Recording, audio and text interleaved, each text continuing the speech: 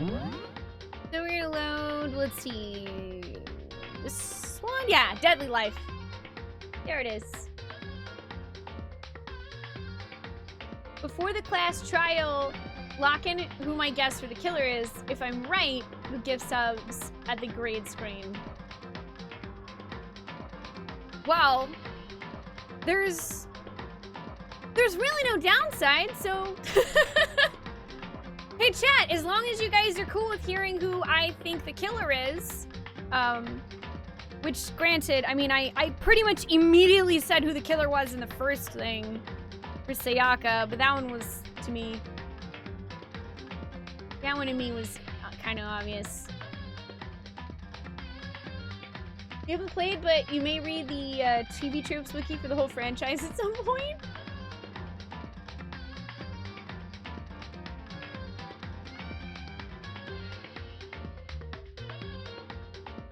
Wait, are you guys seeing drop, like, right now, Ryu? Are you getting drop frames right now? Because if so, that's not on my end, surprisingly.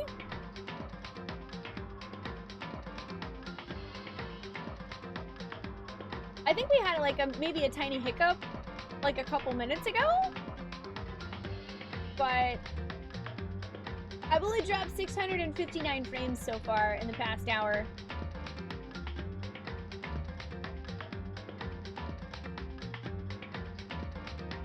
Oh, before, yeah, I think, well, Angry Trees, I think, went for a walk, and I heard him slam the door, and, that's when it went, I think the whole RV shook so much that the internet didn't like that.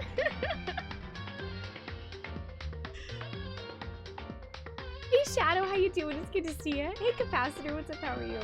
But yeah, I think things look okay, yeah. Twitch has been kind of weird for me lately, too, Parks Lady. But hopefully it'll hold up. Cause, it's Danganronpa. I won't play it. 69, you say?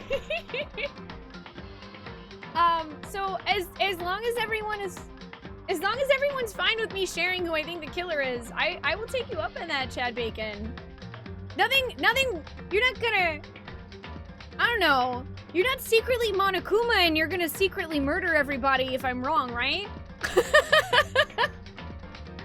I'm not gonna be as confident about the second one as the first one because the first one literally had Leon backwards on the wall, so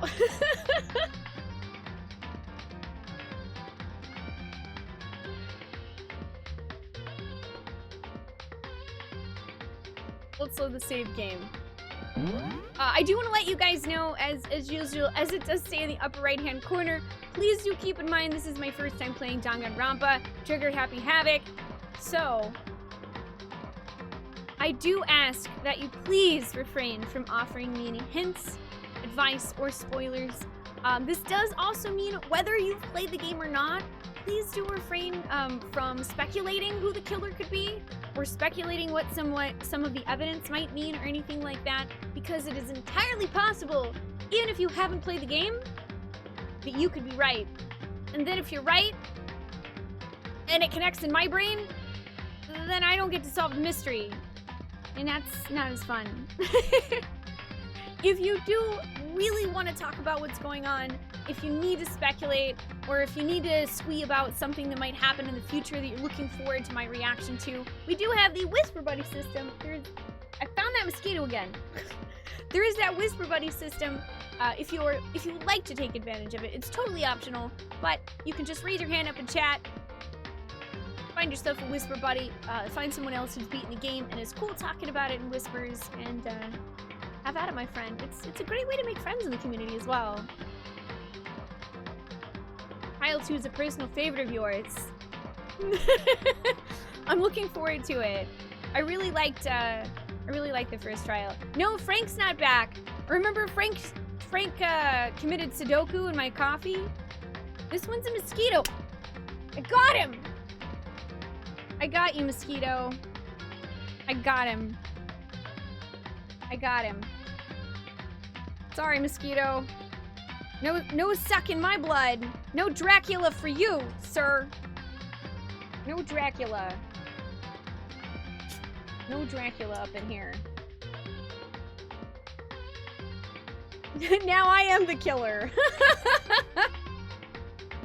Crap, I gave myself away. I specifically tweeted out that I am not the killer with a gif of me holding a giant knife so that I could fool you guys into thinking it wasn't me, and now here I go ruining it.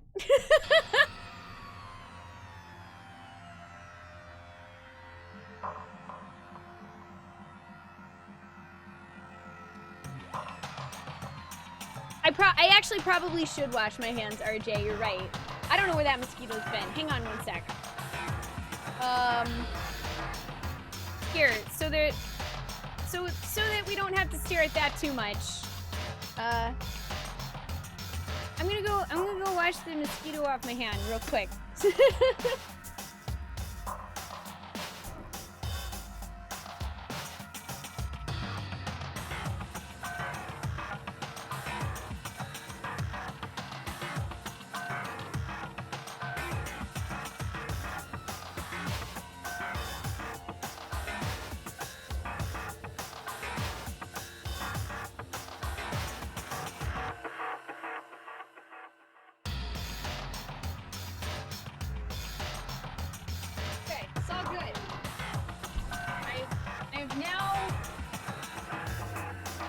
I have now washed my hands.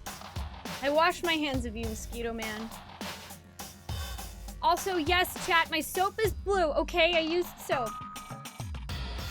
My gift was the only giant.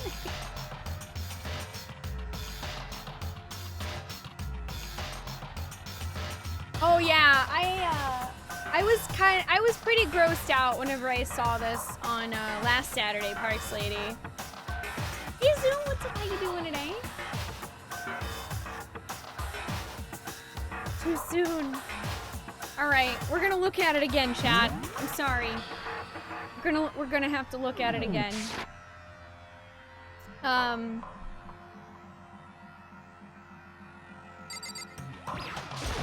We have not done any investigation, so we are now starting the investigation of Chihiro's murder. Also, just to let you guys know, we do have 10-minute follower only mode on. I very rarely do that.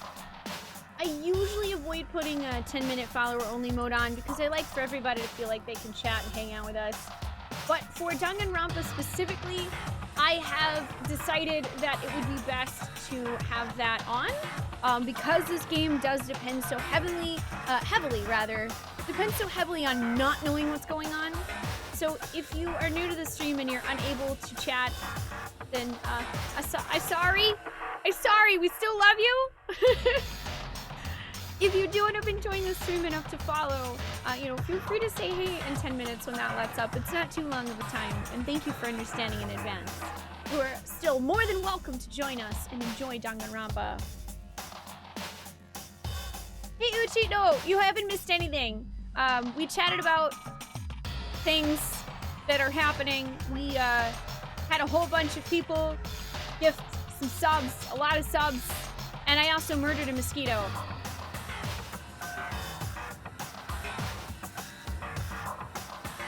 Also, hi, how are you doing today?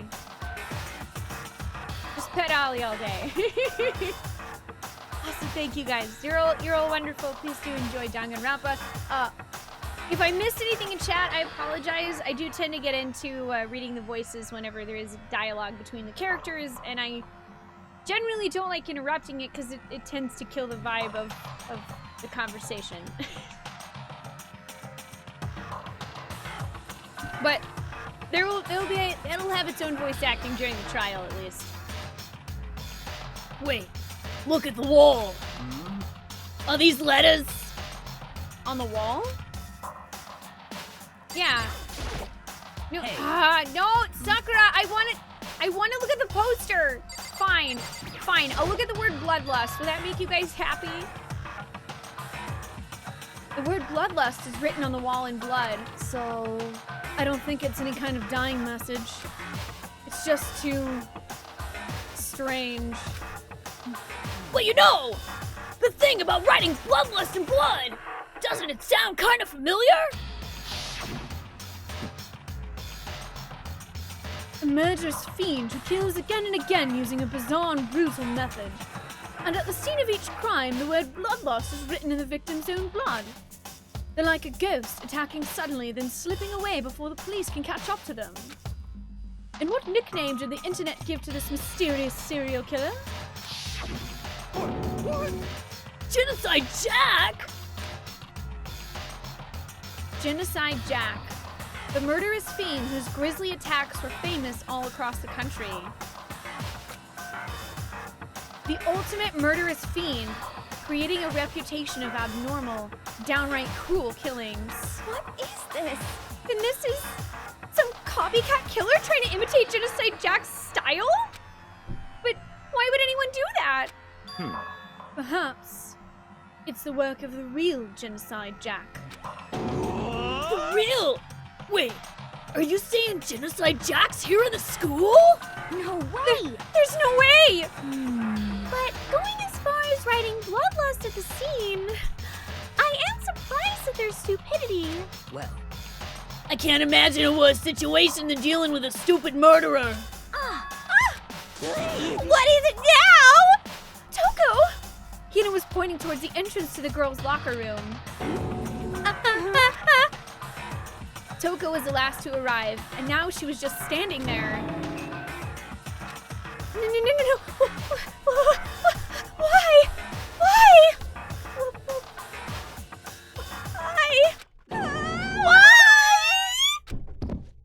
Gadunk. She fainted! That did not sound good! Toko? Hina rushed over to the collapsed Toko and started trying to shake her awake. Toko, are you okay? Come on, wake up! Oh, that's right. I just remembered what she said about how she faints anytime she sees blood. Oh. So, she is hemophobic? I imagine she does not watch too many horror films then. This isn't a violation of the rules, right? I mean, technically she passed out somewhere besides her room. No, I think it should be okay. The regulations prohibit sleeping, like, on purpose? Oh, so since she didn't faint on purpose, it doesn't count? Gotcha. Just a second. Toko, can you hear me? Hey, you gotta wake up! As if she'd heard her, Toko suddenly shot awake. As in, she literally jumped up from where she was laying. It was such a strange reaction. I was at a total loss for words. She leapt straight up into the air, changing her stance as she did. In no time flat, she was just standing up.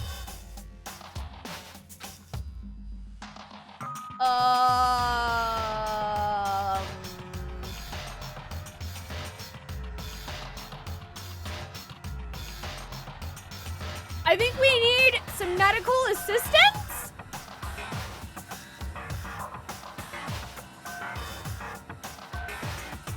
Ignoring the physical contortion she had to go through, her motions were totally haphazard. What?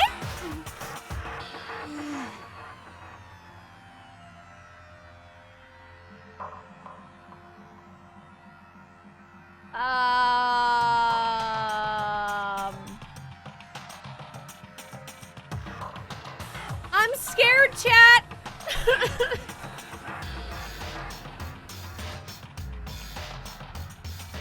I'm scared.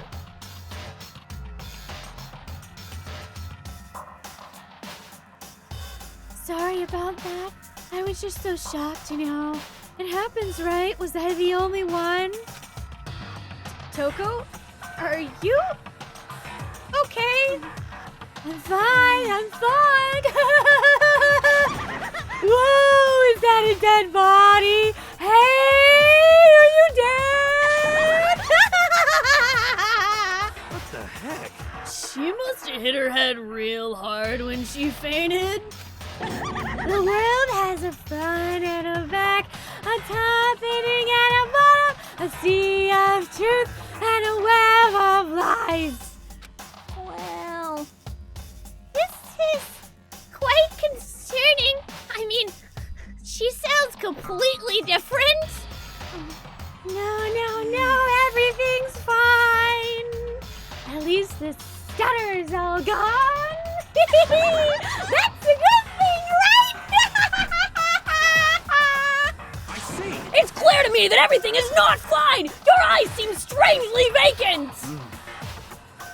It might be best if we take her back to her room for the time being. I don't mind taking her, but could someone help me? If you need help, I don't mind. Taka, could you help me? Huh? She totally ignored me. Very well. You take care of the girl, and the rest of us can begin the investigation right away. And I assume nobody has a problem leaving Sakura and Manjo on guard duty again. Hold on a second. Rushing to an investigation? The mastermind isn't behind that. After what happened last time, surely you realize that. Don't make me There's no repeat myself. question that Chihiro was murdered by someone among us. Isn't that right, Monokuma? Of course. Right is right! But don't take it as a bad thing. It's just a fact of life. Because that's how graduation works! Then it's happened again? Is that what you're saying? That another one of us killed a fellow classmate? What? Does that freak you out? You guys got no balls, you know that? Is there just nothing down there at all? Well, let you pray to mine if you want. Actually, I don't have any either. Sorry. Stop monologuing us and give us what you came here to give us. You did bring it, right? I sure did, Chon. The Monokuma file. Allow me to present the next Monokuma file. I know how much you must be looking forward to it. See ya later. So please do your very tippy-top best on this investigation. No way. Do we really gotta do another investigation? Examining the corpse of one of our... Oh, wait, that's still Hina. Examining the corpse of one of our friends. How do you suspect all our other friends? Why? I hate this. I can't take it anymore. I hate it too! I've had enough! I'm getting out of here, man! Where do you plan on going? There's nowhere to run! Such ignorance. Just accept it already. After all, blood is just a liquid. A dead body is a simple object. You are very enthusiastic about all this, are you not? Naturally. How can I not be? If we don't unmask the culprit, we all die. That's true, but to jump into it so soon? What? What, do you want to die? Such Fine, ignorance. then go off and die somewhere. Right now, go ahead. You're a waste of space. Damn you! Dead body is an object? Piece of shit! Chihiro wasn't an object! Show a little respect or I'll beat some India! Calm down. Everyone stop bickering. Listen, there's some truth in what Byakuya said. Kyoko? Because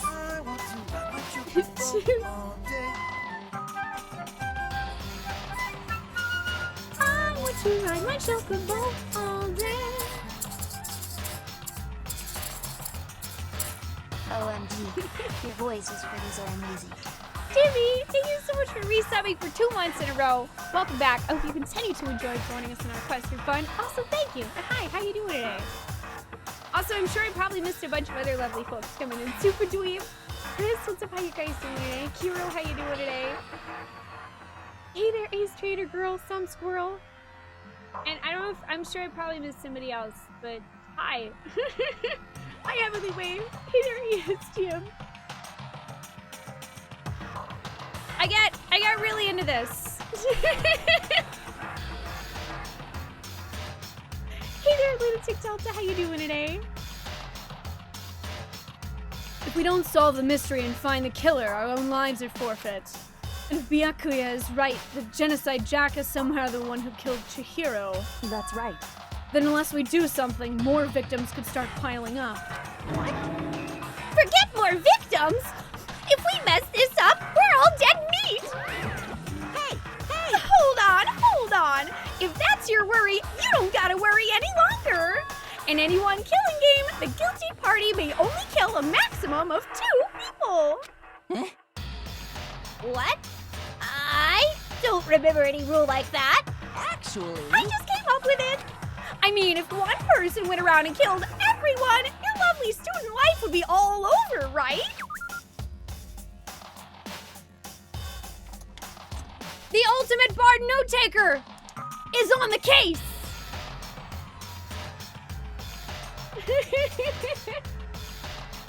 All right, so there's a new rule.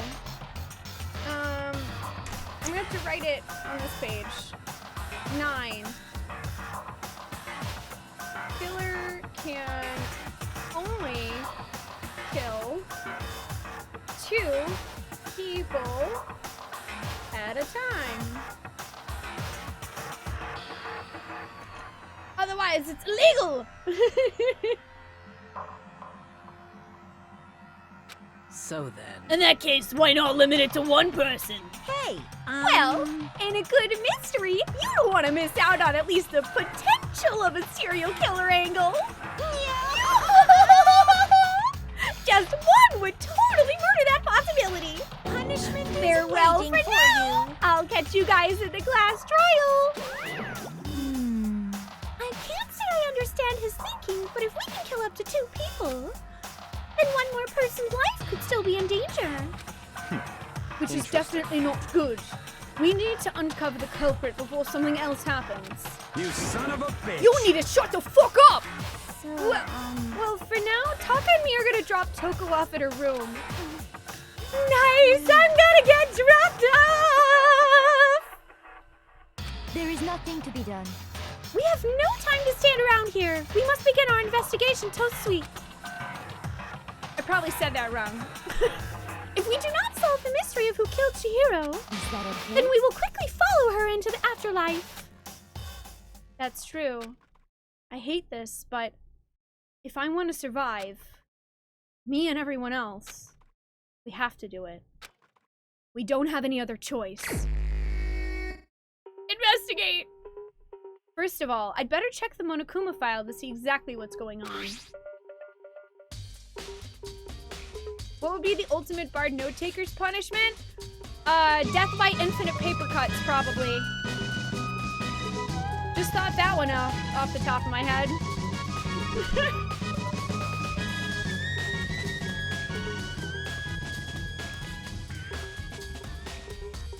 Can I be the ultimate recent student? Bard yo, bardom, bar love. Heavenly Wave, thank you so much for resubbing for 19 months in a row. Welcome back.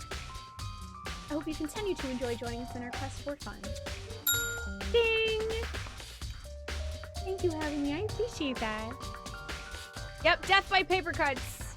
Hey, Smiley, how you doing? Bum, bum, bum, bum.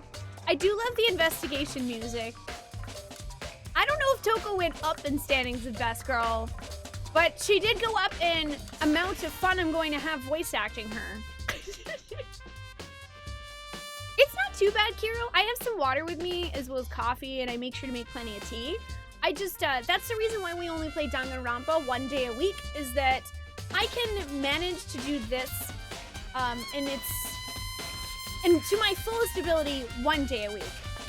I would not be able to do this like 3 days a week. I wouldn't be able to do like any of the voices 3 days a week. Hey there, Rhino, how you doing today? It's good to see ya. Also, hey Vegas, it's good to see you. How are you doing today?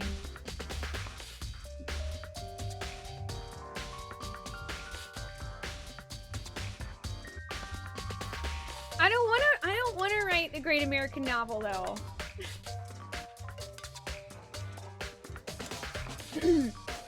The victim was Chihiro Fujisaki. The time of death is estimated to be around 2 a.m. The body was discovered in the girls' locker room on the 2nd floor of the school. The cause of death was a blow to the head with a blunt object. She was killed instantly. That's all it says. Okay, so she did die instantly. That is different from the first one. Well, it's not like there's any point in complaining about it. No matter what, I gotta do what I gotta do. Monokuma file number 2 has been added to the truth bullets section of your handbook.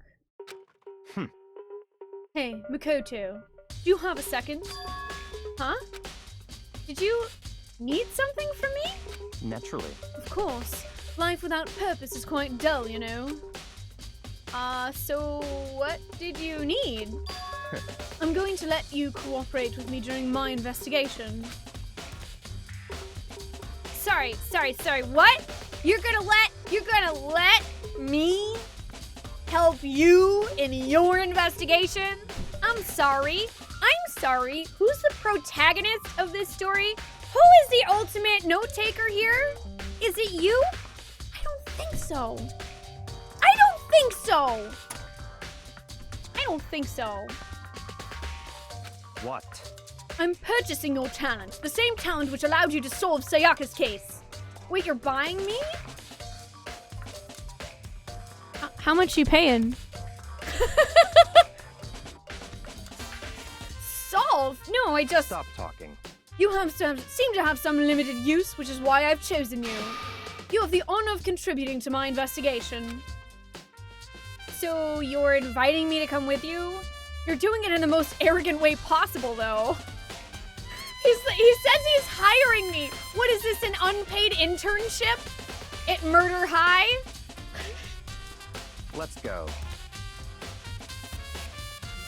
Unpaid internship at Byakuya Murder Studies Incorporated. Now then, shall we get started? But we need to get moving. There's no time to be standing around. I don't really know what just happened, but it looks like I'll be working with Byakuya in this one. I don't wanna! I wanna work with Kyoto! I wanna work with Kyoko! Please! Kyoko's my favorite! I wanna work with her! Oh my gosh, ramen sounds great.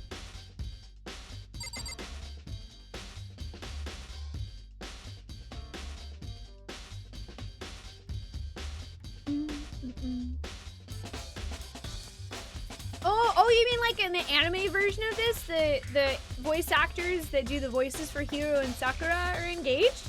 That's really cool.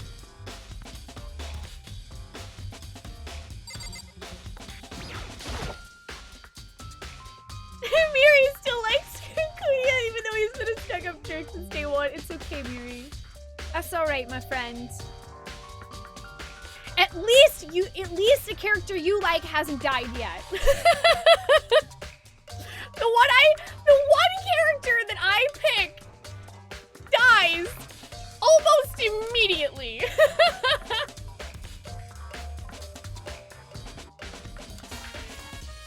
The poster's got some blood on it. It must have happened during the murder. The word bloodlust is written on the wall in blood. What's the meaning behind it? Bloodlust. Let's investigate her body. I could feel the life draining out of my own body. It's a dead body. Chihiro's dead body. Very strange. But the more I look, the more strange it all seems. This must be Genocide Jack's handiwork. Well, but... What? But we're still not sure he did it. Is that what you want to say? I wonder about that. Excuse me, I have to do this louder so that I can sound really pompous.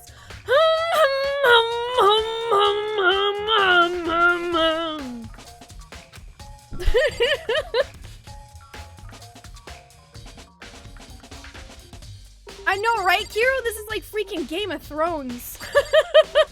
I love it, though. Yeah, my favorite's now Kyoko. Please don't take her from me, Danganronpa. Hashtag barblinks only.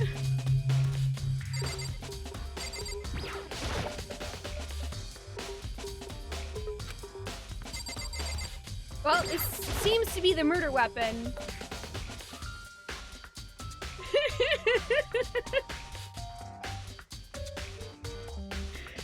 Snowman says, you're saying I should stop liking Toko to save her? Yes. The game knows. It knows what you did! It knows that you left Toko!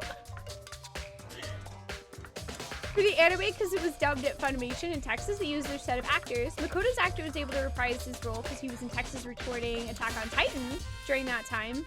So, oh, they pulled him in to record the Danganronpa anime as well. That's really cool. You doing okay, Fayeus? You finished a recent event on Pocket Camp and you're really enjoying the content, but you hope the fun events like that happens on a future AC game? Yes. Yes. Yes. Please. Please, future Animal Crossing game. And I'm doing well, Fayeus. Thank you for asking. Oh, that's true. We could just start liking Byakuya. Maybe he might be next then. That's so mean. That's so mean. I'm wishing for a character to be next. Although, is it as mean when I know that someone has to be next? You got the new Diva skin. Nice, Sako. Congrats. That's freaking awesome. How's the, have you gotten the, oh my gosh, what's his name? Roadhog. Have you gotten the Roadhog skin that you were looking for? Oh yeah, I'm definitely playing the game all the way through. I may or may not watch the anime ED writer, but I'm definitely playing this game all the way through. And if I love the entire thing enough and you guys are enjoying this enough, then I would be willing to play the second as well. And I know there's a third one too, and maybe even a fourth, question mark? There's a dumbbell on the floor, and there's a bloodstain. There's a bloodstain on the dumbbell. The Monokuma file said a blow to the head with a blunt object was what killed her. Does that mean that this dumbbell was actually the murder weapon? That's right. I don't imagine it could have been anything else. Locker room dumbbell has been added to the truth bullet section of your handbook. Okay, I can investigate the blood on the floor. There's a fresh blood stain on the carpet. It must have been splattered with blood during the murder.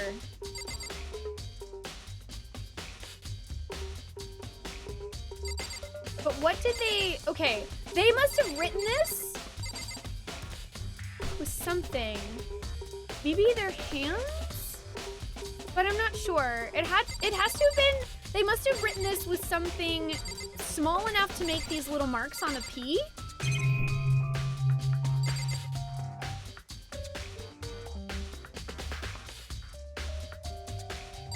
Directly after this one? Maybe. Maybe TBF. It depends on how much we're all really digging the game.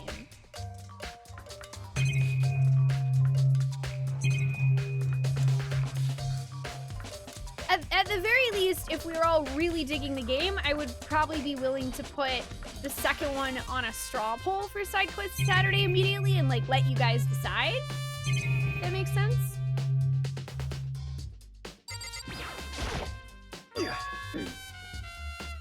Dude had a real complex about being weak. You heard your hero talk about it, right? All I need to do is get stronger. Yeah, I do remember she said that more than once.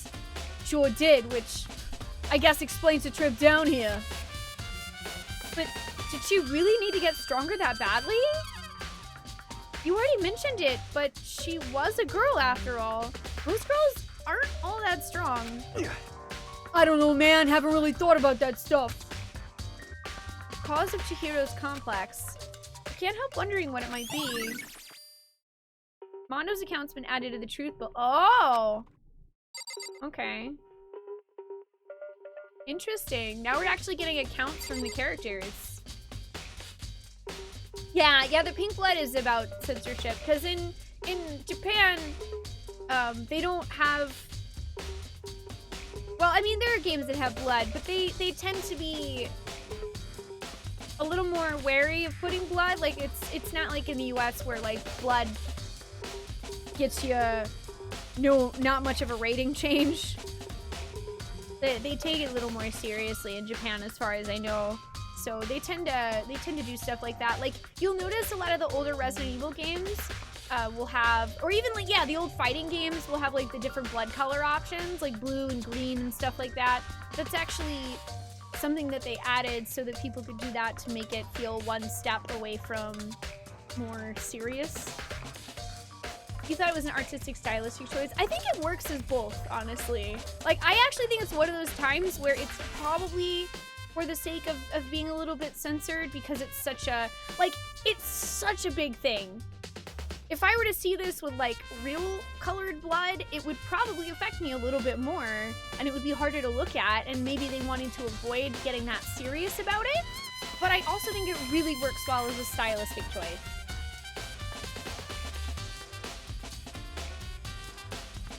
Hey, Ponstick, how are you doing, by the way? I should totally do that.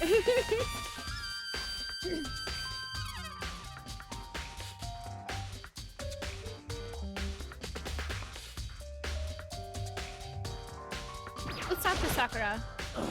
Okay, Poppy, sounds good. Enjoy dinner. I'm glad you guys are enjoying this. I've definitely been enjoying it.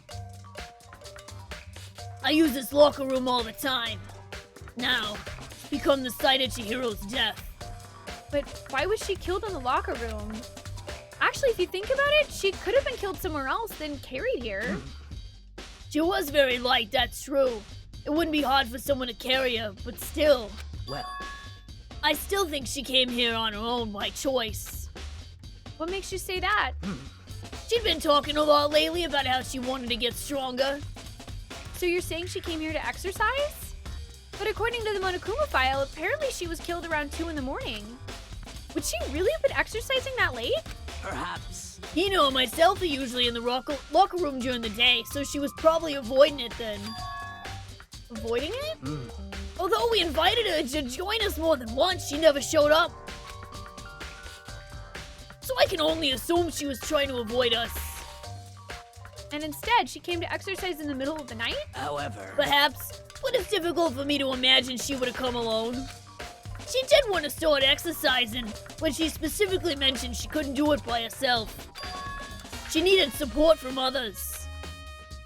So you're saying she could have come here in the middle of the night to train in secret? But that she also would have come with someone else?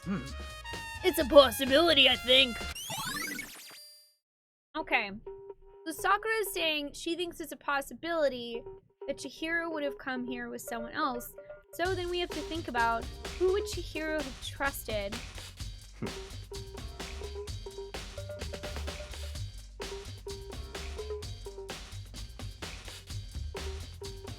I know what direction they're pointing me right now.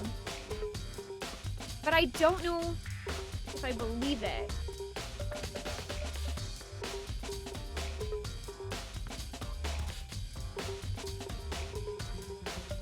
Now I believe it's about time for us to move on. Huh? Already? What?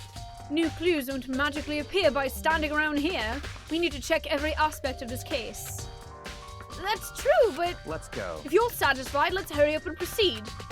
He's so pushy. I got cut up with the wrong person this time.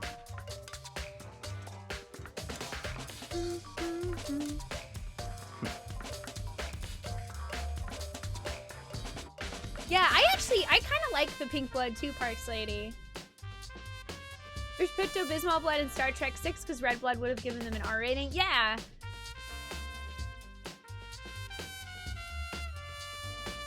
Ollie looking like I've got it all figured out. Ollie knows. Ollie knows everything. But he's not going to tell me. So, this is our next location. Huh? This place is related to the investigation? Figure it out for yourself. It's no fun if you don't, right? Jeez, Kuya, you're such a meanie pants.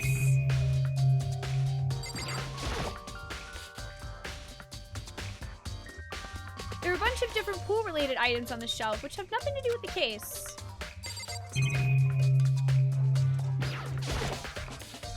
Flotation donut. I don't think it's related to what happened to Chihiro.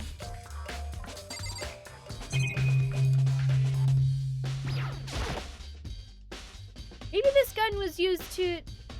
No, impossible. If that were true, Chihiro would have been riddled with holes. The surveillance camera. Even as Chihiro was being murdered, I bet the mastermind was just sitting there watching. They know what's happened, and they're still forcing us to go through with this. Yeah, that's the game. So, okay. We do know based on what We do know. Yeah, that's a turret. It's a deterrent. Get it? Deterrent turret. Ha ha! Ha! Let's see. We do know that we had a rule that was added that says no trading e-handbooks. So, someone either had to have come with Chihiro, like she had to have either let them in, or it has to have been another girl.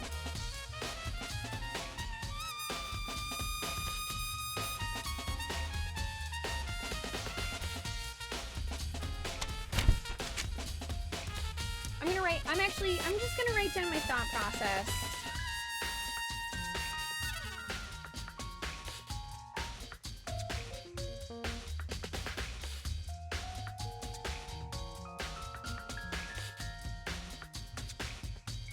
Hang on, I gotta write stuff down, okay?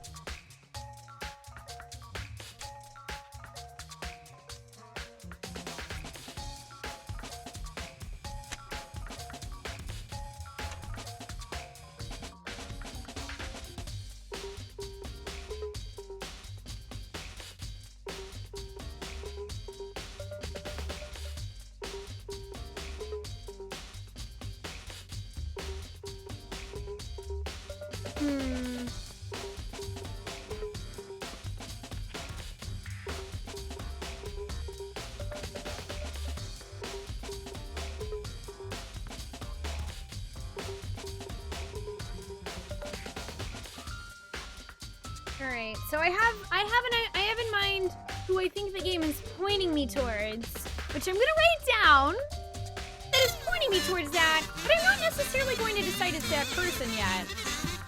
I'm still writing stuff.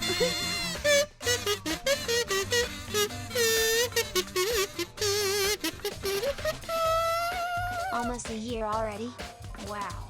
Thor, thank you for resubbing for 11 months in a row. Welcome back. I hope you continue to enjoy joining us in our quest for fun. Almost a year. A whole year. I don't know where the past year went, but it's been a great one. How are you doing today, Thor? It's good to see you. Also, Joshua, you're doing well. Just enjoying some rest. Excellent. I am doing good today. Thank you. You enjoy that list. Thank you for joining us. Alright, so I think, probably not these two people.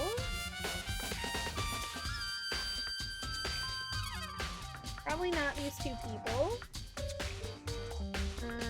So we have a question, did she bring someone with her?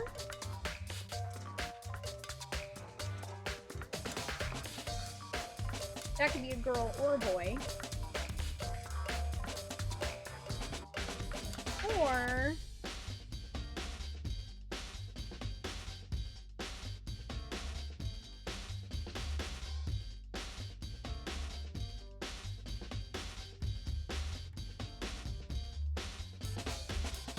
did they sneak in after?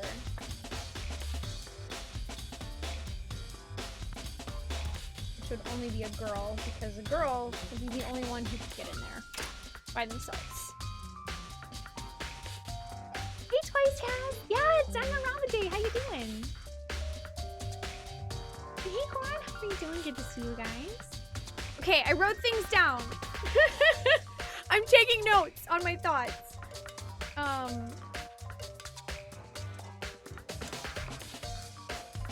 So, yeah, so one thing that Sakura brought up is whether or not maybe Chihiro brought someone with her. She said she would need help.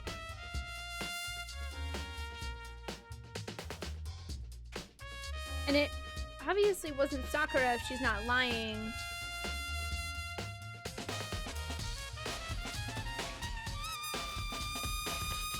I do think that it would have to be someone strong enough to carry or to hit her over the head with that.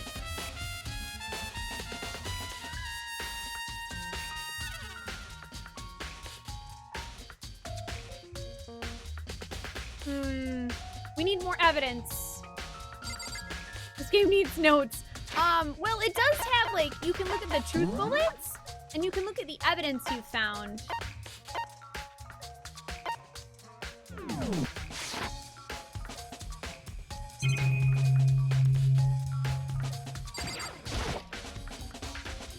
If I remember right, this card reader is meant to work with our handbooks, right?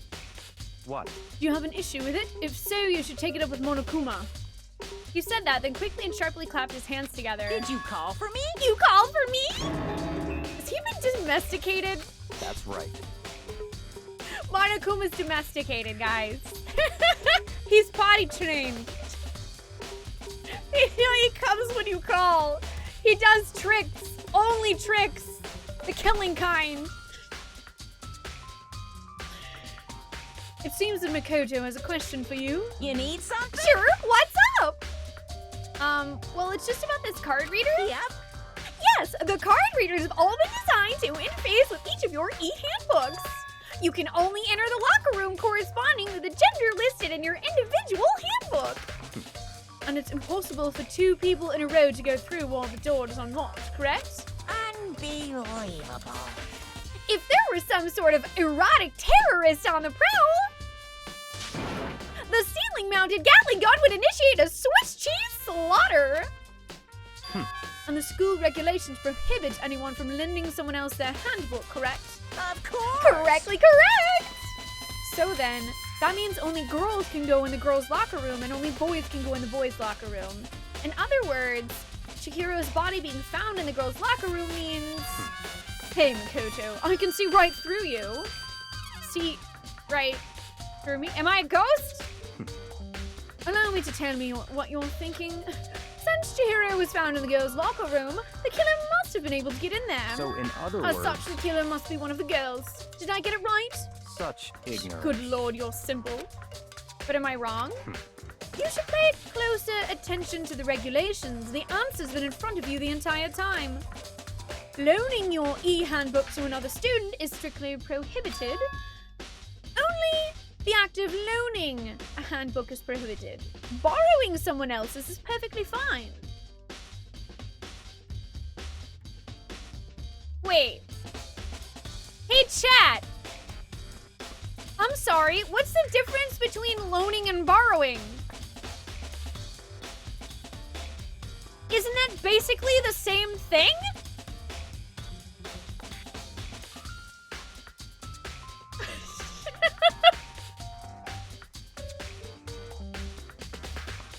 Or does he mean borrowing?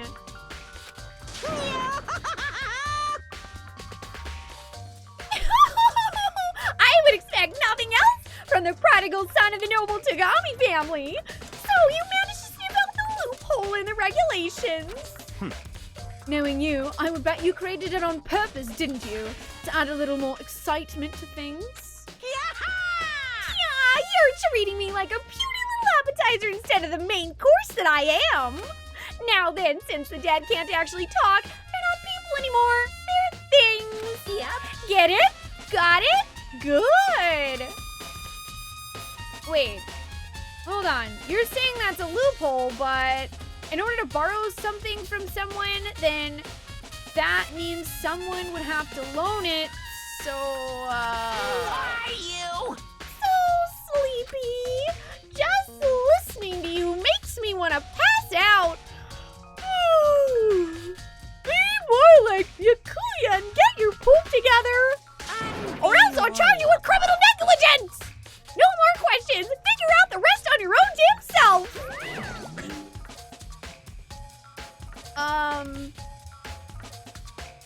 That kind of implies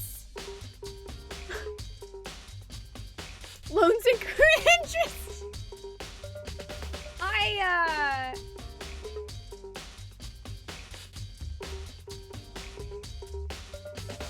Oh, yes, that's true. That's a very good point, miss. Loaning is the owner saying, I will give you this. Borrowing would be the second party doing, like, I'm taking this temporarily. I guess because in modern day, we use the word borrow for loan pretty often in casual friendships. It sounds like the same, but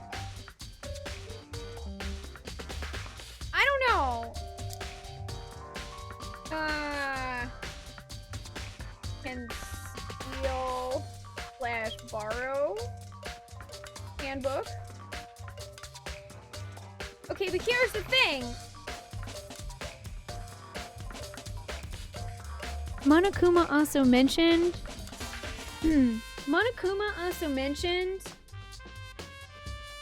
that the rule says that you can't loan your ebook to someone else.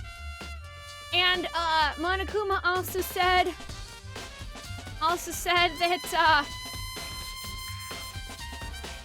when someone's dead, they become a thing.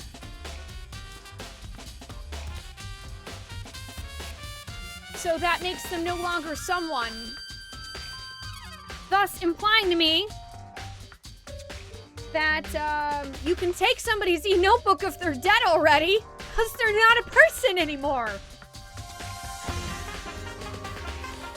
Dark balls, Spoonee bars.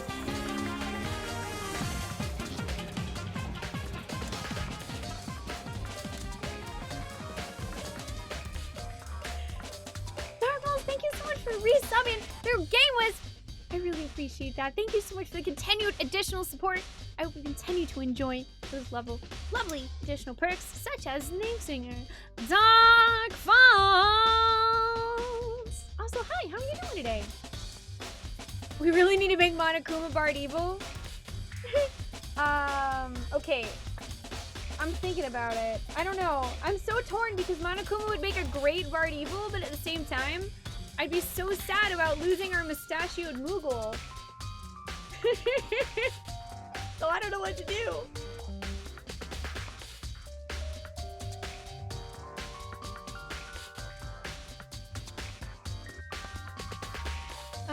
Let's see.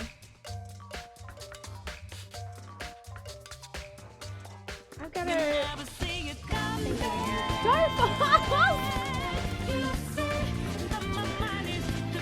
For you.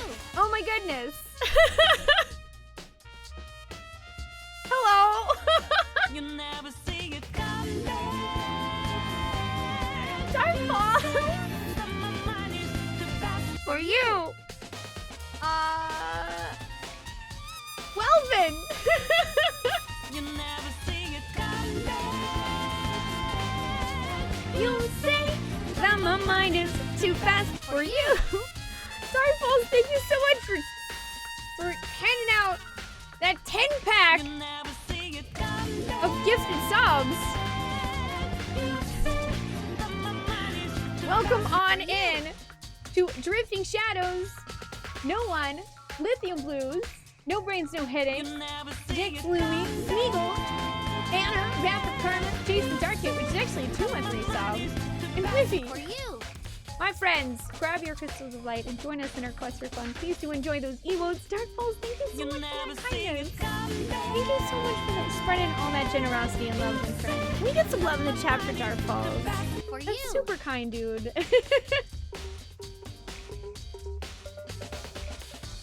You never see it come We could do a second Bard Evil. For you. We could also temporarily change the Bard Evil to Monokuma. Like I could You never see I could get a Monokuma version made for while we're playing Danganronpa if you guys want. For you.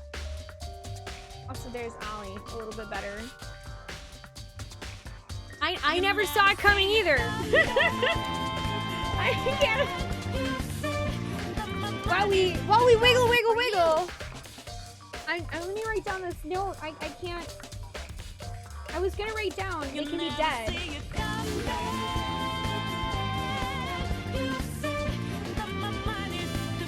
For you.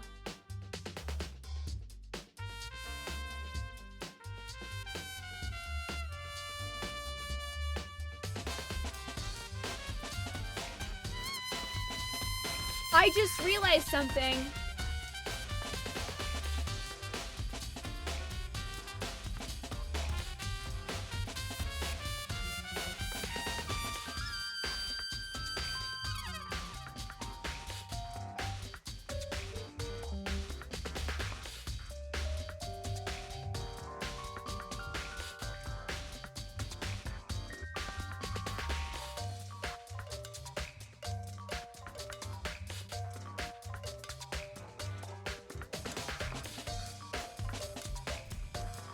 I just realized something.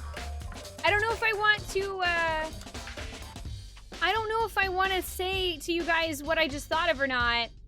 I can. I could tell you guys what I thought of, but you have to promise that you're only gonna barred blank at it.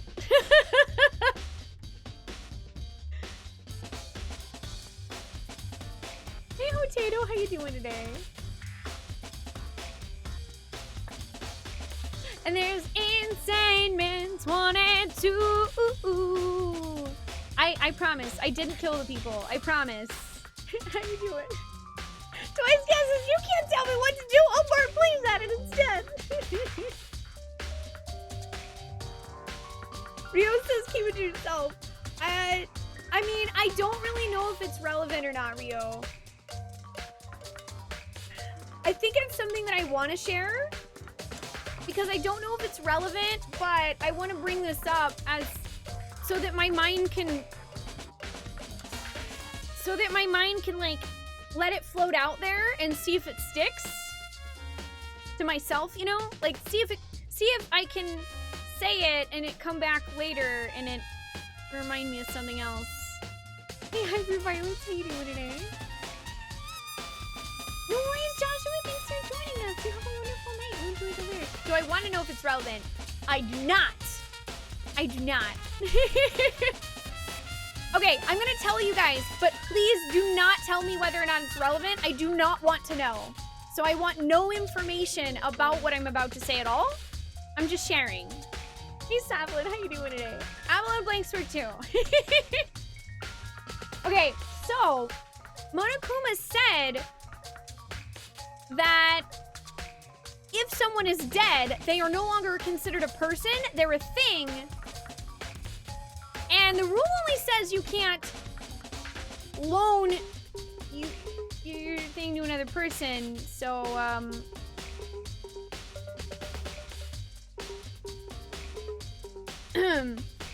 we have 4 people now that are dead. Not counting Chihiro, it's 3 people. One of them is a boy, so he doesn't count. 2 of them are girls. We have Sayaka and Junko, who are dead. And they are ladies. And their ebooks would get you into the girls' locker room. Now, I don't remember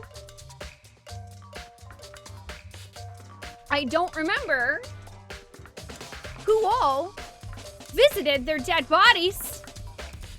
And I don't know whether or not Monokuma took their e-handbooks with them when they died, when he cleaned everything up. But I do know that since they are dead, and he doesn't consider them people, that if it is possible that someone could have taken their e-handbook, it would not be against the rules. And it could have been used.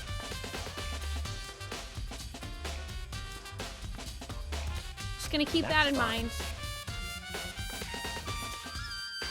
Well, I know you are unfortunately lacking in mental faculties, so we'll fill you in. Aw, shut your trap, Kuya. Up yours, chump.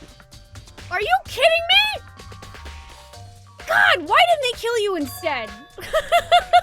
You're so rude. Let's head to the main hall. The main hall? That'll help you understand what's going on. Card reader has been added to the truth bullets section of your handbook.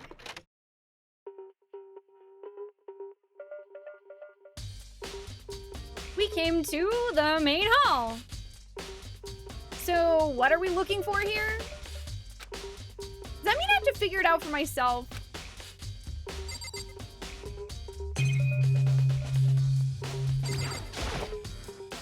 The hunk of metal blocking the entrance seems like some kind of machine.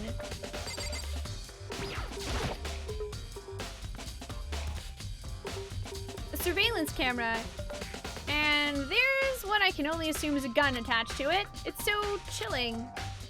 And there's another one.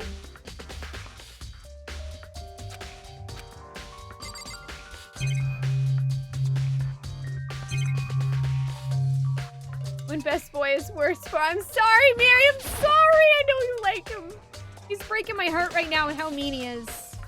I don't see any clues around here anywhere. Well, there's this file cabinet that actually I remember from the beginning. Oh, there's a mailbox here. Could there be something inside? It's any handbook.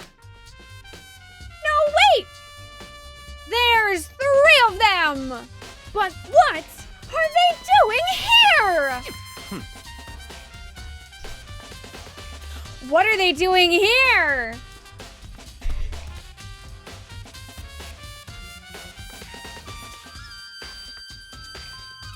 So you finally found them. Did you know these were here, Byakuya? I happened to find them by chance myself the other day. It seems there's a system in place where the handbooks of dead students get delivered to this mailbox. So then, these 3 handbooks belong to Junko, Liana, and Sayaka? You can go ahead and confirm it yourself. I immediately turned on one of the handbooks, and when I did... Sayaka Maizono. You're right! This is Sayaka's handbook, but more importantly, where's Sayaka? But more importantly, chat, where's Sayaka? Now do you understand? This is the key to the loophole that I revealed earlier. Yeah, I feel like I'm starting to get it. You should pay closer attention to the regulations. The answer's been in front of you the entire time. Loaning your e-handbook to another student is strictly prohibited. Only the act of loaning a handbook is prohibited. Borrowing someone else's is perfectly fine. I see. Yeah, now I understand. Main Hall ebooks has been added to the Truth Bullets section of your handbook. What? So then, you remember what I just said about how, you could steal a dead person's e-handbook and use it no problem and it wouldn't be against the rules? That one's getting starred.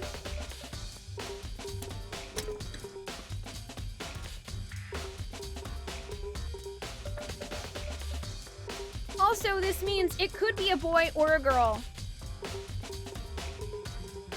I believe.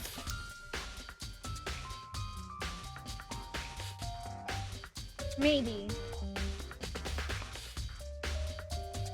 Well, no, because Monokuma was saying that you would still get shot if you were a creeper, so that does seem to imply that even if you were to borrow an e-handbook, if you were a dude, you still couldn't use it to get into the ladies' locker room.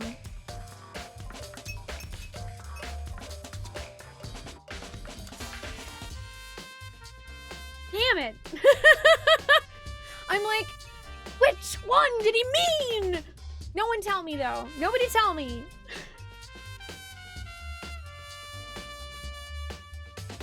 Hey Riley, what's up? How you doing? We've narrowed the suspects down to everyone!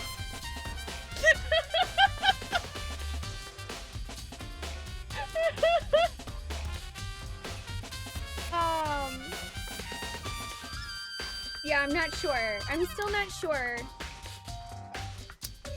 I'm still not sure.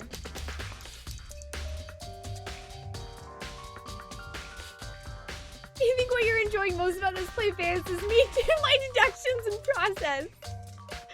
That's part of the reason why this game is so fun. I love, okay, see, this is the kind of puzzle I love because it's about people. Hi. Everybody say hi to Angry Trees. He came to say hi.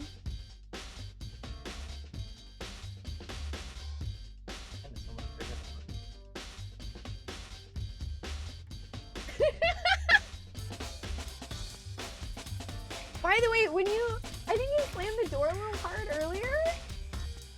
What was that? Oh! Oh, okay. Did he drop frames when you did that? Yeah. I was just like, what the heck? But it's fine.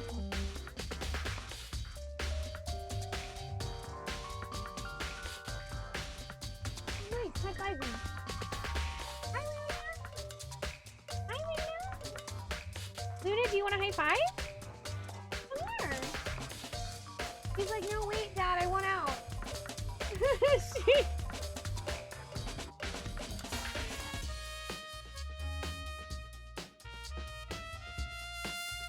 Wait, what are we quoting now? Also, yes, I love this game, Dark Souls. It's really fun. And it's especially fun to play with you guys. It's really fun being able to share what I think, but like still have a chance to solve it, you know? He's not a real tree? You move the painting and he might... Angry trees! Who says you move the painting and he might want to pick up more soon?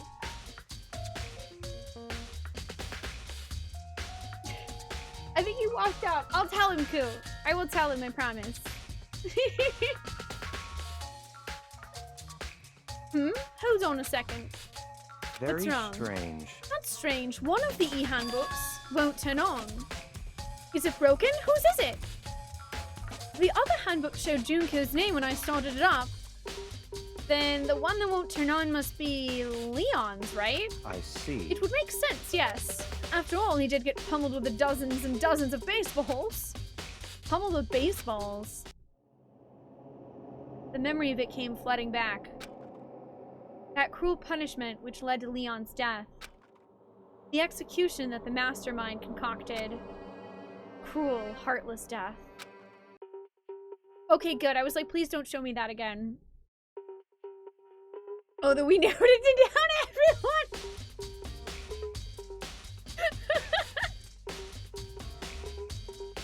Batter stuff, no! That was so cruel.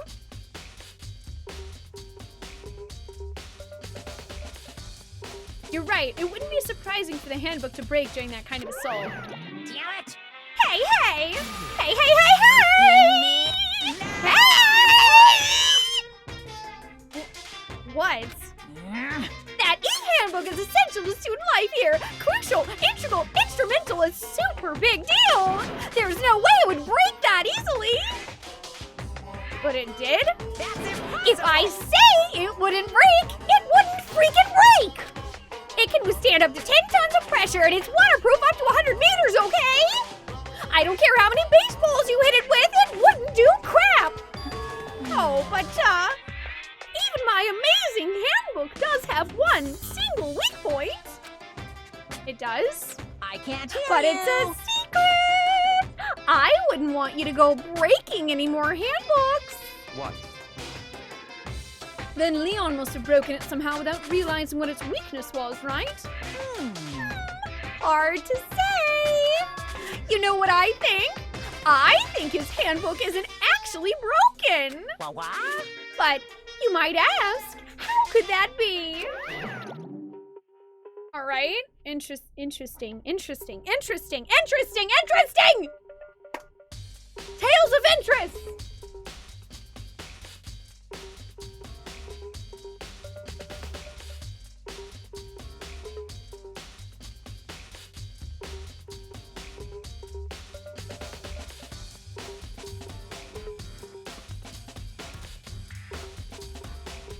So the e-handbooks of dead people end up in the lobby mailbox. Leon's is broken.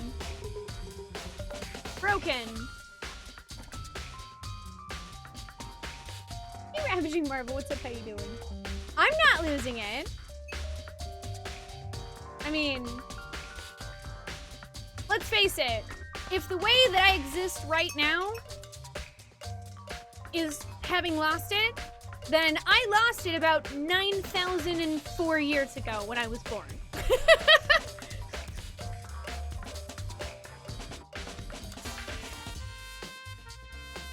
How much coffee have I had today? This many? Hey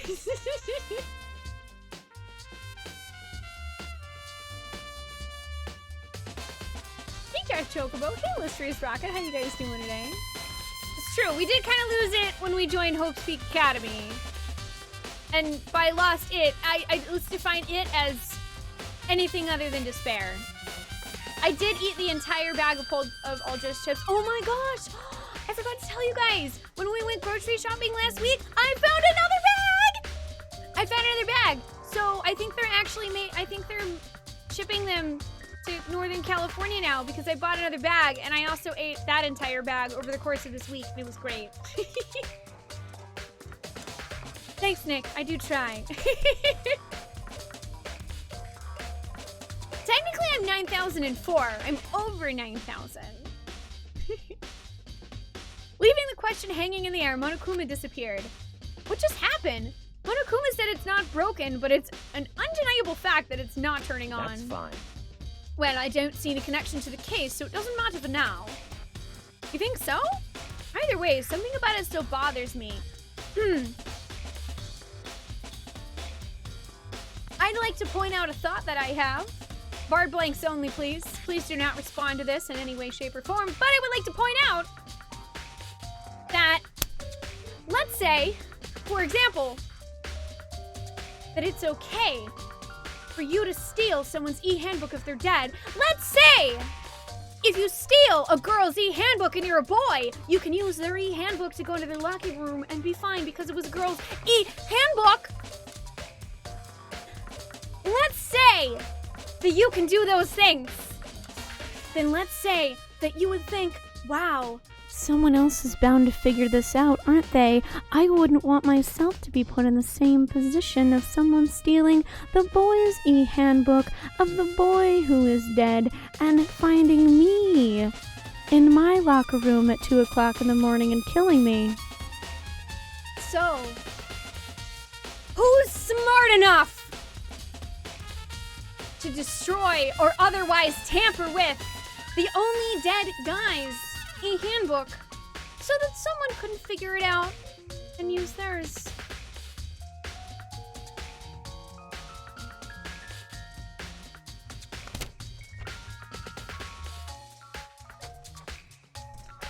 Seems suspect, doesn't it?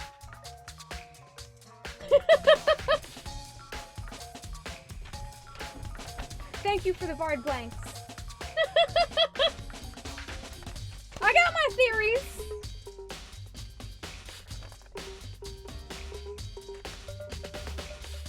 I mean, I'm just saying, there's not that many smart dudes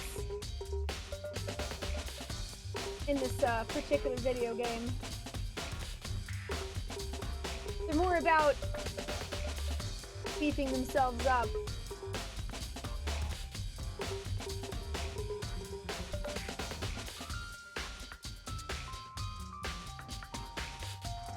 Hey, Cootie, yes, we are investigating. We are investigating. How are you doing today? Also, Trump, how are you? It's so good to see you guys. Yeah, I know I'm talking about an insane conspiracy theory where one of the dudes somehow hacked into dead Leon's e-handbook to make it appear like it's broken so that someone wouldn't steal his e-handbook and use it to get into either Leon's room or the boys' locker room.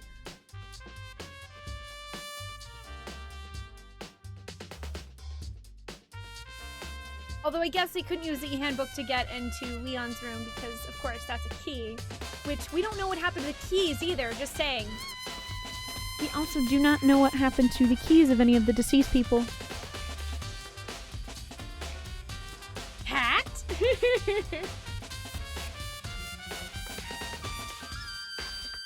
Oh, thank you, Cartman! I don't think anyone has ever told me that they love my handwriting before. So thank you! Oh, well, the bodies, as far as we know, were cleaned up and thrown out by Monokuma. But it would make sense for Monokuma to leave the keys behind somewhere because of mischief. You think so? Either way, something about it still bothers me. Broken e-handbook has been added to the truth bullet section of your handbook. Okay, then this should be enough to get things rolling. Let's begin our investigation in earnest and track down the true culprit.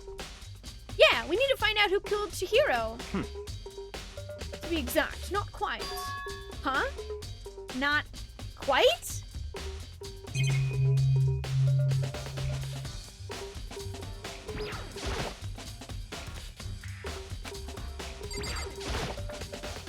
What do you mean by that, Byakuya? To be exact, not quite? So Certainly I want to reveal Chihiro's killer, but more precisely, I want to discover the true identity of Genocide Jack. Then you really think... You truly believe Genocide Jack is the one who killed Chihiro? Don't make me repeat myself. Absolutely. I have no doubt that Genocide Jack is the culprit in this case.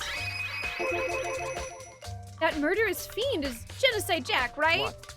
There's nobody else it could be. Murderous fiend who kills again and again using a bizarre and brutal method.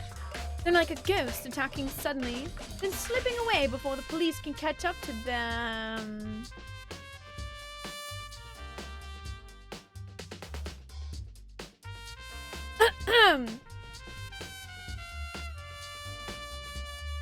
Did you say ghost?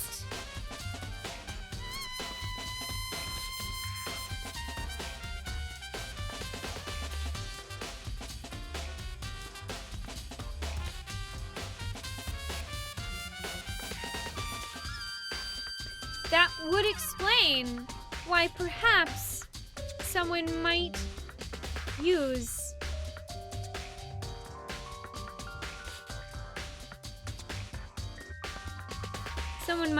a dead person's e-handbook in a ghost-like fashion.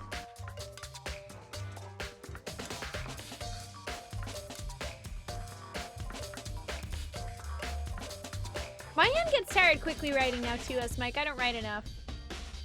And you're doing good, Cooney? Oh, waiting for your bus? Nice! Yeah, it'll still probably be a little while until we get to the trial, and I'm doing good. Thank you for asking. You thought you heard me say something and you like to confirm if I know something? You could maybe DM one of the mods to ask the question if you want to be safe. Also, Genocide Jack was somebody that they talked about before the death of Chihiro happened. They were talking about, there was a guy named Genocide Jack out in the real world that killed people in really bizarre fashions and wrote bloodlust on the wall, and that's exactly what happened for Chihiro's death. So now, Byakuya believes that the real Genocide Jack is actually one of the people in here with us, and he wants to figure out who that is, because they were killed in the same fashion. Hey Twiggy, it's going good! We're currently on the Chapter 2 investigation of Chihiro's death. How you doing today?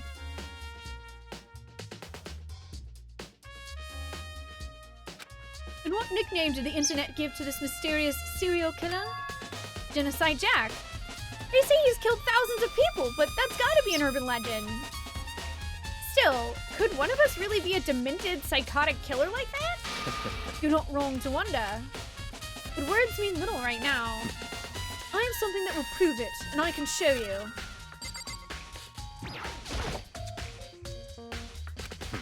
Oh wait. Don't. To really prove? There's somewhere I'd like to take you. This will provide all the evidence you need. It's all clear. Evidence that Genocide Jack is the one that killed Chihiro. Evidence? Does something like that really... Ah! Hey, you two! Big trouble! Need your help! I don't have time to We're play busy. with you. Leave us alone. I mean, No! No! No! No! No! No! No! No! No! No! No! No! No! No! No! No emergency! No emergency! No emergency! No emergency! No emergency with this music, please! Please, no emergency with this music. No! No! No! No! No! No! No! No! No! No! No! No! No! No! No! No! No! No! No! I need more coffee.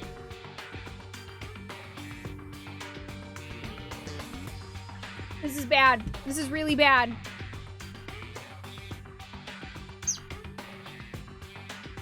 Come on, please, you gotta help me!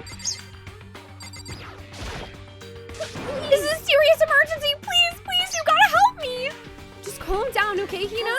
I mean... But it's an emergency! Emergency. Hi, Ollie. Ollie says he has an emergency. Come here, buddy. What are you doing? Do you need more food? You would help her and see that.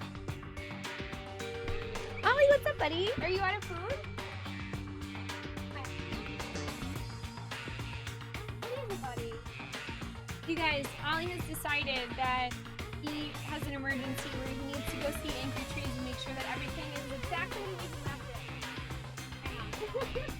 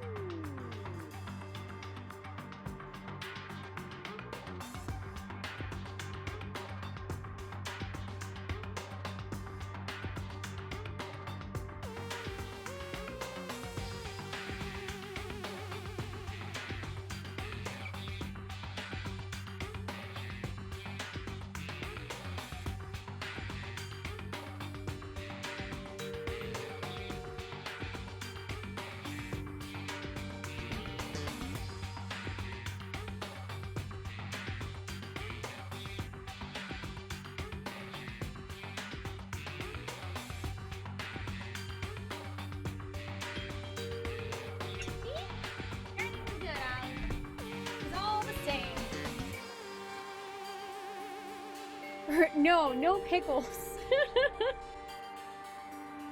Yeah, birthday almonds. I mean, I can't really attest to non-parrots, but yeah, a lot of birds eat like seeds and NUTs. I can't say that word, otherwise Ollie gets excited.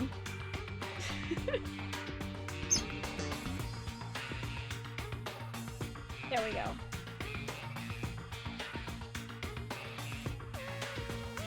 An emergency? What happened? Well, Something's wrong with Toko. She's acting super strange. Well, I mean, she was acting pretty strange earlier, right?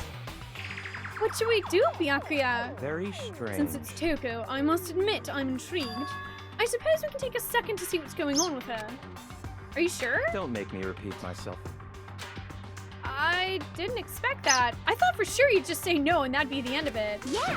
Okay, come on, hurry! Wait for us, Hina! Let's go. It looks like she's headed to the dorms. To Toko's room, most likely. You're right. I also haven't saved in a little while, so let's do that too.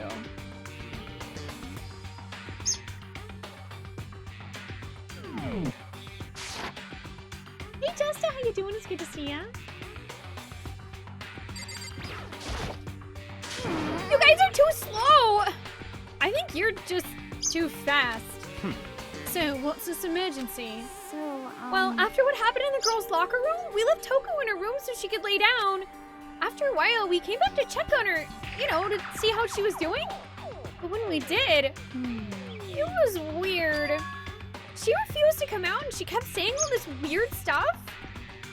Weird stuff? That's fine. We should try talking to her ourselves.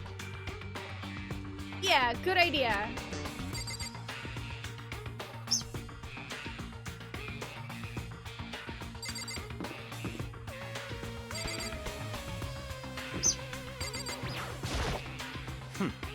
Hurry up and do it. Dang! Alright. You guys, I'm scared to go into Toko's room. I'm really scared to go in this room. I don't know what. Oh boy, I have no idea what. I have no idea what to expect with it.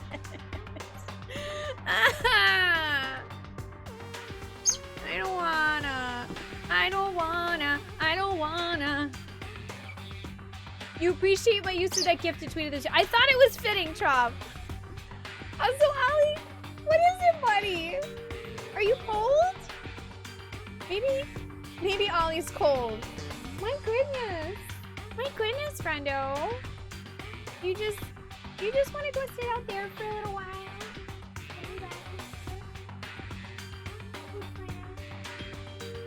I'm sorry, you guys. I've got to make sure Mr. Ollie is happy. Bird happiness never runs out.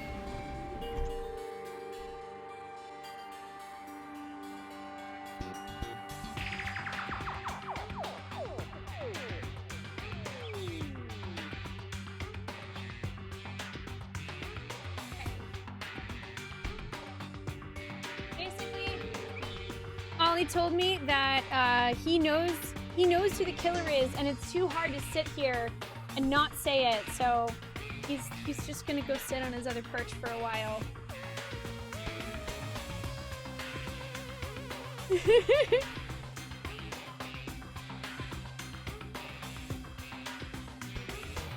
Okay. Are we ready? Bards, are we ready for this? Are we ready to go into Toko's room?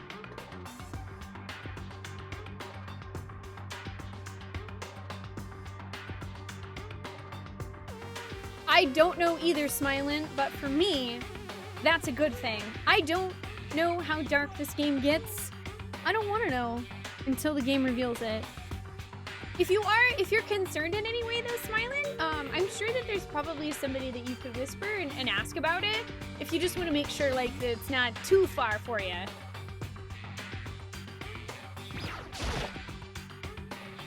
Might as well give it a shot! Ding dong! The door swung open, slowly and silently. Why are you shaking violently? Guys, I need an adult!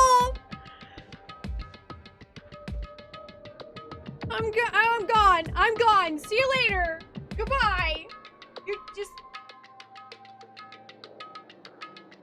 Toko, here, just take this, okay? Just take the xylophone. Just take the xylophone, okay?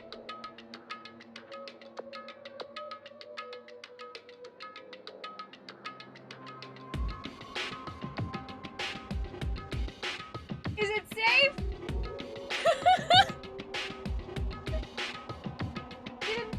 She won't trade the xylophone for her to stop shaking. She wants my all-dress chips. She can't have them.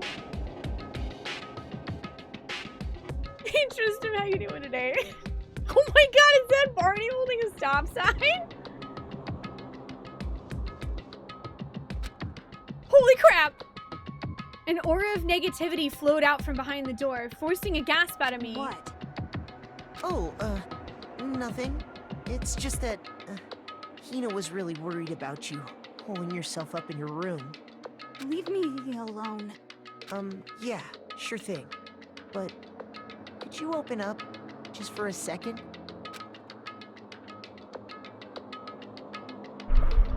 Won't allow it.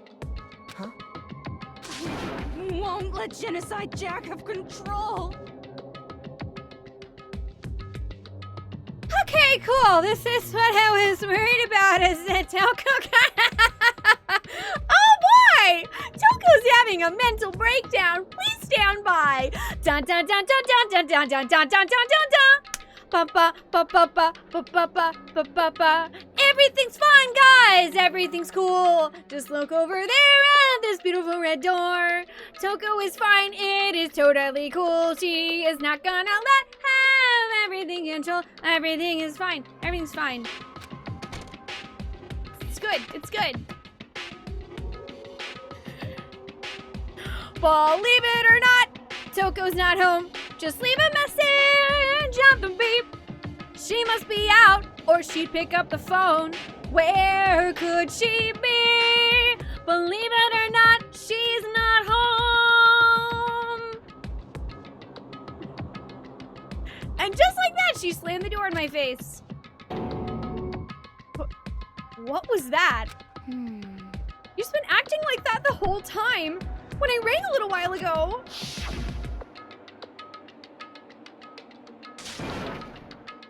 Oh, to drive out the killer. To drive out the murderous fiend. It doesn't make any sense, right? I was afraid to leave her in there alone, so I tried to bust down her door, but it felt like something was holding it shut on the other side. I couldn't even budge it. Toko was scared enough to even bar her door? Does she think the same thing as Byakuya? Does she think the serial killer Genocide Jack really murdered Chihiro? Is that why Toko's so scared? But whatever it is, I'm really worried about her. Is there anyone who might be able to persuade her?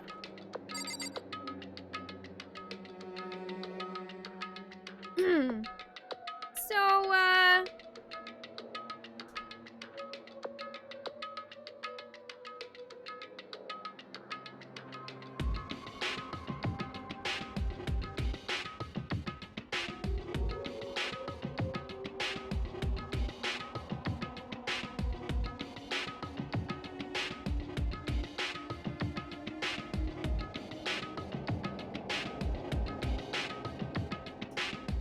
anyway, just writing myself down a note.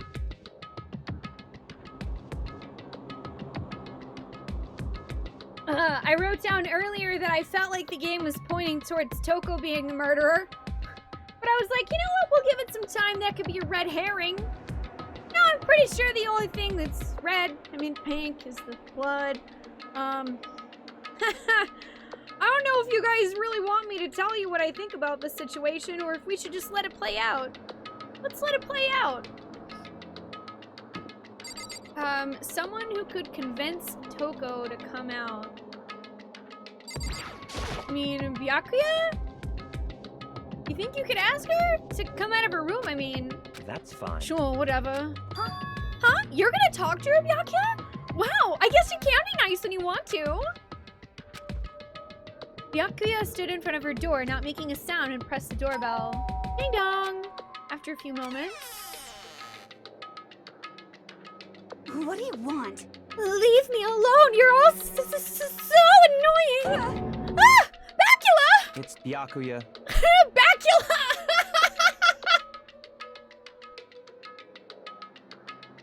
I'm sorry, do you suddenly think that Byakuya is like Dracula? Bacula!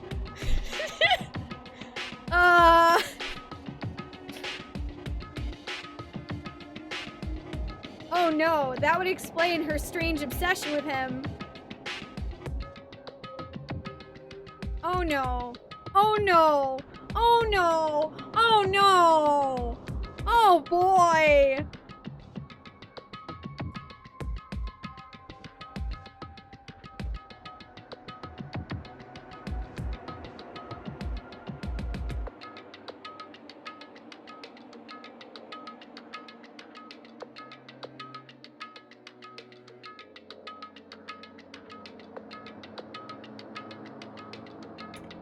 What is a Toko? A miserable pile of secrets.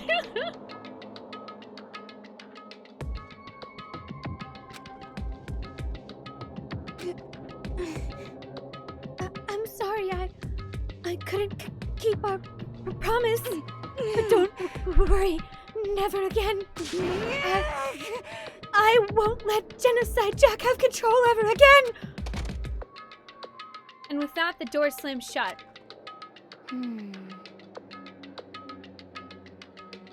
Even Byakuya couldn't pull it off. There's nothing else we can do. Let's get back to the investigation. Hold on! Hey! Byakuya, what was Toko talking about just now? Something about a promise? What? Oh, I have no idea. Another one of her delusions, I'm sure. But Stop talking. if I say I don't know, that means I don't know.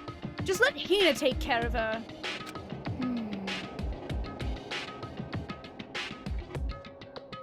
Really? Really?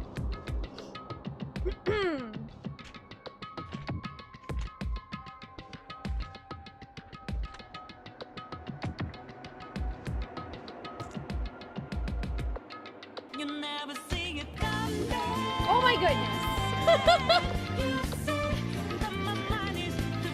For you! Oh my goodness, Starfalls! You never see Dang, man! you see that my mind is too fast For you! Darkfall's going in with that You gift never of see subs. it come back. You see that my mind is too fast For you.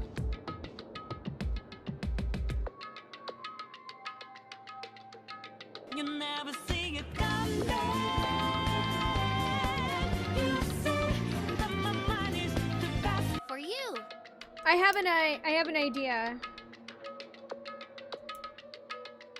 You Oh, never man. see it come back. Oh my gosh, the plot thickens!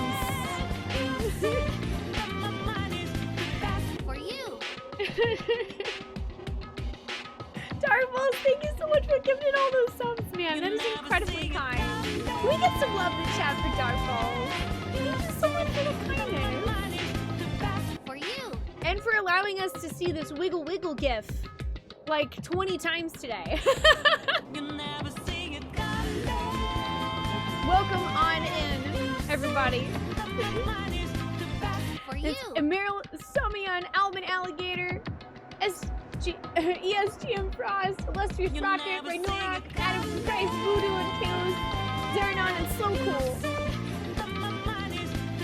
For you, my friends, grab your Crystal of Light and join us in our quest for fun. Please do enjoy those lovely emotes. Thank you again, Darkfalls, for all that kindness. It's super, super kind of you. For you! Is our next wiggle gift going to be Toko vibrating furiously? I think that would scare me too much. Also, hey Nehru, how are you doing? It's good to see you. You've not missed The ultimate bard note taker in action. How are you doing? Grandmax, welcome. How you doing? And Zimli, how you doing? Dweet, how are you doing? And Champagne, how you doing? Good to see you guys. The plot, like my waist thickens. That would be a good That would be a good gift for a $6.66 tip. That's actually a really good point, Falls.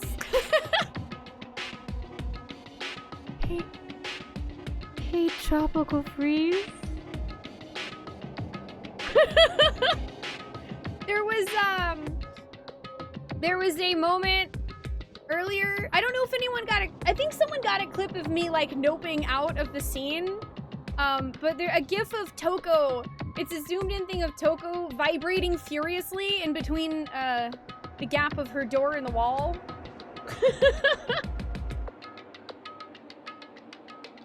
Hey Wilkins, how you doing? It's good to see ya. Oh, you were. Oh, Trop was already making a gif of me rolling away. You're the best, Trop. Thank you. That is totally a wonderful. That would be a wonderful thing for 666. I'd have to think of a. I mean, maybe just the in Danganronpa. Maybe I could use that for the sound. The la la la smiles. La la la la la la la smile. So I wrote down something about Byakuya, which I think I will also keep to myself for the moment. Secrets are so fun. Secrets are for everyone.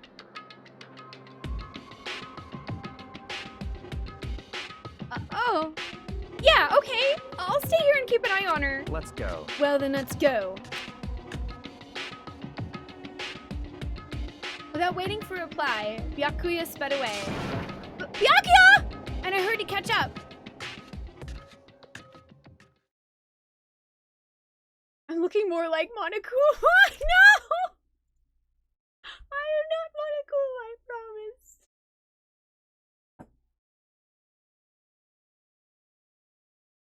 I actually think that Twitch has been having some issues over the past week or so as I soaring. Things look okay on my end, so it might be on Twitch's. You might try to pause and play or lower the quality by 1 for a little bit and see if that helps. I've actually been considering going back to the regular latency instead of the low latency, because I feel like especially over the past week or so, it's been giving a lot of people issues with like getting buffering or frame drops.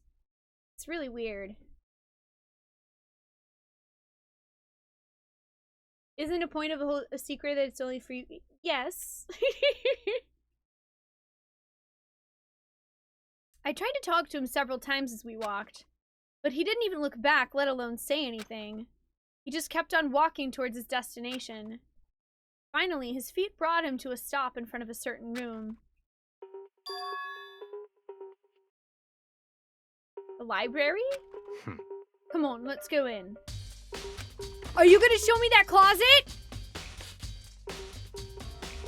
Am I finally gonna get to see the closet? If I remember, on the other side of this door, it's the archive, right? Hurry up and go inside. Oh, here? Let's go. It all makes sense once you're inside.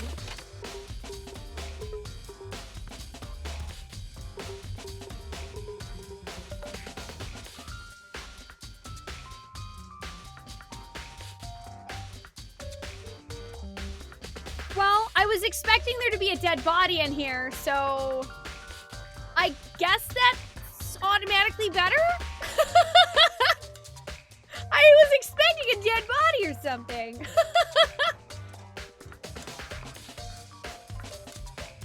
Whoa, there's so many books and files. And so much dust, too. So, in other words, I would say there's enough value in this place to endure the dust. Huh? It's a desk lamp. Oh yeah, it's the same one I saw Byakuya using in the library before. what? Do you have a problem with that lamp? It was here before, then I moved it over there. It's too dark over there, so I thought I'd put it to good use.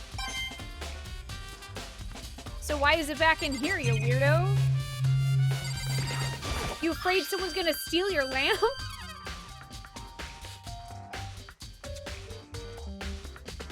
Yeah, upside it's not where he decided to murder everyone. Yeah, maybe Sayaka's hidden in here. There's a wooden box. It's empty. Although judging by the smudges in the dust, it looks like there was something inside. I wonder what it was. There was an extension cord plugged in there. It was proved very useful while I was in the library. Thanks, Angry Trees. An extension cord, huh?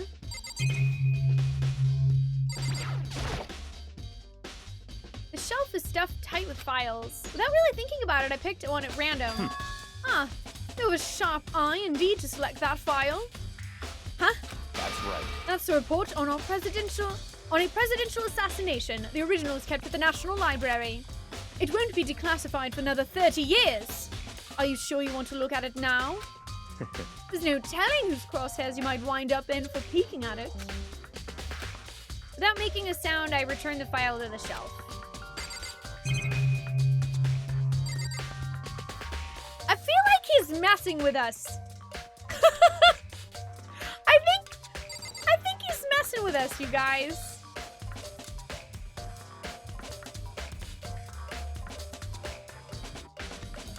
Apparently this is a lot getting out of work, like, oh no, champagne! But yeah, there will always be the VOD. I actually still need to highlight our previous stream of the game, but the VOD's there, obviously. But parts 1 and 2 are already highlighted. Hey, tell me what's up, how you doing? Oh, don't worry, there will always be another dungeon, friend. There's so many files stuffed onto the shelf. What is in all these things? That's enough. Those documents are dangerous. Dangerous? They detail all the people who control the world from behind the scenes. Dangerous truth for a commoner. You mean like members of the Diet or something? No, I mean the ones with the real power, the secret council controlling everything from the shadows. If you're ready to be disappeared for it, take a look. There are some very interesting people in there. You're just kidding, right?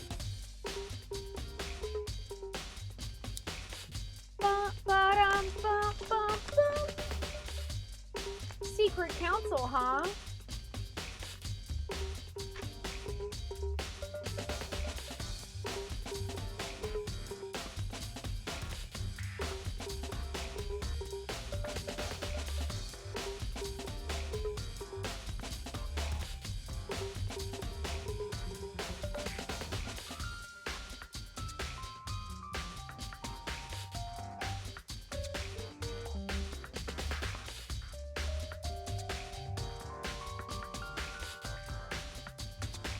Just writing down a note to myself over here. Blaze Ninja, I think you're confused. This is Twitch. This is the internet. You're just on twitch.tv, man. It's okay.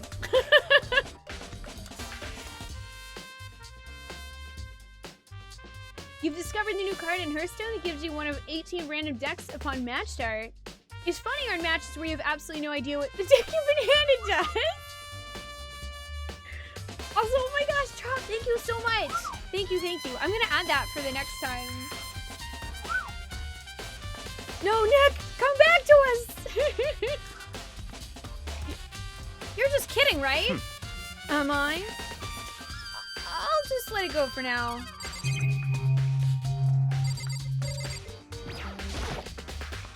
There's a ton of thick files stuffed onto the bookshelf. If you're thinking of looking through any of them, let me give you a little warning. Those things are filled with graphic, disturbing photos from all kinds of crime scenes. It's the kind of thing any normal person would never want to look at. Be careful. What do you mean? All those files there are investigation reports related to different cold cases. Those are internal documents for police eyes only. They're not the kind of thing you'd expect to leak. Oh?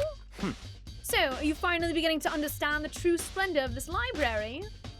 The entire reason I was interested in the library is because of this room right here. Interesting. It's home to classified government documents, police records, things no ordinary person would ever see. Isn't it magnificent? This can't be for real, right? Such ignorance. That's your guys' problem. Anything that doesn't fit in your preconceived reality, you label as a lie. Well, it's not that. It's not like I totally refuse to believe it, but I mean, there's just so much. How could anyone have put all this together? I suppose it just goes to show how much power Hope's Peak truly wields. Or perhaps the mastermind may have wanted to provide us with enough entertainment to keep us from getting bored.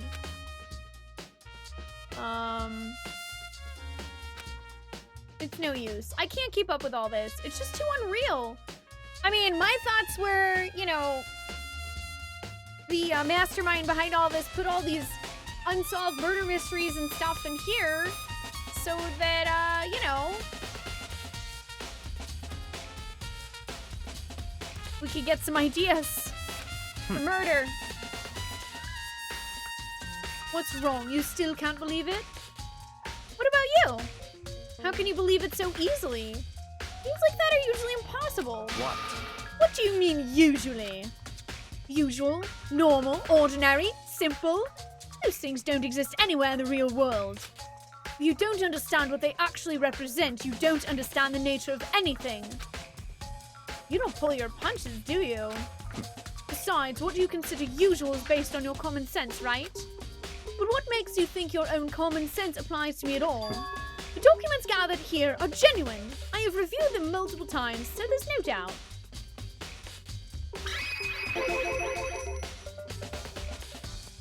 Hold on a second. You're saying you've read all these documents in more than once? But all this has to be like top secret, confidential stuff, right? So why? My family has a reading room just like this at our home. Ours is bigger, of course, and not as dusty. Huh? Members of the Togami family have accessed any variety of government-related documents. That includes foreign powers as well as domestic. How is that possible? So, in other words, I already told you, there's a secret council that controls the world from the shadows. My family is a member of that council. And I have within me the bloodline that will allow me to one day bend the world to my will. But to become such a ruler, I must know all levels of this world backwards and forwards. So whenever I have time, I like to review whatever documents and materials that interest me. Which is why I can proclaim, without a doubt, that the materials gathered here are the real thing. This is beyond believing or not believing. Byakuya is actually starting to scare me more than the actual mastermind. And what always interested me the most were the cold case police investigation reports. Reading through those reports has always been a hobby of mine ever since I was little. It's an excellent mental exercise. I've solved more than a few of those cases just by reviewing the reports.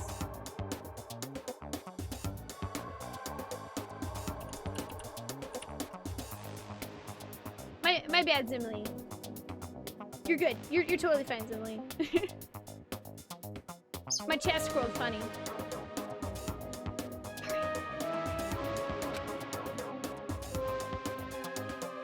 And among all those reports, one of my recent favorites is the Genocide Jack case. As he talked, Byakuya grabbed a specific file from the shelf. that's right. This is the complete case file. Every single report surrounding the Genocide Jack case has been compiled in here. Because there's so many, allow me to quickly summarize the main points. To begin, there are two notable characteristics in every Genocide Jack murder. The first characteristic is that at every crime scene the word blood loss is written in the victim's own blood. And the second is that when the victims are murdered, their bodies are suspended in a certain way. Blood loss is written in blood, and the victim's body is suspended. It's exactly the same as what happened to Chihiro. Well, yeah, we knew that part already. You actually did this portion of the game? Yeah.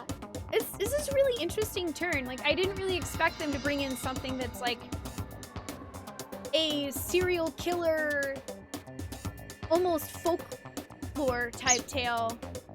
I find that particularly interesting.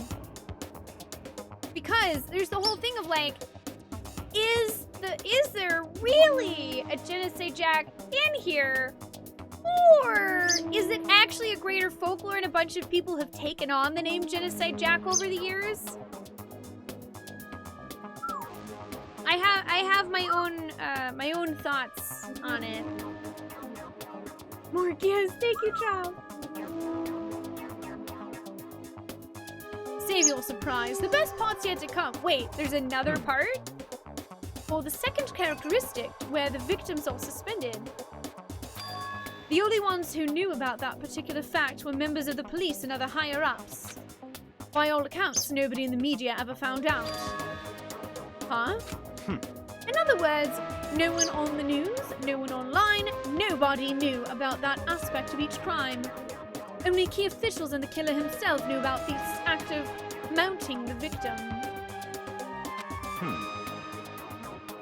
Now, if you recall Chihiro's corpse, the body was most certainly mounted in this fashion.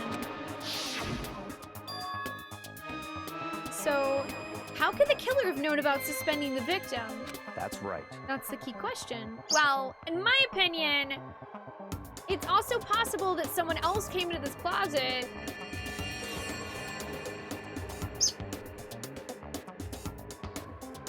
I have ideas. Someone who came in here and read about it would know. We know Byakuya has been in here. We don't know who else has been in here. He's been blocking off this closet.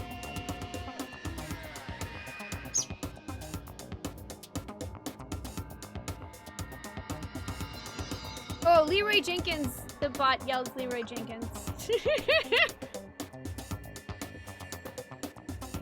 Oh, have the time you work during stream. This is too creepy to do that. We're glad to have you, Hotato. Thank you guys for hanging out. I get really into the dialogue parts, I know. Aw, oh, you know, I thought like your name did sound very familiar, Frost. I thought maybe you'd been a long time lurker. I'm glad that one of the gifted subs went your way then, friend. And thank you for joining us and being part of the Bards for so long. We do have a Discord if you'd like to join it.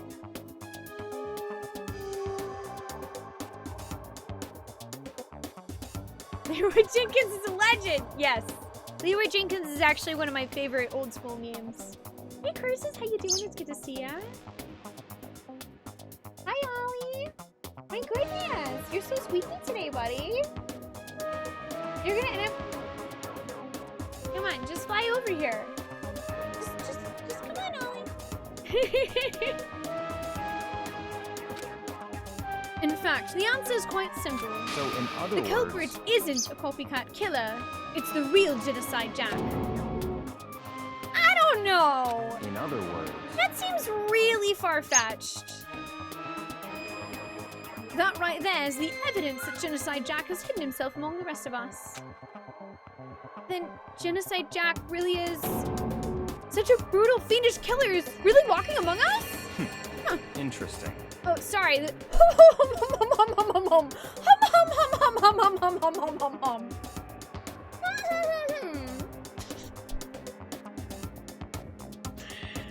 Things are really starting to get interesting, aren't they? I never imagined a killer with such a reputation would ever become part of our little game. Now, don't you think it would be good for you to take a look at what I've already seen? You might just manage to ferret out a clue or two. Such ignorance. If you get down on your knees and beg, I might even show you myself. Dang, Byakuya. Dang, Byakuya. Also, I mean, if you want to... Yeah, it was Dark Falls that gifted that to you. By the way, if you were wondering. Frost. Have a good night, Hero. Thanks for joining us. Have a wonderful night. Watching a somewhat spooky murder mystery game and you've had your power go out like 5 times in the last 15 minutes. Oh my gosh! Just make sure you stay safe, Art.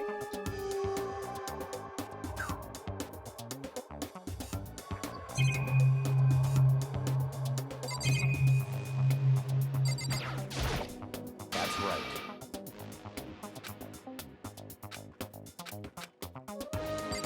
What, am I supposed to talk to him again, I guess?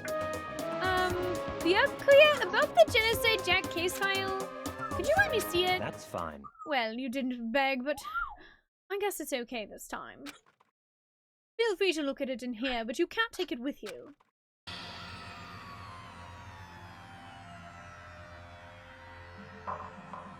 That's not a good expression. I had reached the page where photos from the scene of each crime had all been collected.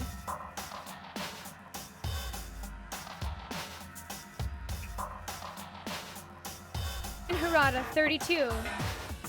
Tetsuhiro Honda, 17. Sojigaku, 23. Kanuise, 14? A 14-year-old? Takeshi Yoshida, 30. Komatsu Nataru, Takafumi Gono, Uchida Naohisa, Takashi Masamune, Yuto Yumajiya. There was no end to it. One thing became perfectly clear as I read. All of the killer's countless victims were killed and suspended in exactly the same way. And at the scene of every murder, the word bloodlust was left in the victim's own blood. Now take a look at the next page and you'll find another interesting tidbit. The next page.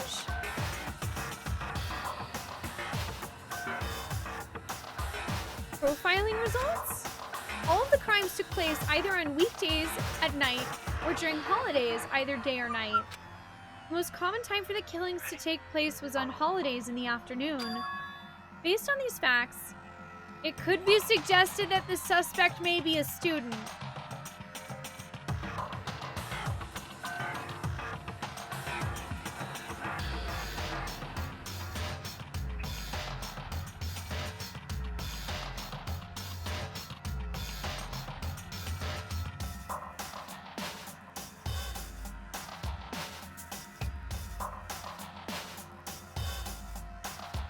Could be a student.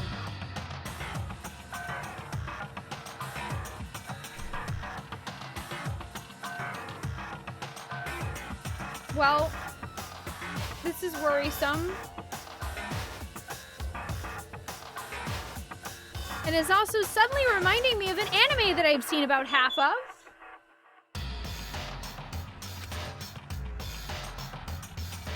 Evidence suggests that the suspect lingered at the scene. But when they did leave, they were in a panic. Because an eyewitness has never come forward, it's unlikely there was any external reason for this. This confused behavior suggests that the suspect may potentially suffer from dissociative identity disorder.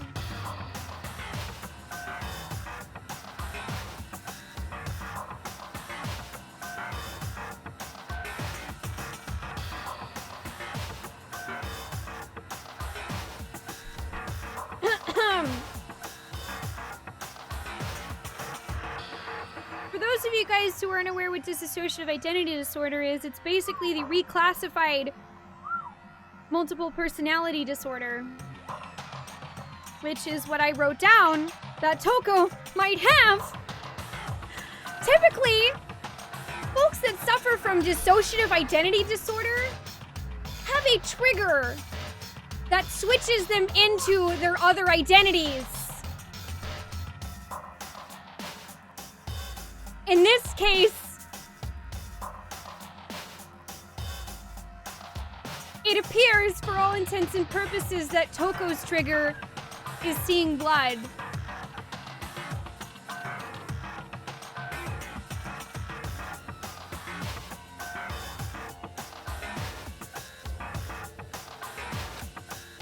So, in other words,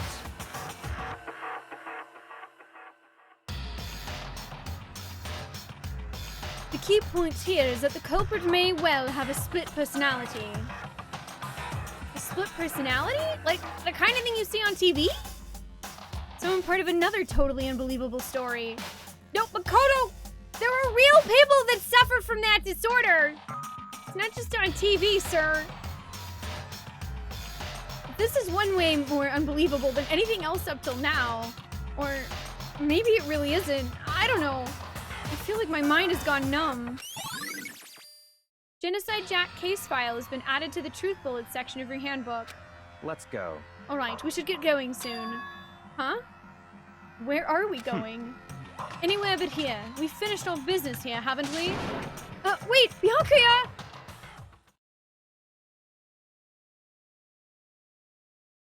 Man.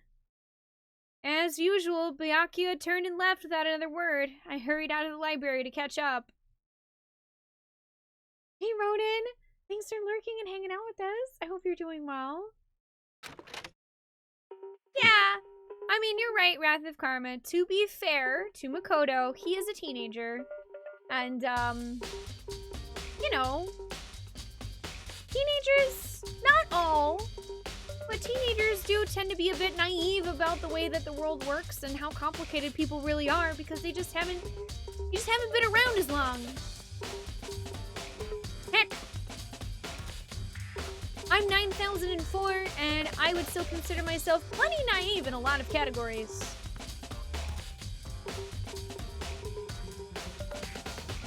Buy more cookie dough. Yeah, no, I'm okay. I just, admittedly, as Emily, whenever Toko snapped and got up like that, and she had a completely different expression on her face and acted completely different, that is immediately what I thought of was, oh boy, it is entirely possible that Toko has dissociative identity disorder. Which was why I took a note after that she might have multiple personality disorder. And I am even more heavily leaning towards being right about that.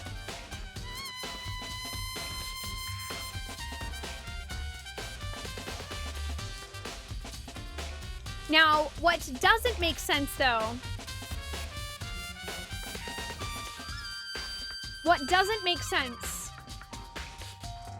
is the fact that Leon's book, his e-handbook, is broken, has been tampered with.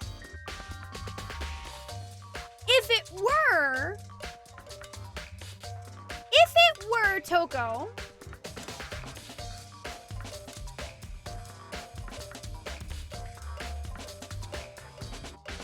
it depends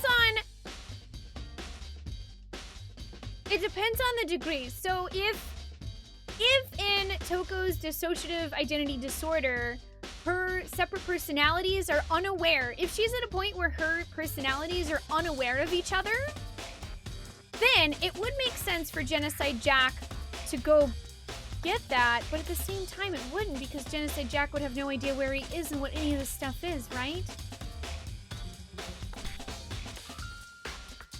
Really pointing towards Toko. It would be too easy to just instantly blame Toko.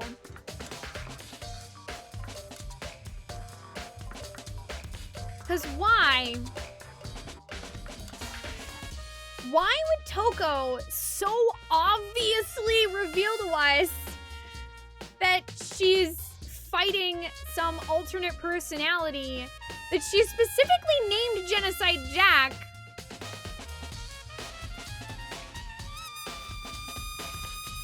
That's really suspicious in general. When before, Toko was incredibly protective of anything about herself. And she was very easy to snap at other people about, you know, like her asking questions about herself.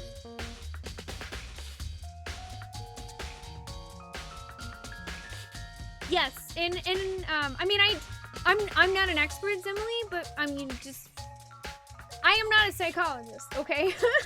But I believe that, I don't know about all cases, but I believe there are cases of some people who have dissociative identity disorder that each of their alter egos, like each of the personalities, do have their own memories.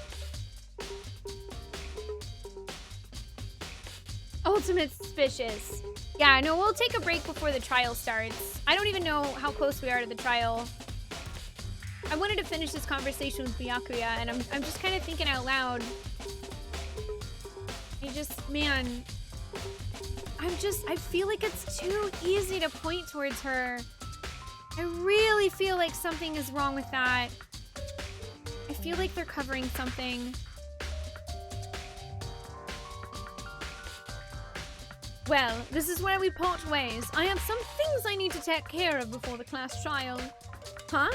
Just all of a sudden like that? I don't have time to play with Come you. on, enough of your annoying misapprehensions. Did you really think we'd be together the whole time?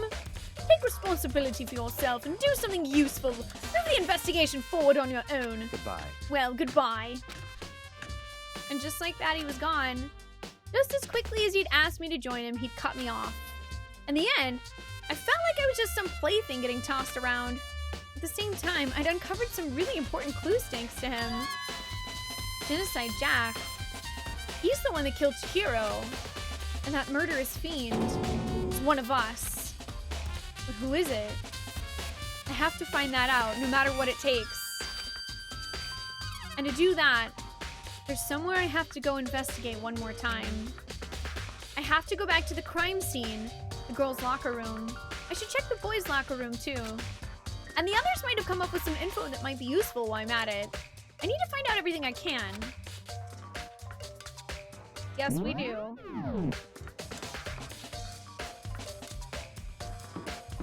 Your sister has DID, tell me, or it's a thing.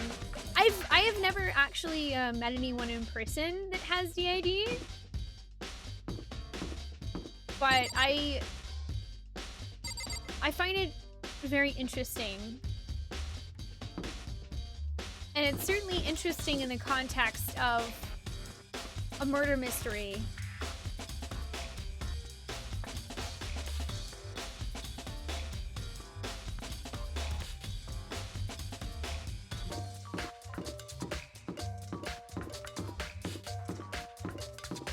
I'm gonna set myself in front of the locker room, save game, and we'll take a break.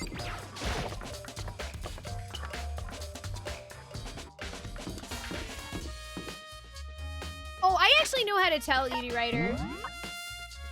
Or wait, no, never mind. No, I don't. I thought it showed the max number.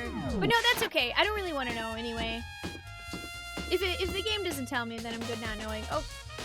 Oh. Well, never mind. We'll just save and stop in front of Yelly Boy because I want to talk to him.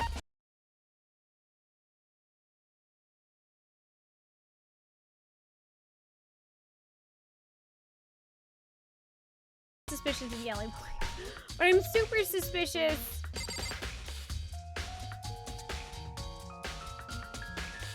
I'm super suspicious of Byakuya.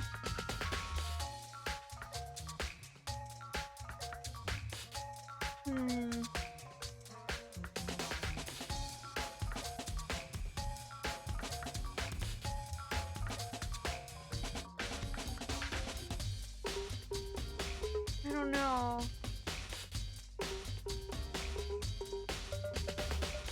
I don't know. Sitting here thinking. Well, I guess now's a good time to take a break anyway. I guess it's also a good thing that Angry Trees and I aren't staying at the place we are past tomorrow because the internet here is garbage. I'll be back if anyone can hear me at all. I'll be back in like 10 minutes. I'm gonna take a little break. I'm gonna make myself a cup of tea. And I'm gonna tell Angry Trees and hopefully he can work on something.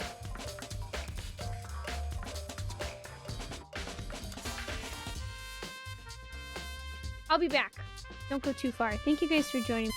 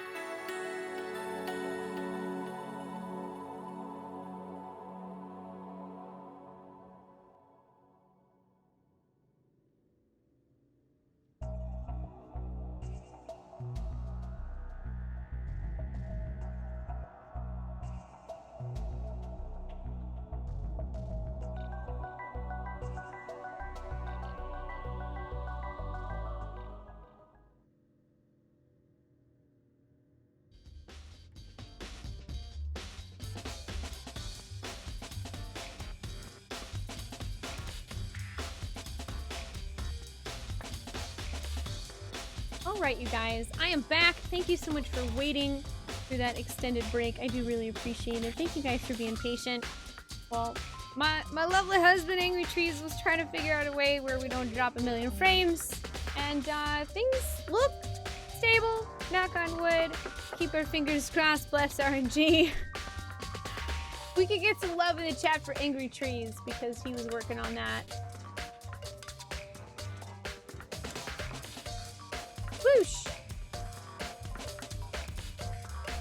We'll see. Hey, silver lining, at least the internet decided to be a jerk today when I went on break instead of in the middle of some big twist.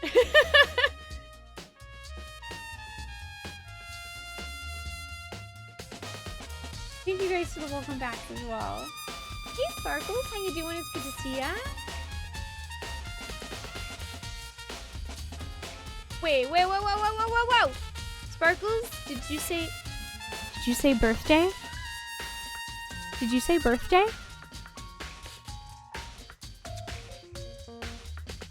Did I hear birthday?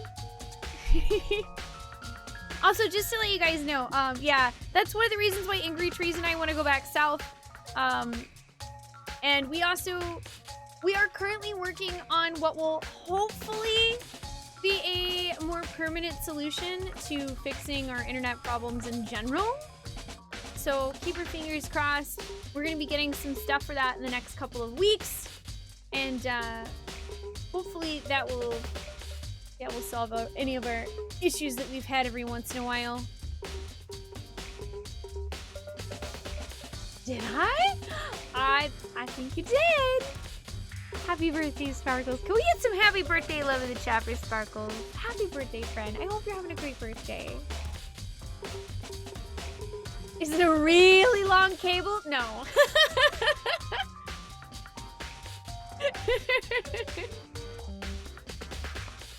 Oh, you gotta go to bed? No worries, Shelly. Thank you so much for joining us. I really appreciate it. I hope you have a wonderful night. Thank you so much for hanging out with us. And yeah, there will always be the VOD, so no worries, friendo. No worries. We also are going till 1 a.m., by the way. We are going till 1 a.m. Welcome back, Potato. Oh, you've actually missed absolutely nothing. We're just now getting started. Angry Trees did appear to fix the internet. It looks good, so we're gonna keep our fingers crossed. Hope everything stays nice and stable.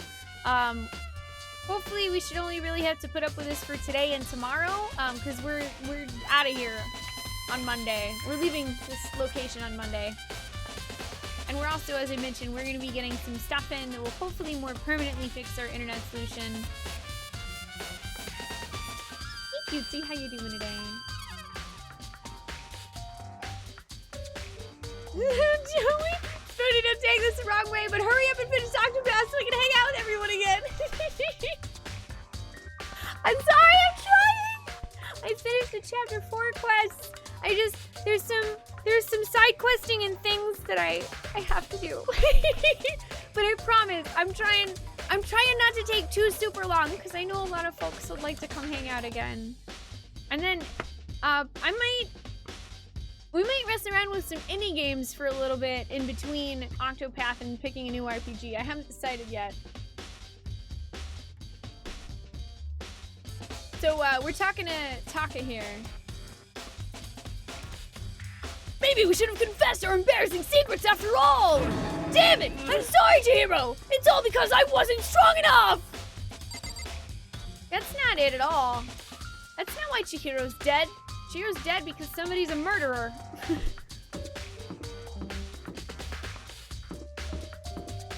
Oh. Wait a minute. I think we were supposed to be going to the second floor, actually. Yeah, we're supposed to go back to the girls' and the boys' locker room. Indies? Yeah, I kinda... Unfortunately, Moonlighter doesn't come out on the Switch until next month, I think? I want to check out Moonlighter when it comes to the Switch. There's also Graveyard Keepers coming out next week, and I kind of want to play it. And then... I'm not sure whether I want to check out Chasm. I haven't decided yet. Cough, Hollow Knight. Cough.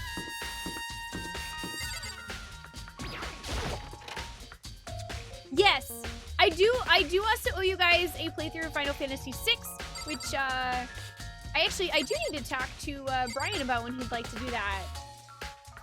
I think he's doing a month of MMO grinding for August, but I'll actually talk to him about it.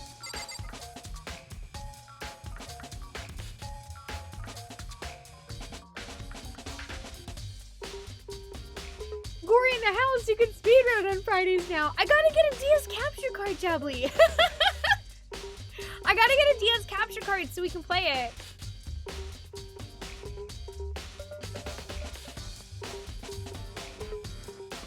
No, not Dark Bahamut. Although, I am gonna do the final. I think I'm gonna do the Final Fantasy IV randomizer on our 3-year anniversary. Da da da da da!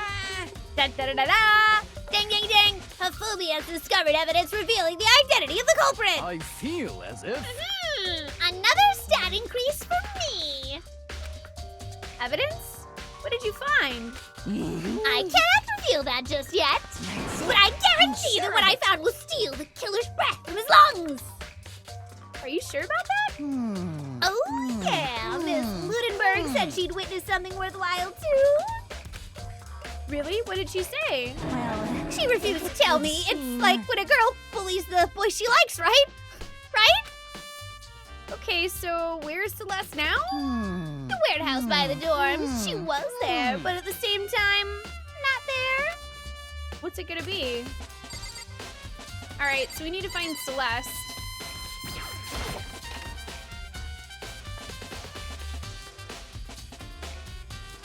I don't know if we really want to read the entire B-movie script. Huh, this poster. It's a popular boy band called Tornado. Somehow it doesn't quite seem to fit the boys' locker room.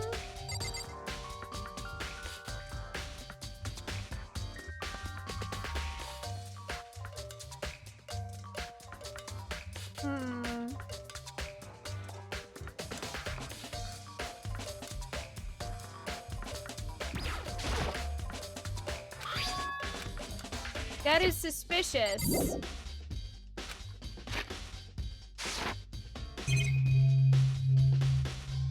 Is this... What is this stain on the carpet? What is it? Boys' locker room carpet has been added to the truth bullet section of your handbook. We found creepy, definitely not number 2 stain on the carpet.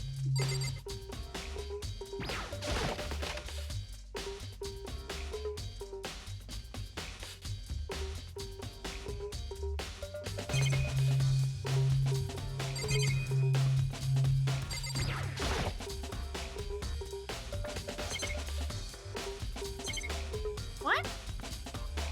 Oh. Huh?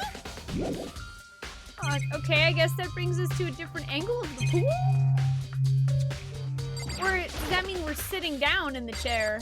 That's kind of unusual. Maybe there's some kind of clue in the lockers? Guess not. I mean, if you want a boy band poster up in the boys' locker room, maybe Makoto's judging, but I'm not.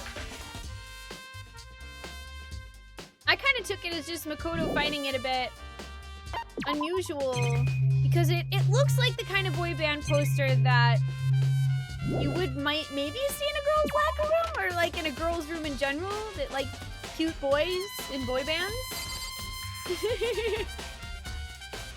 But I'm like, what if there's a guy who likes cute boy bands? Dang, Makoto. Everybody can like cute boy bands. Hey, X-Man, how you doing today?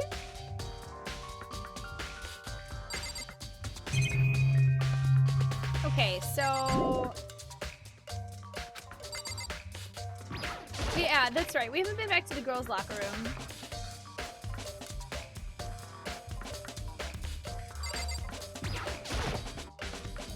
Hey, Kyoko, have you made any progress on your investigation? Indeed.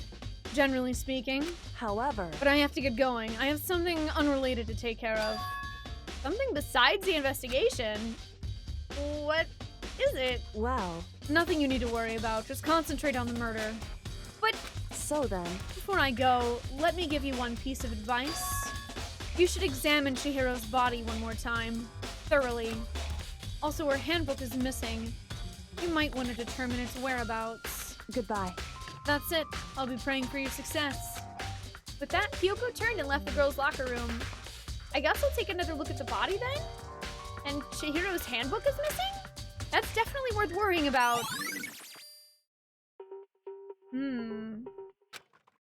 Her handbook's missing. Kyoko said I should examine the body one more time. I know she said thoroughly, but I do have my limits. Well, better give it a shot anyway. Defying whale, you Spoonee Bart! I feel slightly unusual dancing while Chihiro's body is in the background. The flying whale will come on in, my friend. Grab your crystal of light and join us in our quest for fun. I hope you enjoy those lovely emails. Thank you for the support. I like Backstreet Boys and NSYNC. Hey, Super Dweeb, welcome back. How you doing today? Alright, I guess let's take a closer look at her body. Chihiro's hands are bound with what looks like some kind of rope. The rope was used to prop her up in a kind of crucifix position. Huh? This rope has a plug? Wait, so then this isn't a rope at all! But the more I think about it, the more that's not the only thing that concerns me. Chihiro's fatal injury was the blow to the head, which means someone struck her in the head in order to kill her. That's right. There's the issue for being suspended and the fatal blow. At first, I didn't see any reason to think too much about either of them. But seeing them again after looking through the Genocide Jack file, something's not quite right.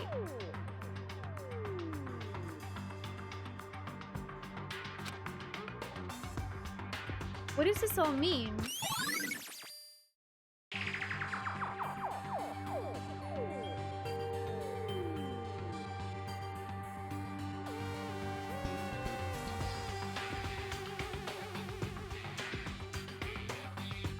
Huh.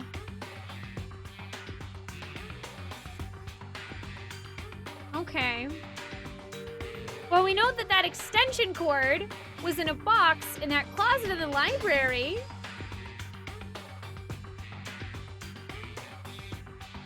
Which is interesting because Byakuya mentioned that there was an extension cord in that box, but he didn't mention anything about it missing, or being missing. I'm not entirely sure what to think about her head injury, though.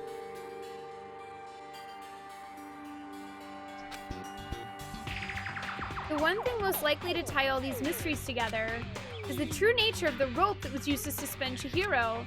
And to figure that out, there's a certain place I need to revisit and look over again.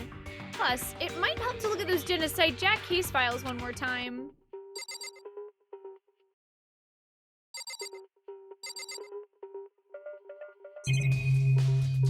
I'm suddenly scared.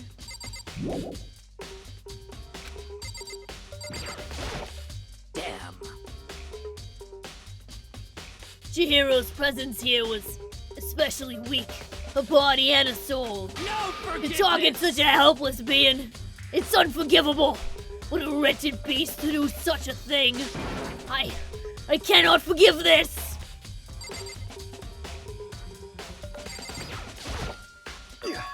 Dude had a real complex about being weak. You heard Chihiro talk about it, right? Oh, I need to get stronger? Yeah, I do remember she said that more than once. Sure did, which I guess explains the trip down here. But did she really need to get stronger that badly? You already mentioned it, but she was a girl after all. Oh yeah, we've had this conversation with Mondo before. We are trying to figure out where Chihiro's complex about needing to get stronger came from.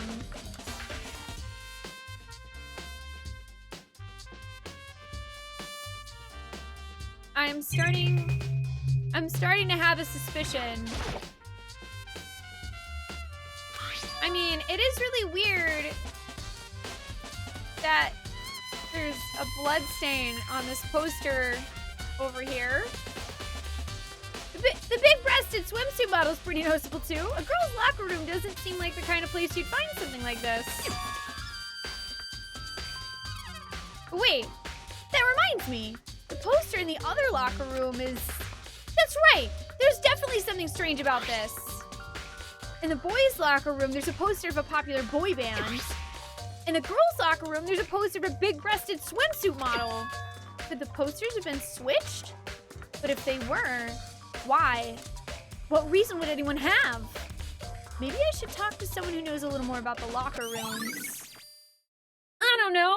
To cover up the fact that there was a poster in the boys' locker room, which someone went into after the murder, with blood on their hands still.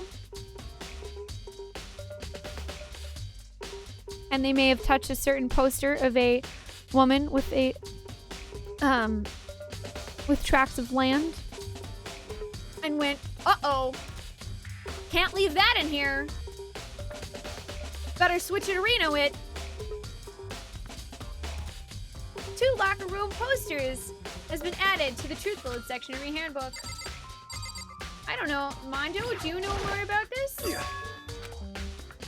No, this is, okay, this is the same conversation. What about Sakura? Okay, yeah. You spend a lot of time exercising in the girls' locker room, right, Sakura? Of course. I've used it nearly every day since it opened up. Sometimes Hina and I use it together. Okay, then, let me ask you something. Do you think the posters in the boys' and girls' locker room could have been switched? I'm sorry. Sorry, I can't really say. I never really paid any attention to the posters. I see. However, But there is something that's been bothering me about the locker room. You see, I like to drink a little protein coffee every time I finish exercising. We have protein coffee? In the warehouse. It's not the highest quality, but I don't have a lot of other options. I mix protein powder with coffee and down a glass of it after exercising. Anyway, the other day I spilled some on the carpet in the girls' locker room and it left a stain.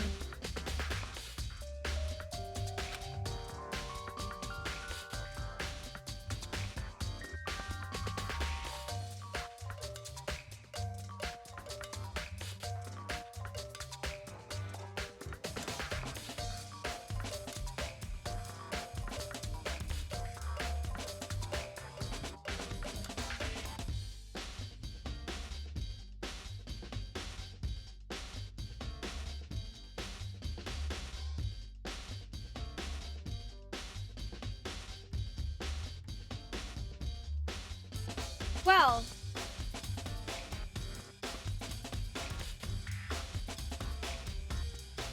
so, I like to point out that means that the carpet and the poster,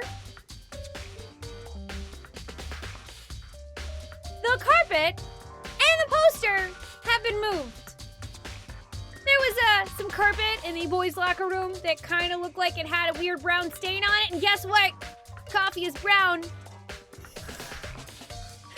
Which means the murder didn't take place here. It took place in the boys' locker room. It took place in the boys' locker room. There's no way in hell it took place here, because if it took place here, why would they need to switch the carpet? Which clearly belonged in the girls' locker room anyway. And why would you need to switch the carpet?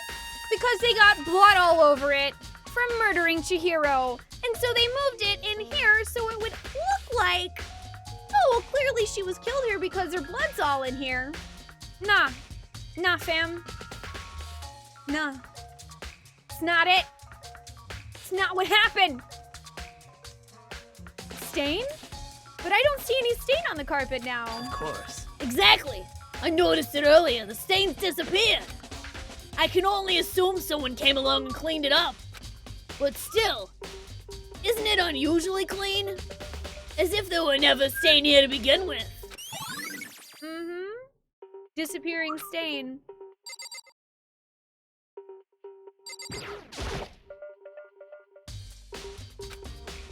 Hang on. That's on the right side. Let me look at something. Excuse me, Afumi.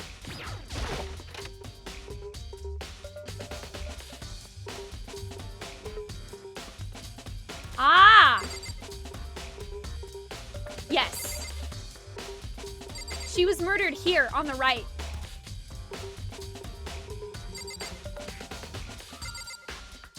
She was murdered over here on this right side.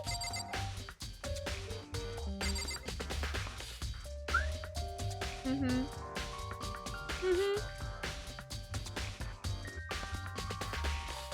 Question is, where do they store the weights? I wonder if I can look at the stain again. No, okay, there's no additional evidence about the stain. Okay. I need a mic just to drop into this game. That would be awesome. That'd be great. Alira, are you talking about Sakura? Are you talking about Sakura? She's actually a lady. She's the strongest, she is the ultimate martial arts fighter, and she's super, super strong. She's basically buff Sailor Moon, and I love her.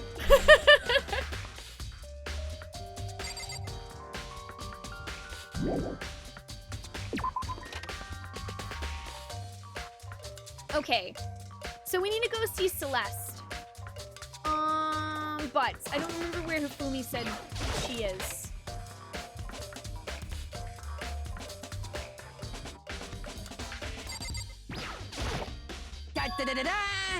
Okay, I feel it.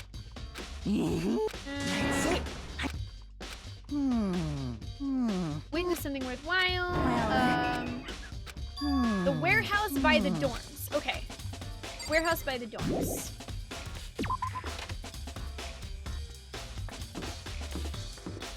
I like Sakura. No, I take it back. Don't die. That's how I feel, Nick. I also am starting to think maybe I should stop saying that I like people because then they end up dying or going crazy. Bum, bum, bum. Bum, bum, bum, bum, bum, bum, bum.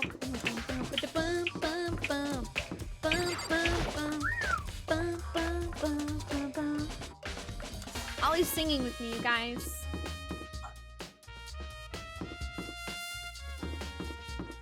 Warehouse near the dorms.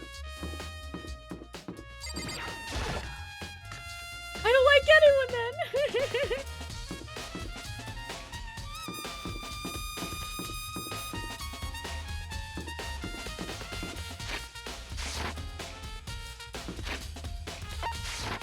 Oops, no, I wanted to save.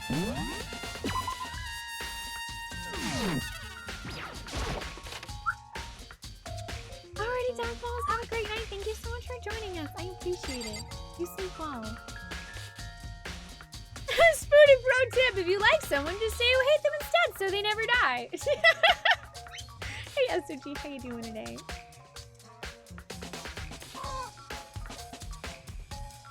Also, yeah, I'm pretty sure they kind of purposely drew Hifumi more animal-like. Kind of like a, yeah, he kind of got drawn like a giant hamster.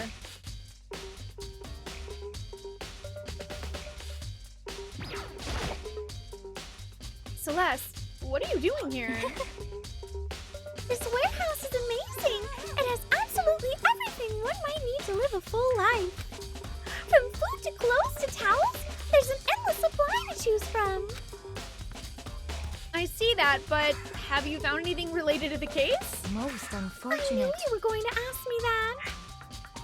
I thought talking about the warehouse itself might misdirect you, but I see it something. Very well.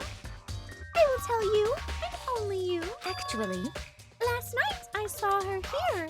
Chihiro was in the warehouse. What? Really? indeed. That was right before nighttime. Hmm? What are you doing out this late? Oh, I was just... Are you planning to go exercise, perhaps? What? How did you know? Well, you are holding a bag that's generally used for people that are exercising. Because I can see a blue track jacket sticking out of that duffel bag you're carrying. Oh, you're right. Thanks. Well, I'd better get going. I'm kind of in a hurry.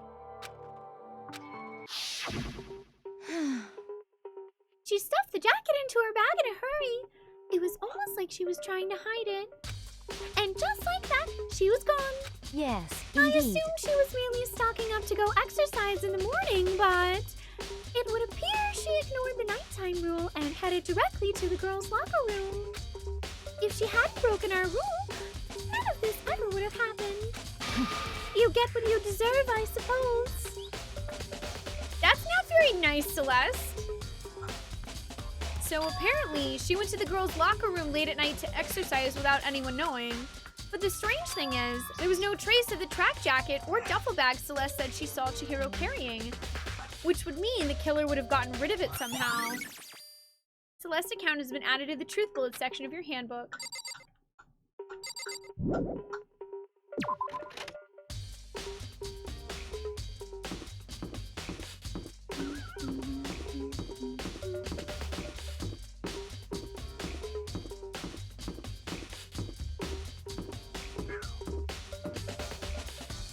Well, I guess let's go to the trash room.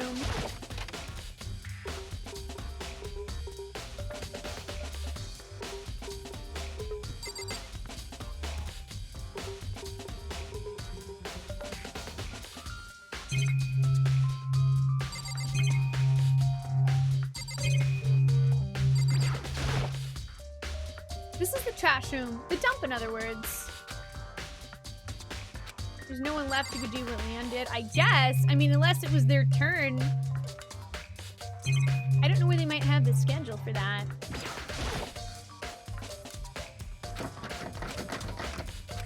Okay, it's still locked.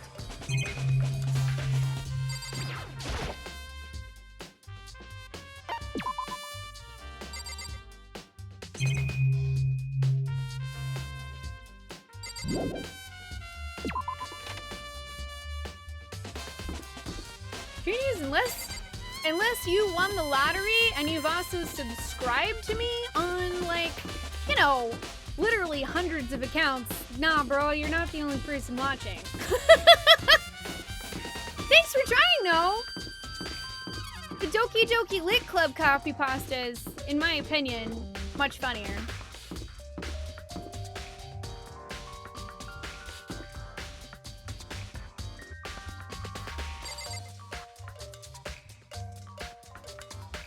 Trying to think where else we need to go. Maybe the laundry room? Or the bath place?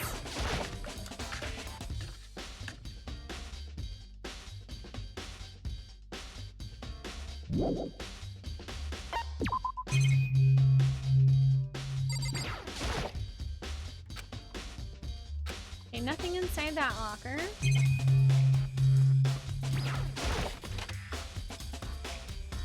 If we can copy pasta, I vote we copy lasagna. See, lasagna! I can get behind lasagna. Now is no time for taking a bath. There's no time to waste. More importantly, where's Sayaka?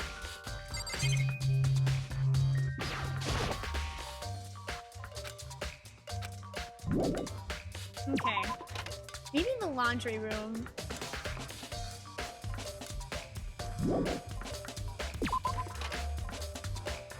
Unless maybe there is a duffel bag in the boys' locker room, so I could go check that as well. Copy pinning? Can we copy for fall? I like me some bow tie pasta, personally.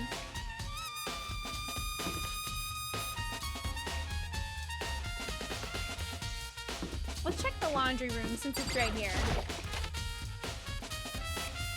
Oh, also to be fair, on the length of the investigation, Chad Bacon, it's also that I read all the dialogue out loud, so it tends to take a bit longer.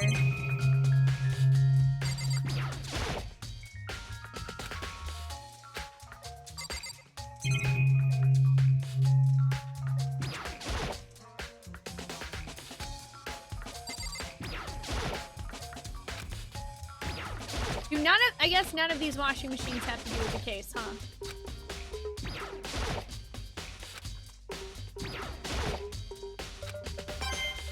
Oh, hey, there was a token in there, though. Nice. Good. I am rewarded for my due diligence of clicking on everything.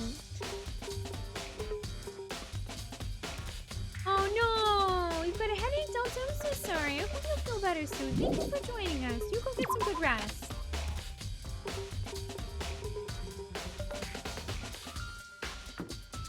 Alright, well,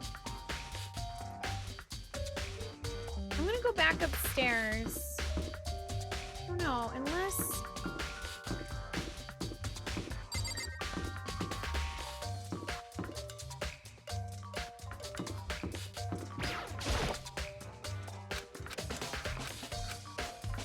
She's gone.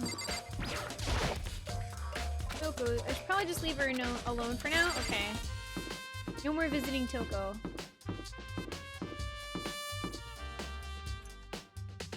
Okay, bye.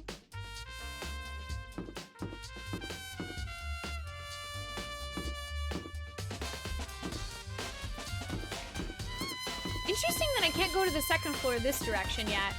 I have to go back to the school. But it is cool to know there's like a totally separate second floor section of the dorms.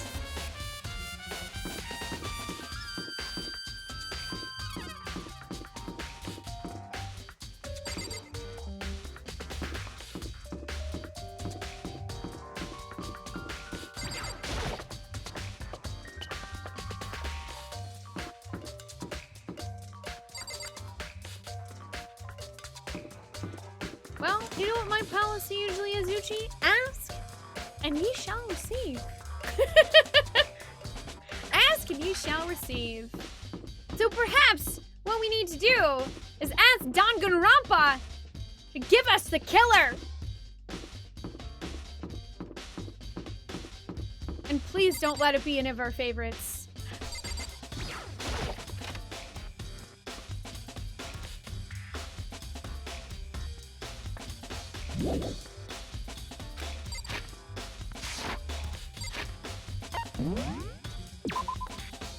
Let's see. What if everyone's your favorite? Well, then I think we're just doomed. Some kind of clue here, guess not. See, but what's interesting is there's still a totally separate lamp out here. No, I wanted to look at the lamp.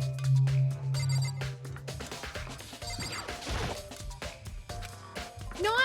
The lamp! The lamp! The lamp! The lamp! The lamp! Thank you. The lamp won't turn on. Oh, I see, it's not plugged in. The lamp's cord isn't long enough to reach the outlet from here. But last time I saw it, it was definitely on, and it was definitely right here. Oh, that's right. Byakuya was using an extension cord. But there's no extension cord here now. I wonder if... Library desk lamp has been added to the truth bullet section of your handbook.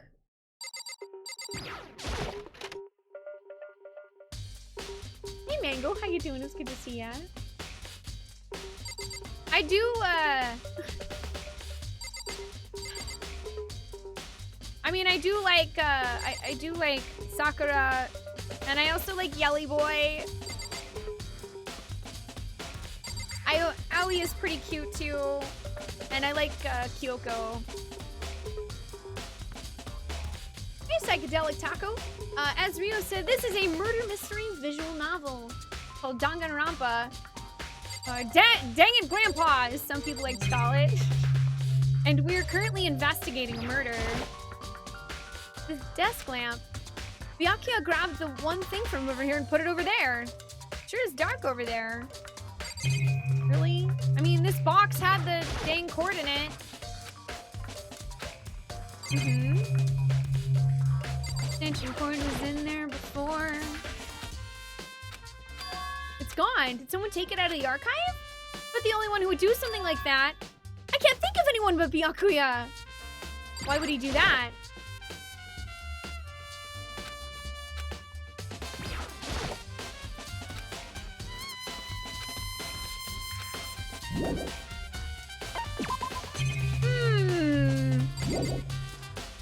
Intriguing. The file is missing. The file is missing.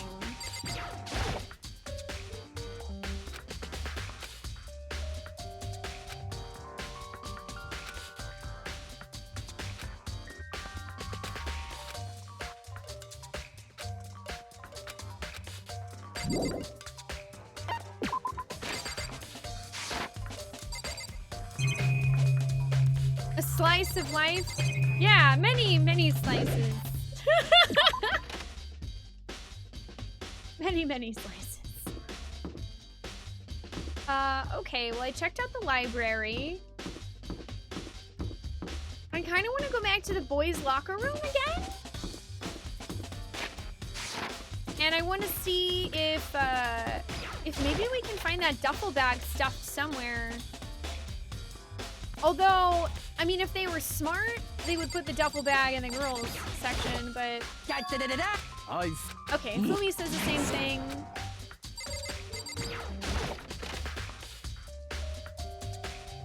Dexter's boat was called Slice of Life? Like from the TV show Dexter?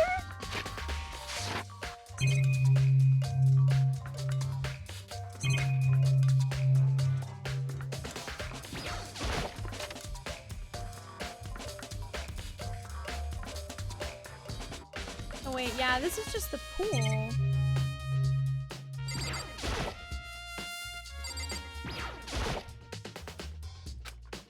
No. Well, crap.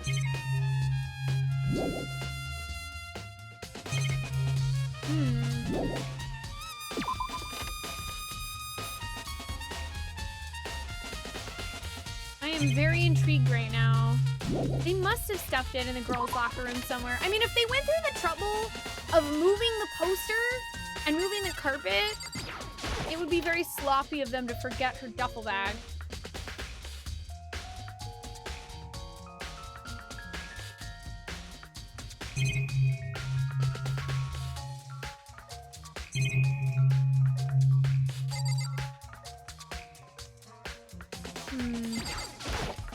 I'm sorry.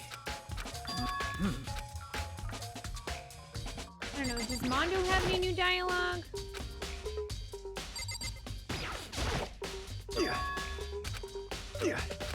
No.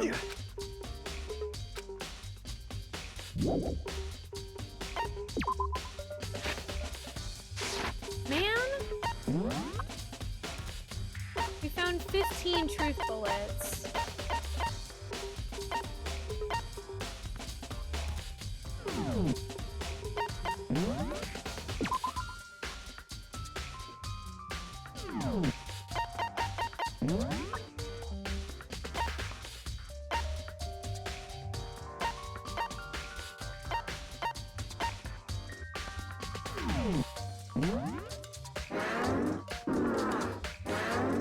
That's a weird zooming out sound.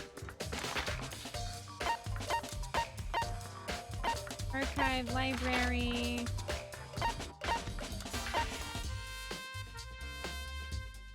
I actually haven't talked to Hiro yet, so let's go talk to Hiro.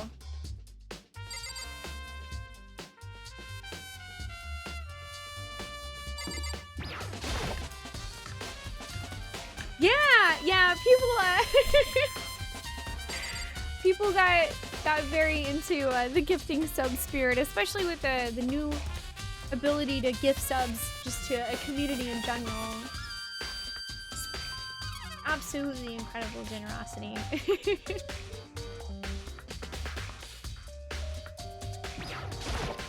Huh? Oh, hey, Makoto. Hey Makoto, what's up? I haven't been up to anything myself, that's for sure. Definitely haven't looked inside the mailbox. There's a mailbox here, and inside are, yeah.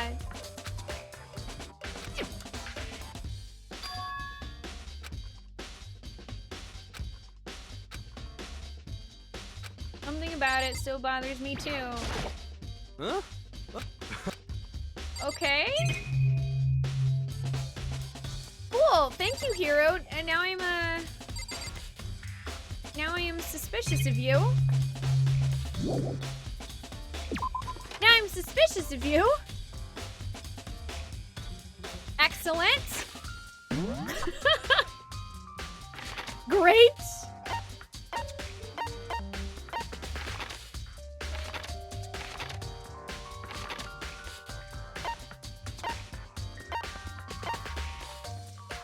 Oh, the dining hall is an exclamation point.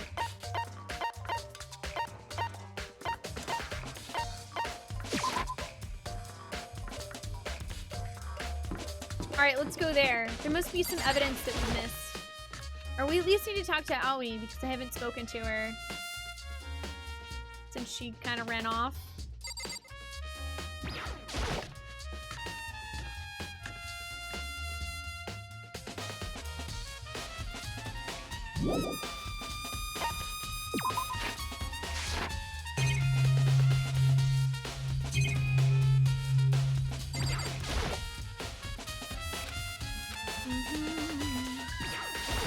Still just missing that one knife. Yeah, everything in here looks pretty normal. All the stuff in the kitchen looks pretty normal.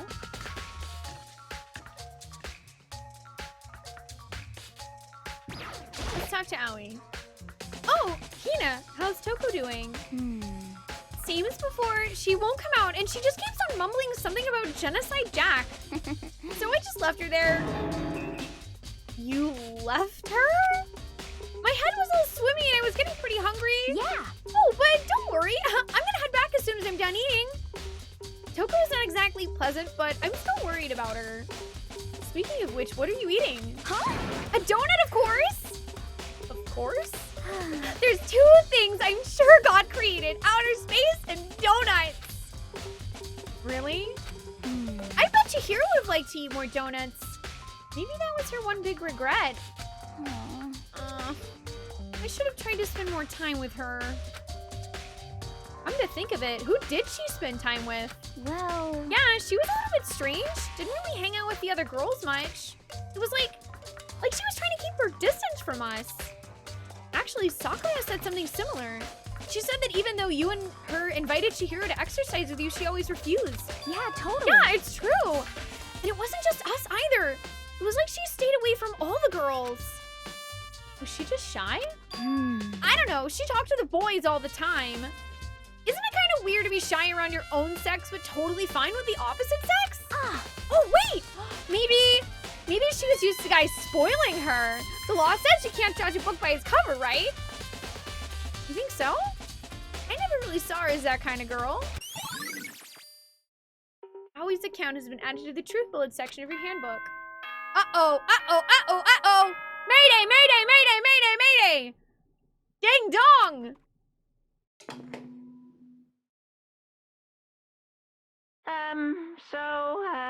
I'm getting tired of waiting. Shall we just plunge right in? Oh boy.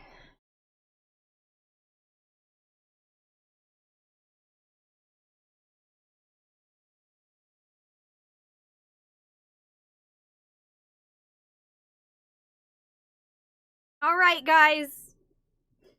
It's time for me to make a decision about who I think is responsible.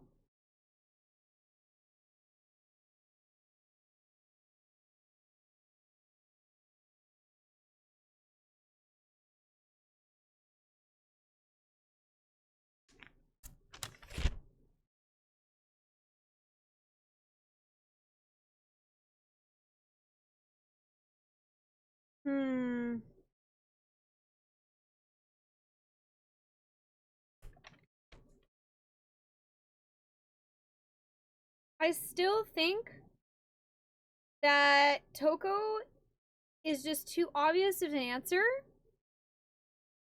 I wrote down before that she has a creepy crush on Byakuya. And I don't know, just their interactions seem very weird.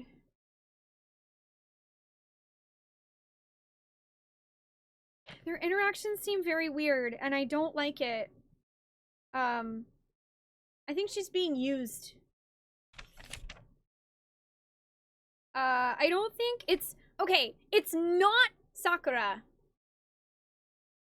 It's not her, and it's not Hina.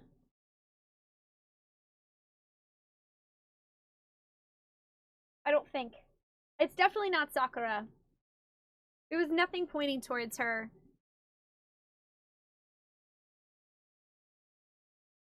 I don't understand why Leon's thing is broken.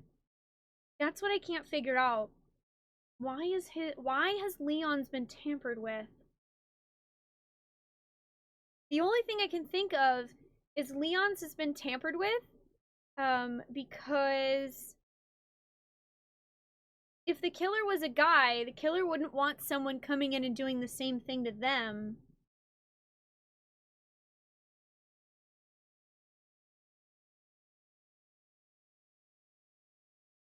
Unless...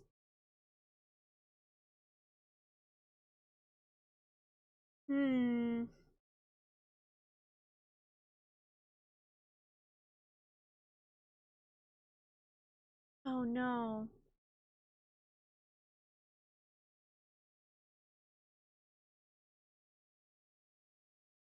Unless...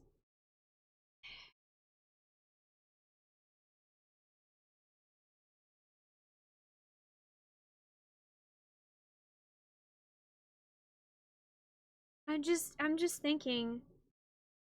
Okay, so one reason, I'm trying to think this out loud so that I can sort of reason my way through this.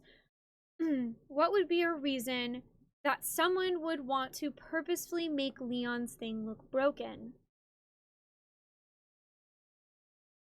One would be so that no one could sneak into the boys' locker room and do that to them. However, if that were the case, they would have to be the type of person that would be likely to be found in the boys' locker room, which isn't necessarily true, because the people that would be most likely to be found in the boys' locker room are probably Mondo and probably Yelly Boy. Those two are probably the most likely dudes to be found in the dudes' locker room. But I don't necessarily think either of them are responsible. So I don't know that that necessarily makes sense.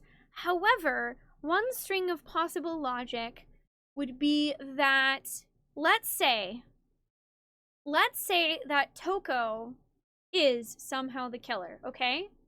If Toko is the killer, she would need to have a way to get into the boys' locker room because she wouldn't have her own, all right? She wouldn't have a boys' pass to get into the boys' locker room.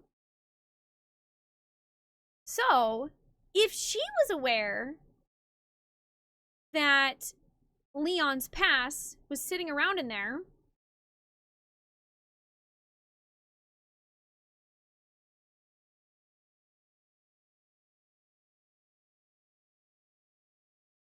then it's possible. I don't know. That seems like... I don't know if that seems like it's too far-fetched. Let's see. I mean, one thing... Just assuming, I don't know, just if that were the case, then, you know, she would need a pass to get into the boys' locker room. But Chihiro would have gone to the girls' locker room, you would figure.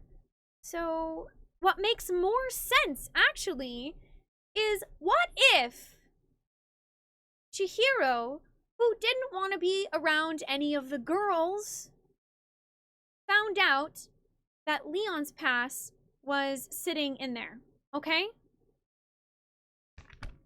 What if she took Leon's pass? What if she took Leon's ebook and went to go work out in the boys' locker room?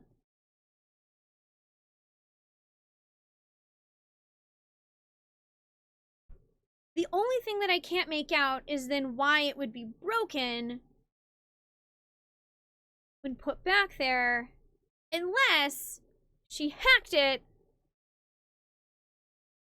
so that, I don't know, there wouldn't be a suspicion? She is the ultimate programmer.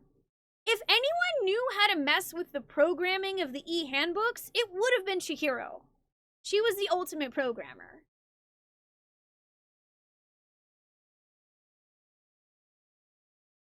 So I'm just trying to figure out if she were in the boys' locker room,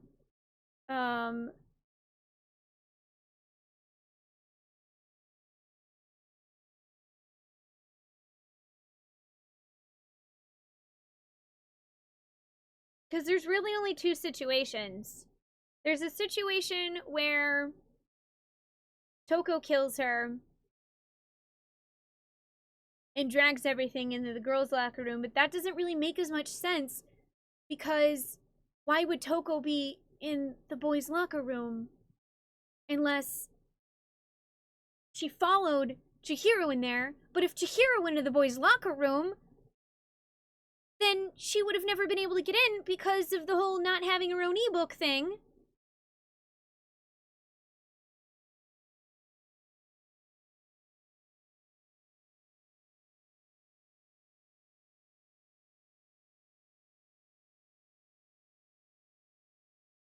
Dude, this one is way harder. This one's so much more difficult because I don't know.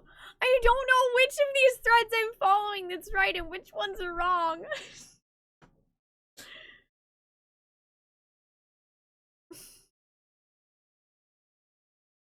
Just, I don't know. The game has very, very much pointed towards Toko being the murderer. It would be super easy to say that she was the murderer, but I just feel like there's something missing there. I just feel like there's something missing, so...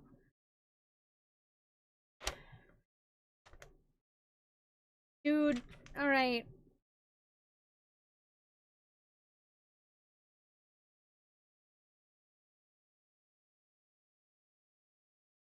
Okay, so I want to ask. Okay, I want to ask something. And I do not want a detailed answer, please. Hey chat. I just want to clarify what Monokuma said. So hey chat. Did Monokuma say that we're looking for the person that physically murdered the other person, right? Yes?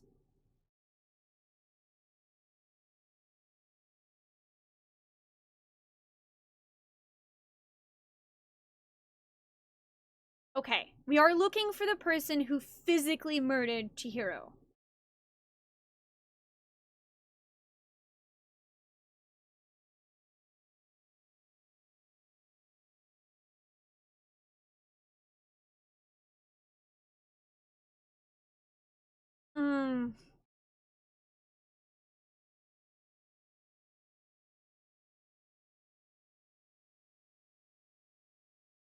What kind of other murder is there? Well, here's the thing. I think if Toko is responsible for the murder, that she was being... I personally think that if Toko is the one who physically murdered Chihiro, that she was being manipulated by Byakuya. For multiple things. For multiple things.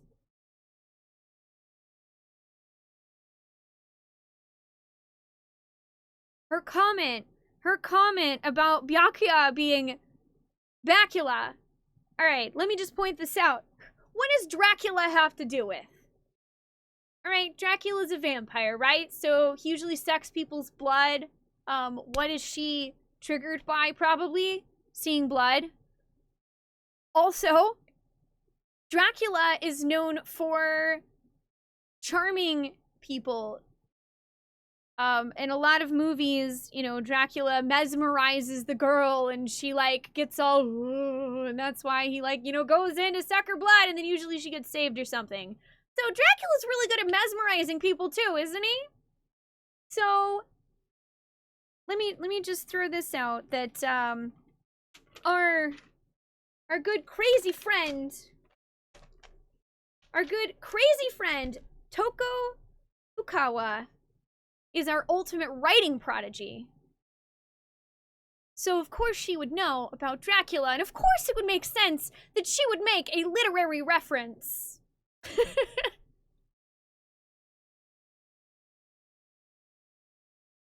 Can we just call it even and jam a steak into Byakuya's heart?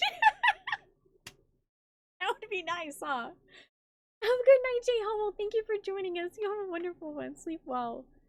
I'm just gonna sit here and, oh boy.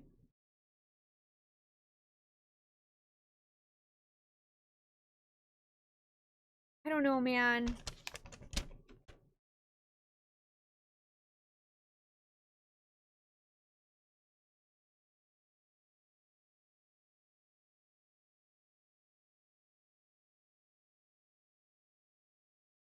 I think, okay, I'm gonna go with my gut feeling.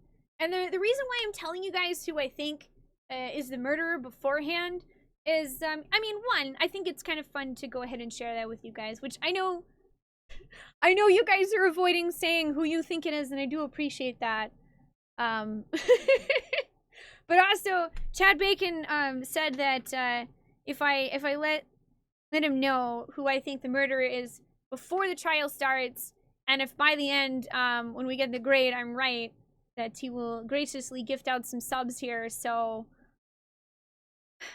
my friends, I think that Byakuya is ultimately responsible. I think he killed her. And I think that he's taking advantage, even if Toko really does have DID, I think he's taking advantage of that, and she's not really the person who killed Chihiro, but she is the most likely suspect for us all to say she did. And guess what? When we're wrong, Byakuya goes free, so of course it would make perfect sense for him to play that on up, to pull the crazy on out of her, so that we would blame her and he would go free. It's the moment you've all been waiting for. The class trial. So let's see if I'm right. You remember where to meet, right? Please go through the red door on the first floor of the school. See you soon. It's about to begin. The red door is right through here.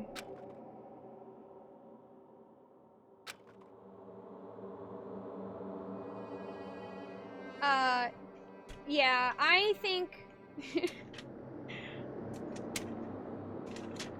I think that Byakuya Togami is responsible for her murder.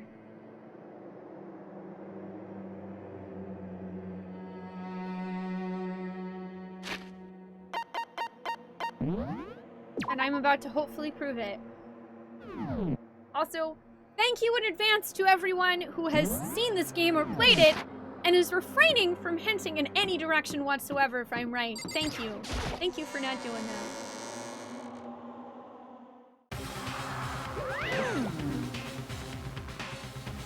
Hey, Irmar. Hey, Mouse Souls. How you guys doing? Mostly for the trial music, yeah.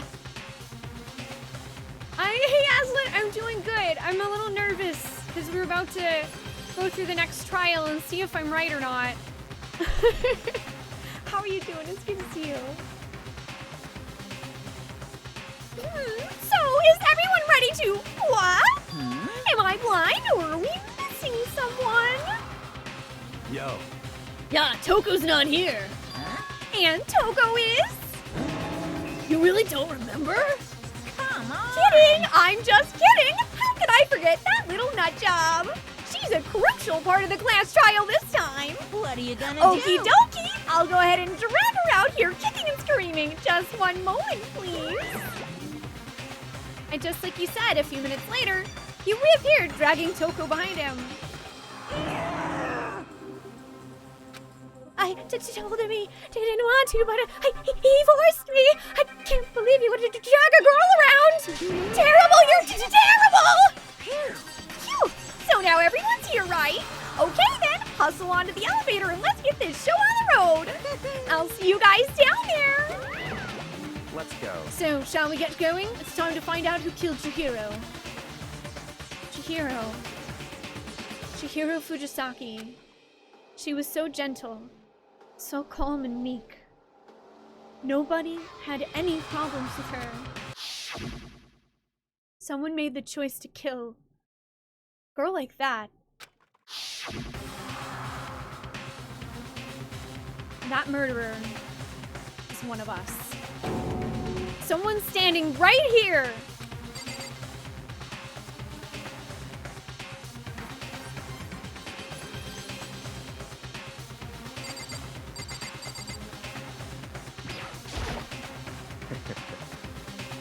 I gave you plenty to work with. Show us how far your logic can take you.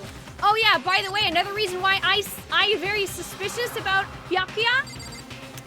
He literally hated us for the entirety of chapter 1 and 2, and then decides, boop, boop, boop. Hey, Mr. Makoto, guess what? You're gonna be my best friend, and I'm gonna lead you around on my investigation, which I am going to curate very specifically for you to see.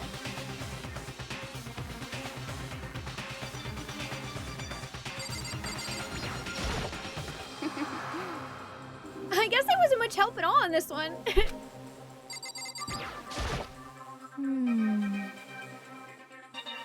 There's something odd about Toko's behavior. I do not think we are sharp as enough to explain it. Wait, no. It's true. I didn't. No, I wanted to talk to all the characters. So far, that's my only gripe about Danganronpa is sometimes it's really hard to tell which circle you're trying to click on.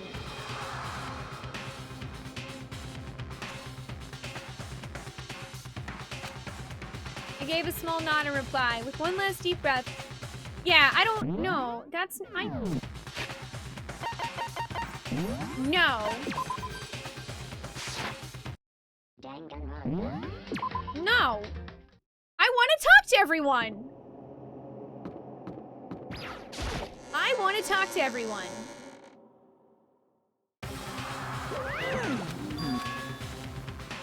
We'll skip through this beginning part that I already read. Sorry, guys. I want to talk to everyone. You're also doing well, Aslan. Let's go. Ooh, ketchup chips. Nice. Me channeling my inner Chris Traeger. Literally gonna lose my mind. Also, hi, Spoons. Did I get to say hi to you yet? I don't know if I actually got to say hi to you.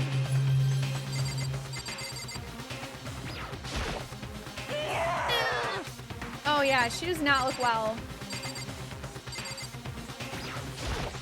Hey, come on. Fucking Toko, man. What's got her so worked up? I don't know why the killer did what they did, but I'm sure it'll work itself out. Justice always prevails, right, bro? It's Fujisaki, I must admit, for being 3D. She was quite remarkable. Of course, just the idea of 3D makes me cringe. I'm gonna go ahead and I'm not gonna read that out loud, but I wanted to click on the people that we had talked to before because I'm very paranoid about actions being important. So I feel that we need to talk to everyone and make sure that the game knows that I talk to everyone. Count on it. Oh yeah, that's true. You can see the names when you hover over it. That's a good point. Thank you, podcast. No, not yet. Hi, Spoon! How are you doing? It's good to see you.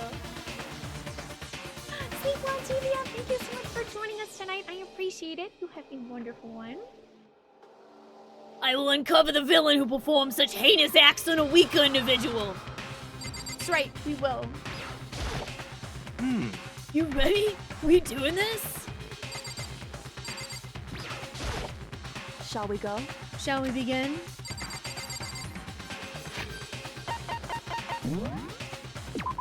Alright.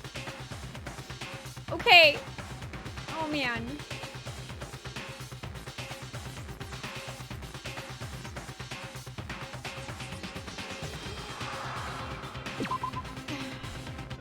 Let's do this. It's true. I gave a small nod in reply, with one last deep breath. I walked towards the elevator on shaky legs. With each step forward, I could feel my heart starting to race faster and faster. As soon as everyone was on, the elevator began to descend. I couldn't get a handle on my emotions, couldn't stop speculating. The steel box sank with heavy clucking sounds. Cluck, cluck, cluck! Yeah, that'll make me feel better, chickens! Deeper and deeper to the ground.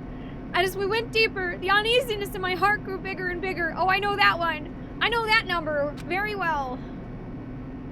The elevator was unaffected, however, and continued to descend without hesitation.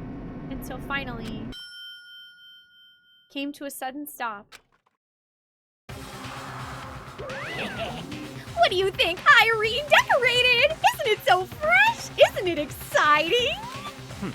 Don't waste our time with stupid questions. Let's get this over with. Good, good!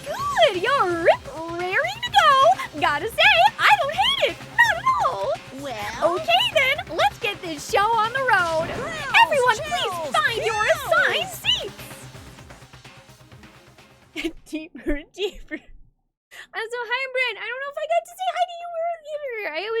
I feel like I'm always missing stuff during Danganronpa. I hope you guys are doing good. It's good to see you. Now there's a copy pasta that I don't mind seeing.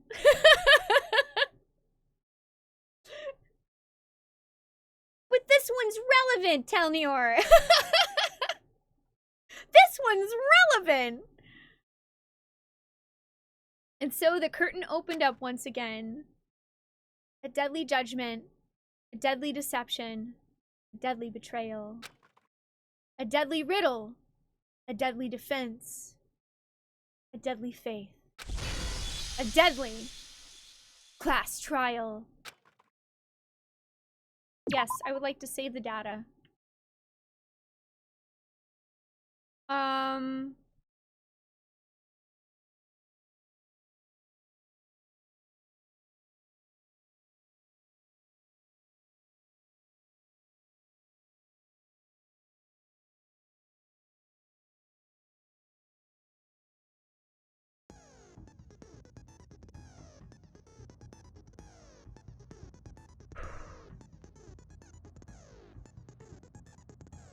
Yes, I think we can agree on that, Tristram. Deadly Premonition, I love that game. Okay.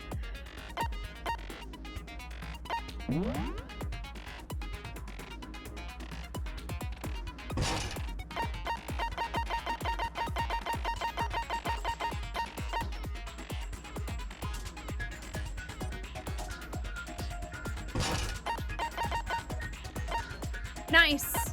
We get to equip all my stuff. Attentive influence.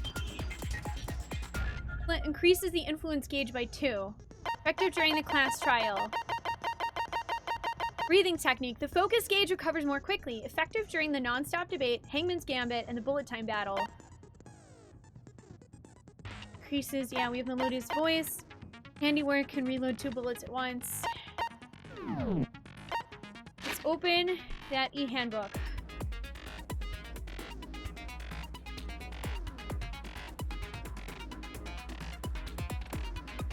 Also, it's 5:50 a.m. and you're eating s'mores and having wine. Oh, this is your vacation week. Nice. Nice. Happy vacation week, Bryn.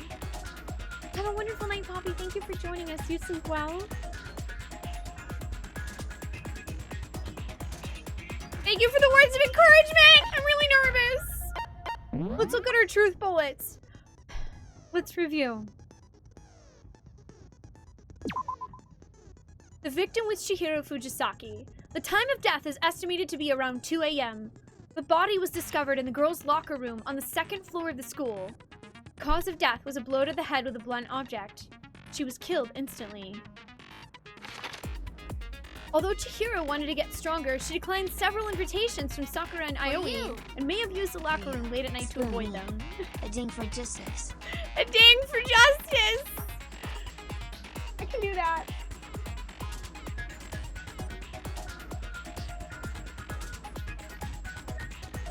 For justice! For justice! Timing. Thank you, Cartman, for the 123 bits. Hey, Ben, what's up? How you doing? Chihiro declined several invitations from Sakura and Aoi and may have used the locker room late at night to avoid them. Despite this, Chihiro had stated that she desired help with her efforts. She may have been meeting someone in the locker room the night she was murdered. The dumbbell found on the floor of the girls' locker room had a significant amount of blood on it. Chihiro had told anyone willing to listen that she wanted to get stronger. Some assume that due to her inferiority complex about being weak, she admired strength more than anything else.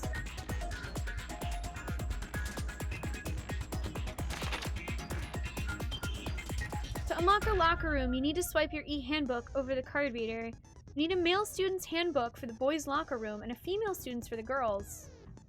It is not possible for 2 people to enter at the same time. Additionally, lending someone your handbook is a violation of school regulations.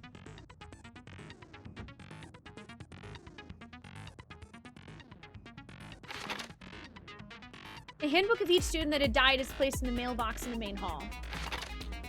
One of the handbooks found in the main hall had been broken, which is apparently a rare occurrence. Junko and Sayaka's handbooks both seem to work, so it's assumed that the broken handbook is Leon's. However, Monokuma claims it's very unlikely that Leon's handbook would have broken.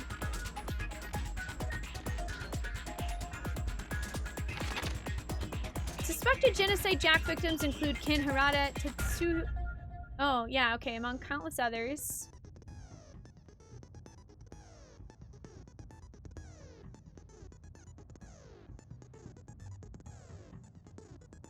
Hang on.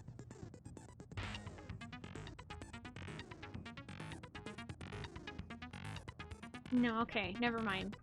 Thinking. I'm thinking. Hey,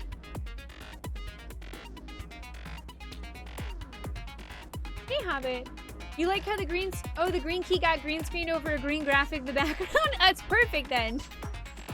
Hey, Tora, how you doing today? Alright, so they were killed. So these people and Chihiro killed in the same way and mounted to a nearby wall. The word bloodlust was found at the scene of each crime written in blood. Profiling indicates the killer is likely a student suffering from a split personality. Chihiro seems to have consciously kept her distance from the other girls at the school, even from the beginning. Meanwhile, it had been noticed that she got along remarkably well with her male classmates. The carpet in the boys' locker room was found with a blackish stain on it. Blood was found in the poster in the girls' locker room. The poster featured a big-breasted supermodel popular among young boys. Meanwhile, the poster in the boys' locker room was for a boy band popular with teenage girls. Chihiro's handbook was not found on her corpse and has apparently gone missing. This right here is why I think that it was a boy that did it. Because it would make sense if they took Chihiro's handbook to get into the girls' locker room to set that up. Chihiro's body had been suspended and her hands had been bound with some kind of rope. Her fatal injury was a blow to the head. Sakura mentioned that she was responsible for a coffee stain on the girls' locker room floor. However, the stain had since been inexplicably scrubbed away. Byakuya was known to use his lamp often. However, the extension cord has gone missing at some point, and the lamp's cord couldn't quite reach the outlet. On the night of the murder, right before nighttime, Chihiro was spotted leaving the warehouse. It seems she was stuffing some blue exercise clothes into a duffel bag. Presumably she was on her way to exercise, but the clothes were not found at the crime scene.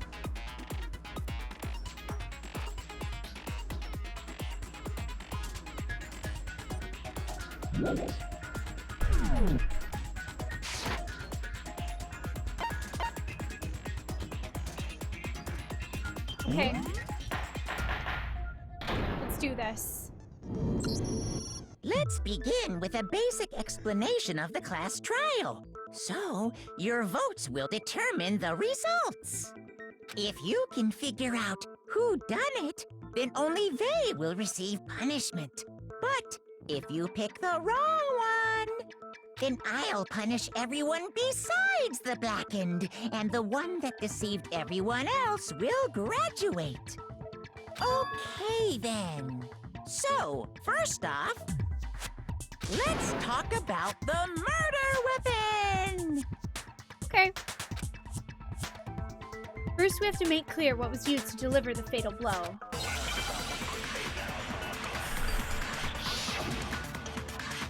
Okay. Locker room dumbbell. Chihiro's fatal injury. It appears. Actually, want to make sure that I remember how to do this. Okay, RB is to concentrate. Yeah, Y button is to fire it. Okay.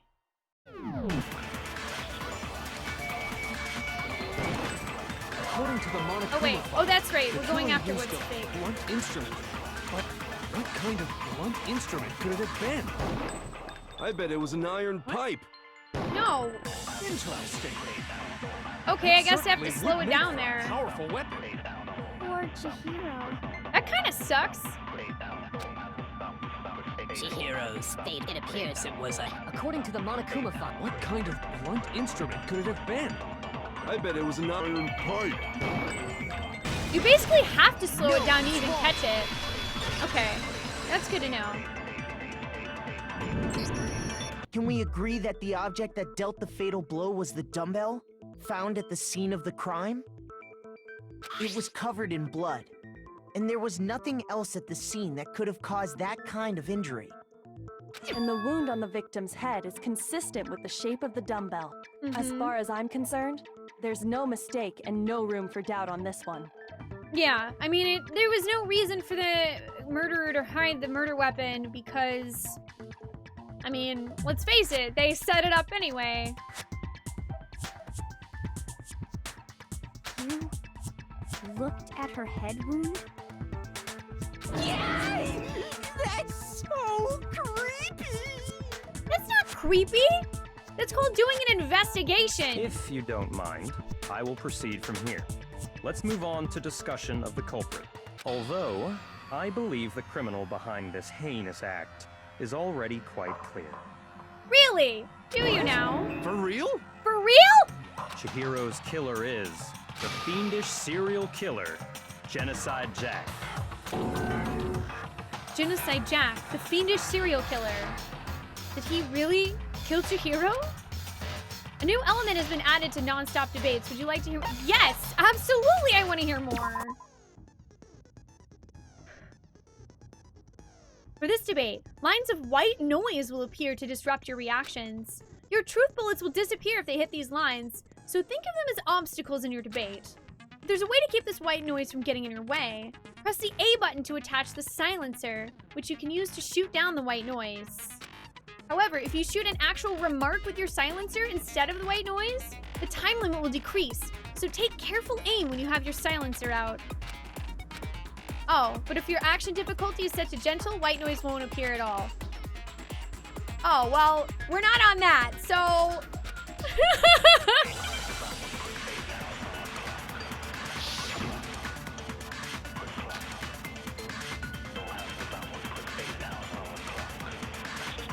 The culprit is Genocide Jack. I'm sure of it. Case closed, as far as I'm concerned. But that's impossible. Why? What makes it impossible? Well, I mean, come on. There's just no proof for it. No, that's wrong.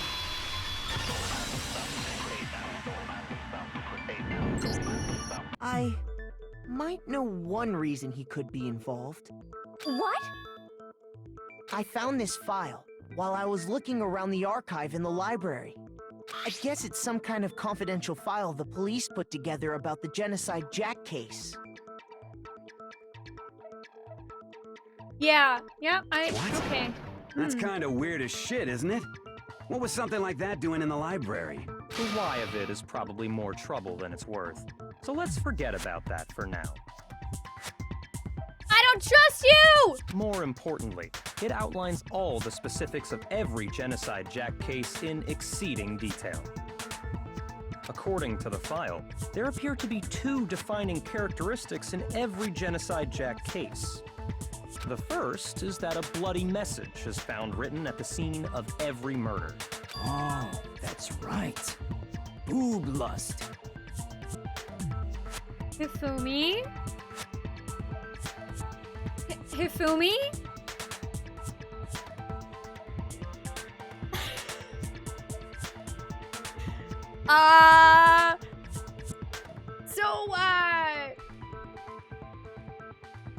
Can this just be a gift for everything lewd from now on? Is just this?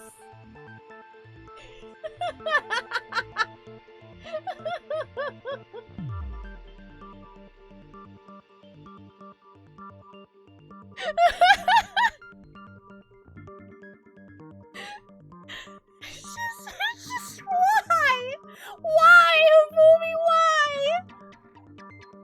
Why? No. It's actually bloodlust.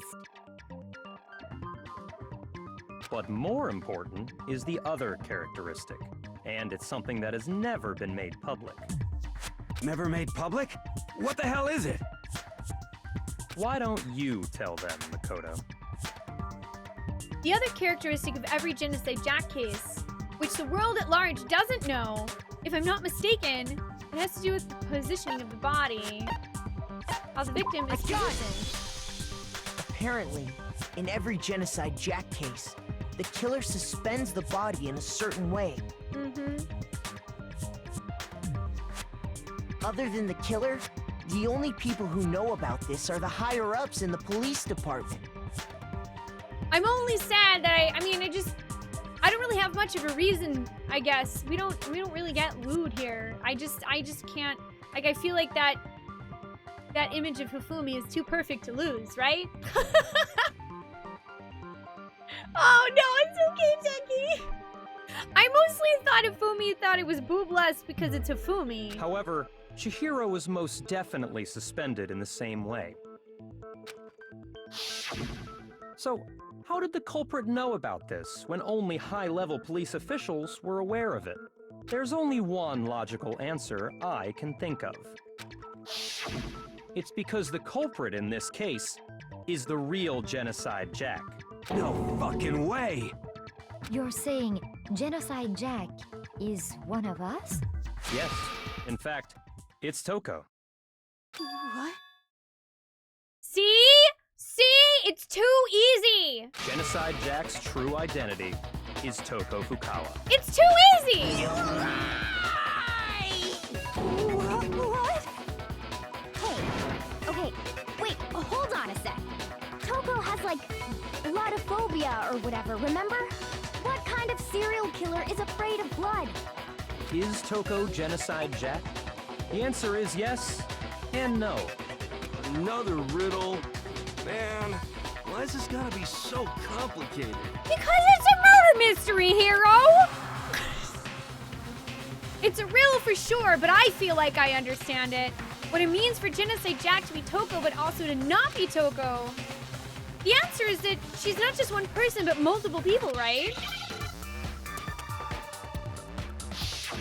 Hangman's Gambit.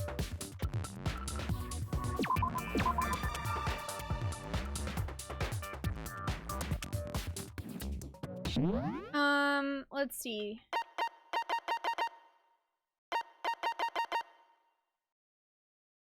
Blank, blank, H-I, blank, blank. What is that word, though?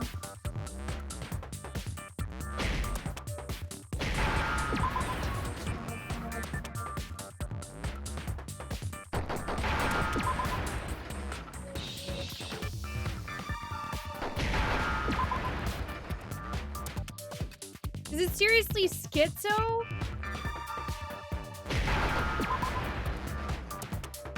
Now I understand. Is it because Genocide Jack has a split personality? I was not expecting them to use schizophrenia for that.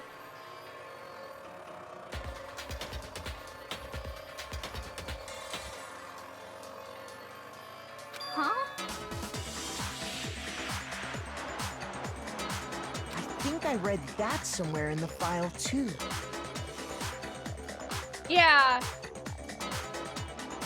Yeah, that's the thing is that DID and schizophrenia are actually different.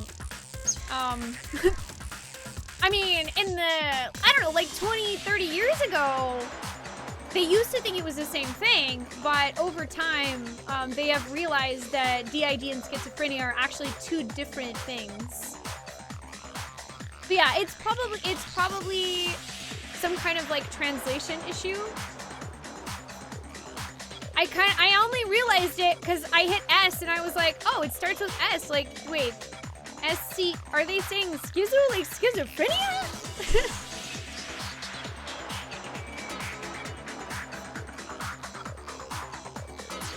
They thought that the suspect might have, what did they call it? Dissociative identity disorder. Yeah, there it Okay. is. But still, We got it though. to go and say that about Miss Fukawa is... Perfectly acceptable. Toko's strange behavior after seeing the body is proof enough that she has a split personality.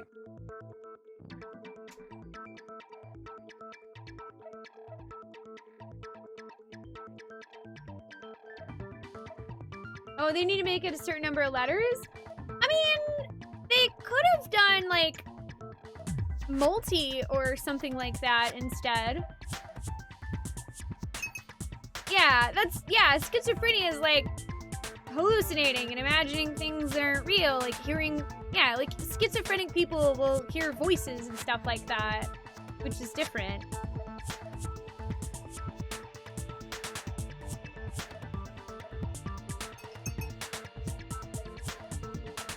Yeah, or like disorder, but I don't know. We figured it out that would be, it would be cool if they could update that. But we did at least figure out what they were trying to say with it.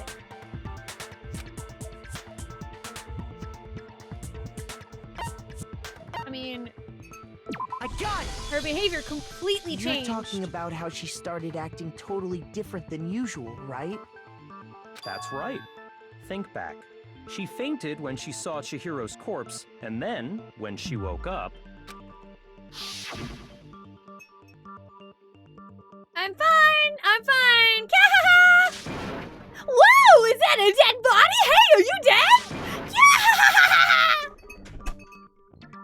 Yeah! Ollie was like, what's going on, Mom?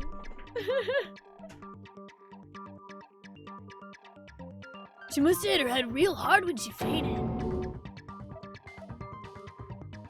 The world has a front and a back, a top ending and a bottom, a sea of truth and web of lies! This is quite concerning. I mean, she sounds completely different. She was acting funny, that's for sure. That melancholy tone of hers completely disappeared. Don't go assigning adjectives to my tone without permission. Not to mention, once she regained consciousness and saw Chihiro's body again, she was utterly calm.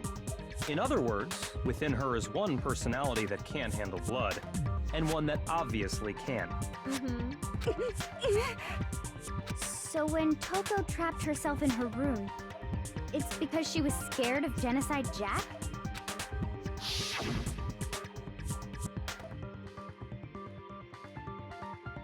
I won't let Genocide Jack have control. I'll drive out the killer, drive out the murderous fiend. The reason she locked herself in her room wasn't to keep other people from getting in. It was to keep her other personality from getting out. What? Toko was afraid. Afraid of the murderous fiend inside of her. Of killing even more people. Yeah. How can you know all this? I do believe you I misunderstood think I hit her. the wrong button, dang it. What she's trying to say isn't, how can you know all this? No. What she wants to know is, how could you tell them? Huh? Last night, just before Monokuma gave his motive speech, Toko and I had a strange conversation. She told me a most interesting story. She said a murderous fiend lived within her, and she was afraid it could appear and attack at any time. I still think this all seems really convenient that, you know, she confided in you and that all this. trepidation is what's caused her to have such a bleak attitude. Isn't that right, Toko? This is all a lie. Right, Toko? You said you wouldn't tell anyone. What? You promised. I can't believe you lied. You have only yourself to blame. You came to me with your tragic little story. I didn't ask you to. This is the real world, not some romantic fantasy fairy tale. Besides, you broke your promise first. You said that as long as you were here, no matter what, you wouldn't let Genocide Jack kill anyone. really? But in spite of that promise, You were such a dick.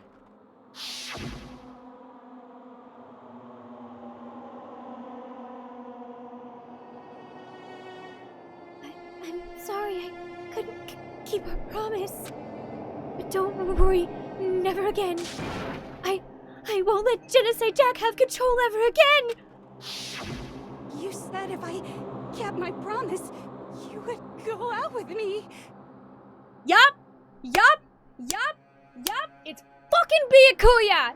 That little jackass! You fucking murderer! That's the only reason I promised. how many times do I have to tell you? I never said that. You are a manipulative little shit, and I'm gonna watch you burn! But you weren't able to do it. You just couldn't resist that rush you got from killing, could you? I tried. I swear I tried to control it, But your efforts were useless. What a disappointment. I hate you. This is straight up, like, not just messed up emotional manipulation, but literally manipulating someone's mental disorder. Well, the opening act is nearly finished. All that's left is to hear from the person in question directly. The person you don't mean. Toko's body suddenly lunged backwards. A huge thud echoed across the courtroom. But in the next second... Well, hello there! Is it me you were hoping to see?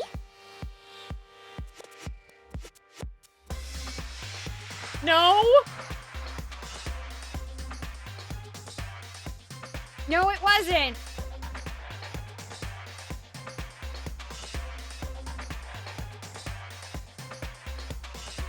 Also, her name's Genocide Jill.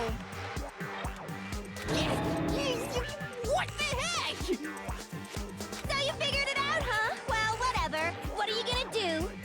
I'm the ultimate murderous fiend, Genocide Jack! Or better yet, let's go with Genocide Jill! What the fuck is this? Toko, what happened to you? Not Toko, that's a loser name, and what happened is a textbook split personality. So what if one of them happens to be a serial killer? You should turn a blind eye to one's faults.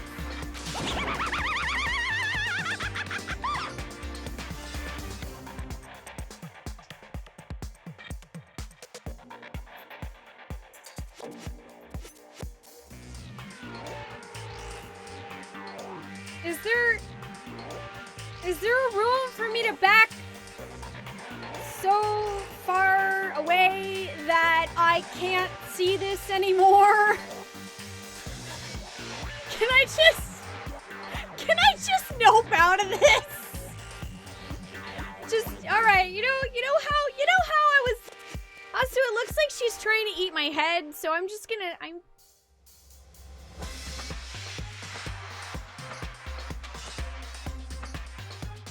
gonna leave you guys with that.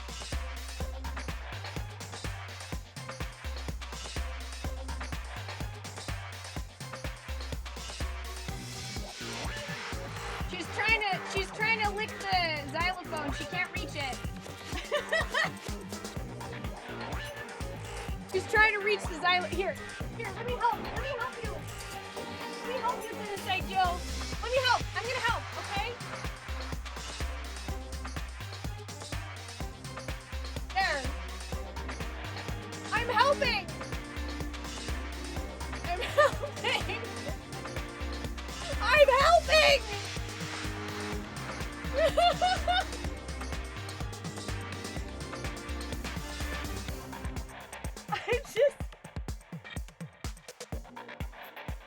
Dang it, I wish I had like a popsicle or something so I could make Genocide Jill eat a popsicle.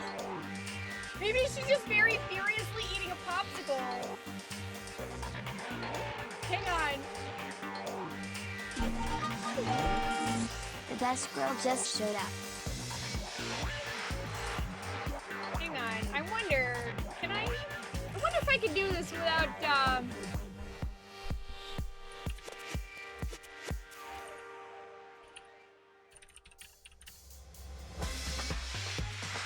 okay, this is just like a requirement now.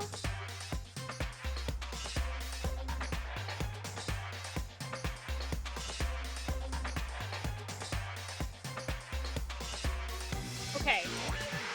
I got this, guys. I got this. I got this.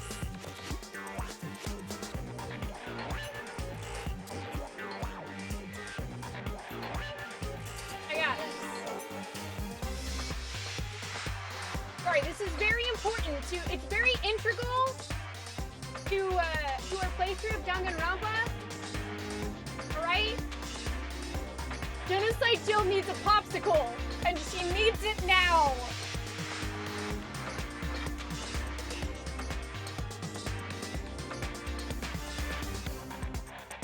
She needs it now.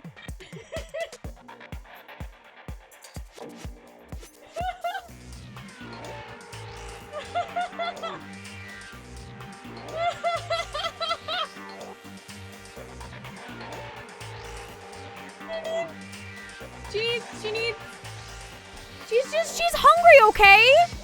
She just, here, sorry, Jill. You're just hungry, okay? Here, I'll even do you a favor. I'll hold a popsicle for you, okay? I'm just doing her solid, alright?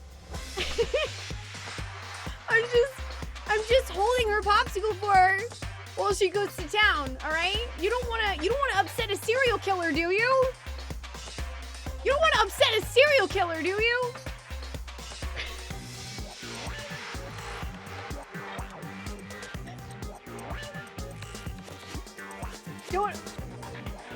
Don't upset the serial killer, kids. I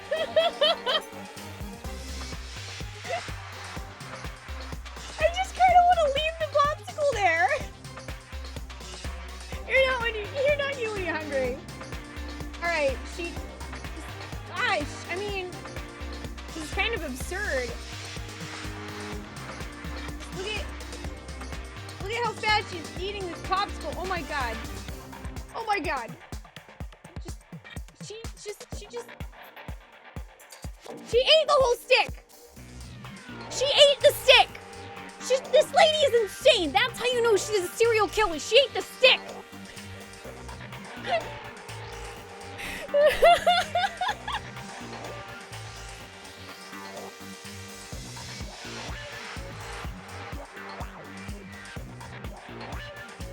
Anyway, back to murder.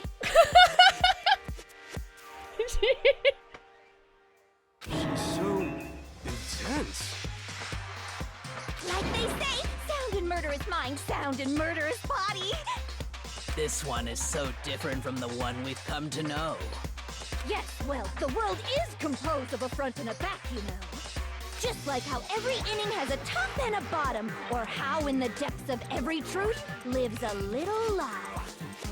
Behind every dark and gloomy soul lives another that shines as bright as the sun!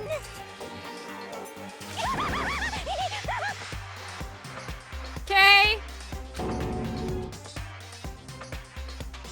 The ultimate popsicle eater. Cooney says, well, I guess Genocide Jill just got a little wood in her mouth.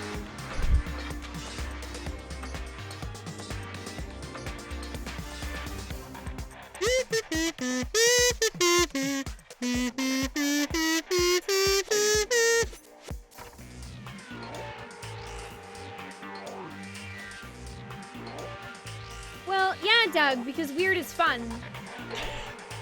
Weird is fun! Why would I want to be not weird? Normal's not fun enough. Also, Makoto says this is beyond insane. Miss Jack, Jill, can I ask you a question? What's up? Oh my god! What?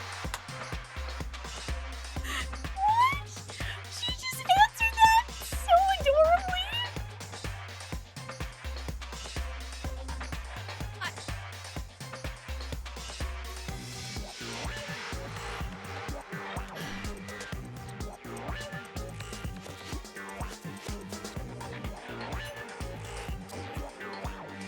Some of us think you might be the mastermind behind our entire situation. What are your thoughts on that? Well, I'll tell you, I am the mastermind of all masterminds! Just kidding! JK! It's not true? Of course it's not true! How dare you try to link me to that creepazoid? Creepazoid, And another creepazoid. thing, the police and government and society in the outside world are totally powerless! I mean, they just let this idiotic, bloodthirsty maniac go buck wild all over town! Sure, I'm a bloodthirsty maniac, but life is pain, right? To live is to hurt other people. It's a necessary evil if you want to survive. The act of living itself causes pain for everyone. Just kidding again!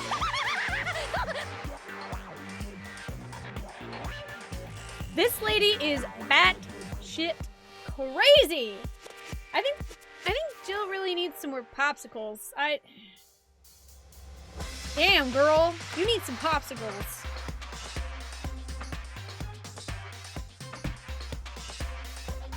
This should be enough to convince you.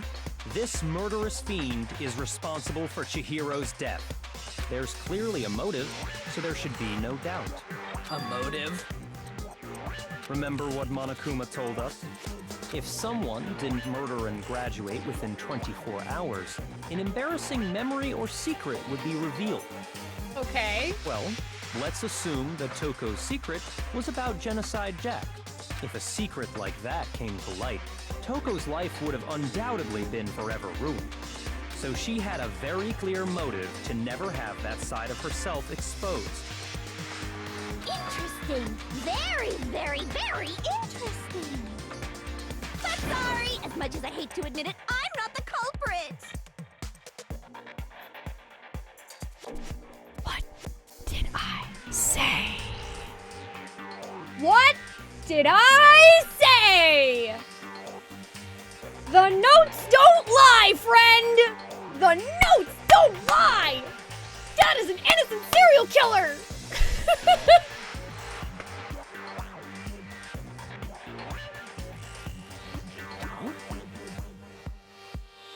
Yeah. But I cannot imagine anyone other than you could murder someone in such a bizarre fashion. Unless... Maybe so, but nevertheless, it's the truth. Unless... Do you really expect any of us to believe you? Yeah. I could never believe a word you say, you monster. Oh man, we're gonna have to do some convincing. Those words seem weird to say together. Well, here's the thing though. I mean, Genocide Jill is obviously crazy. So if it was her, she would just admit it at this point. she'd be like, whatever, you caught me, ha ha ha, I don't care, I killed thousands of people. Heck, if it were her, she'd probably just try to murder the rest of us right now, but it's not. Maybe. Maybe she's totally right about that, but something's still bothering me. What she said. I need to get some more details about all of this. Make your argument! Status of the dead body. Sorry, but I didn't kill anyone. You say that, but do you really expect any of us to believe it? Perhaps if you had an alibi, that would change things. Oh, an alibi, huh? Now we're talking. When you compare your past murders to this incident, the modus operandi matches completely. No, that's wrong. No, it doesn't! Are the methods of murder really exactly the same? I'm not so sure about that. I think there's a slight difference between the Genocide Jack cases and this one. There might be a slight difference that I have here in my handy-dandy notebook. Just a little one. Just a little one that I have written down in my handy-dandy notebook. Huh? How's it Wrong. any different? Oh, you don't know? Well then, human garbage, let me tell you! Human garbage, let me tell you. All right, I see now why you guys like Toko. I murder with passion and conviction. I consider myself a professional, and I have a very particular way of doing things.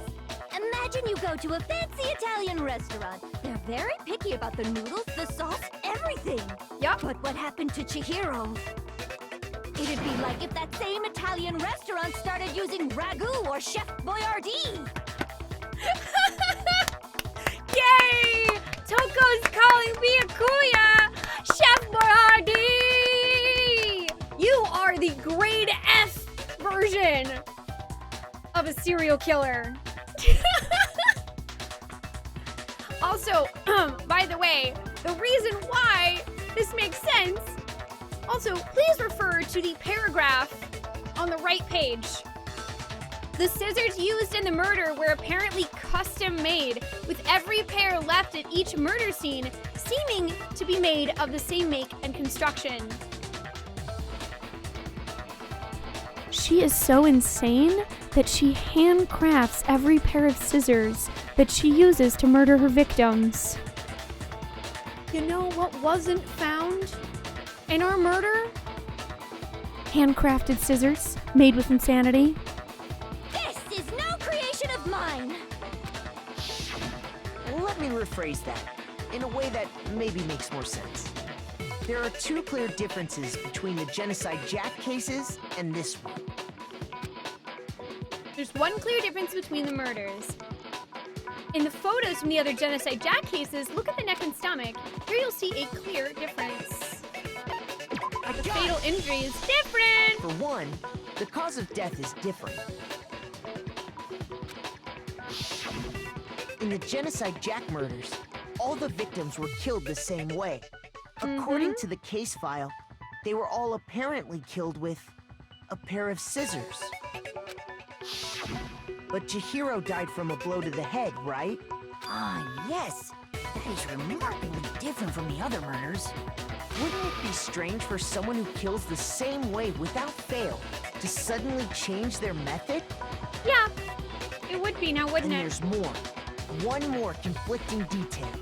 That's right. In my recipe of murder, if the bloody message is the tortellini, then the arrangement of the body would be the pesto sauce. This is a really uncomfortable comparison because pasta is my favorite food.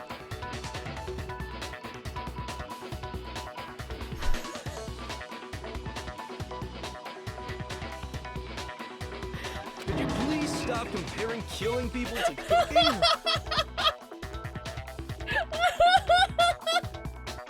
And then Hero says what we're all thinking, please. So, are you saying the other difference has to do with how the body was arranged? That's right. The second difference is related to how she was suspended. In the photo of the other genocide jack cases, all the other victims were stabbed through their hands. You'll see a clear difference. What was used to suspend her? Do you remember what the killer used to suspend her? They used some kind of rope to hang her up by her wrists. What is your point? Well, in all the previous genocide jack cases, something else was used to suspend them. Specifically, pairs of razor-sharp scissors. And guess what? I used my own specially designed scissors for the murders and the arrangements. Yup. Like I said, I'm a professional, so naturally I'm very picky about the tools I use. I mean, you can't blame a lady for being a professional, right? We can get past this together.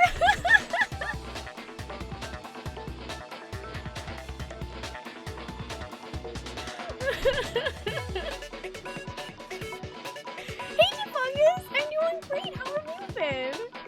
We're currently solving a murder mystery in which I'm cackling like a maniac because I wasn't fooled by a certain guy who thinks he's smarter than he really is here in this here party of ultimate students. And you know what else? Also. Big Mac said there's two differences, but he's wrong. Big Mac? Are you referring to me? Listen up, Big Mac. Big There's Mac? actually one more difference. Huh? Wait, there's a third difference? Were you really didn't notice? Take a look at who the victims were in each genocide jack case. I mean, they were all There's dudes. a pattern there, just waiting to be discovered. Pattern? Figure that out, and it'll be plain as death why I couldn't have possibly killed that little lolly girl. Let's see. There was a pattern surrounding the genocide jack victims, and Chihiro didn't fit it. If you look at the names of every victim, what you'll notice is, I think I figured it out. I mean, Chihiro was a girl. I got it. Is it because Chihiro was a girl? Bingo! Bullseye! Right on the money! Because guess what? Her other personality is a romance novel author. In all the genocide jack cases, all the victims had something in common. I'm willing to bet that has something to do with it. Yep, look at all these people who are obviously male. Considering, you know, they're referred to that way. There was no into it. They were all guys? Yep. Hi, Ollie. That's right! The people I killed with such passion and conviction are all adorable little men! Ah. I can't believe I said it! I'm so embarrassed! So that's interesting. Adorable little men? So, okay, that seems to imply that she's specifically murdering guys that she finds attractive. The hell is wrong with you? I can't help it! I'm just a full-throttle boy-on-boy fangirl, and the mopey side of me just hates it. I think we just learned something about Genocide Jill and Defungus, you Spoonee Bard!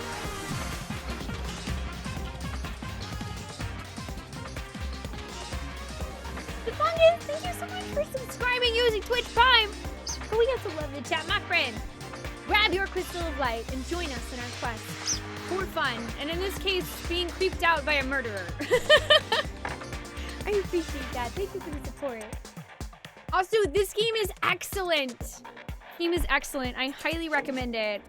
I mean, granted, this is kind of spoiler territory because we're in the second investigation, but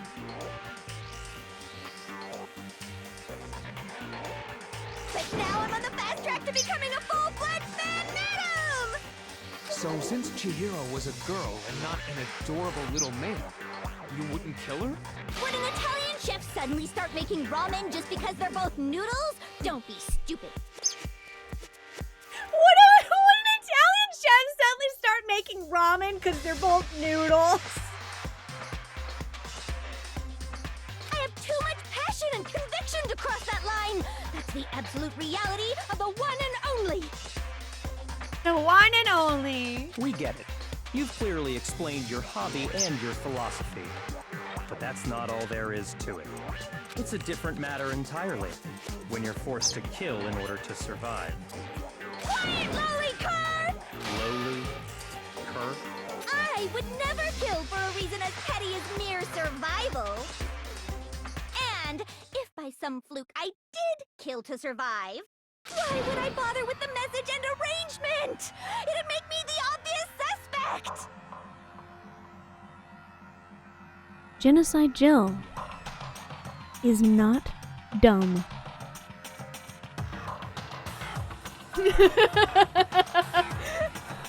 Genocide Jill is not dumb, ladies and gentlemen! Bards of the jury, Genocide Jill is smarter than murdering someone for survival using the exact method that she used to murder people and what got her to be known as Genocide Jack/Jill anyway.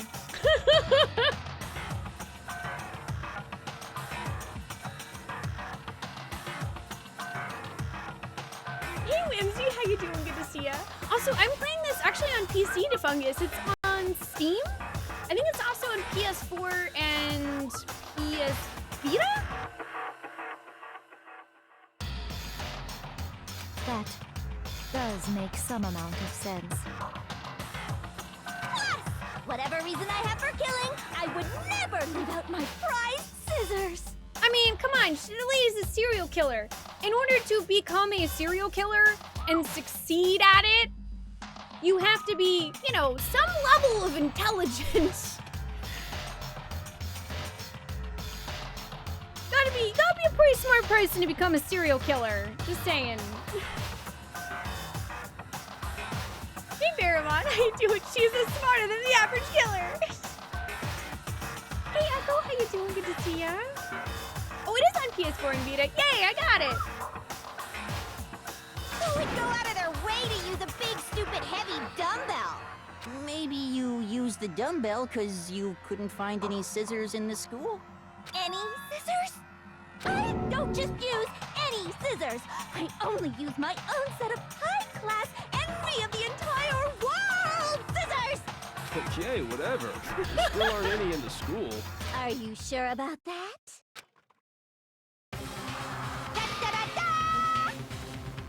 Da da da da!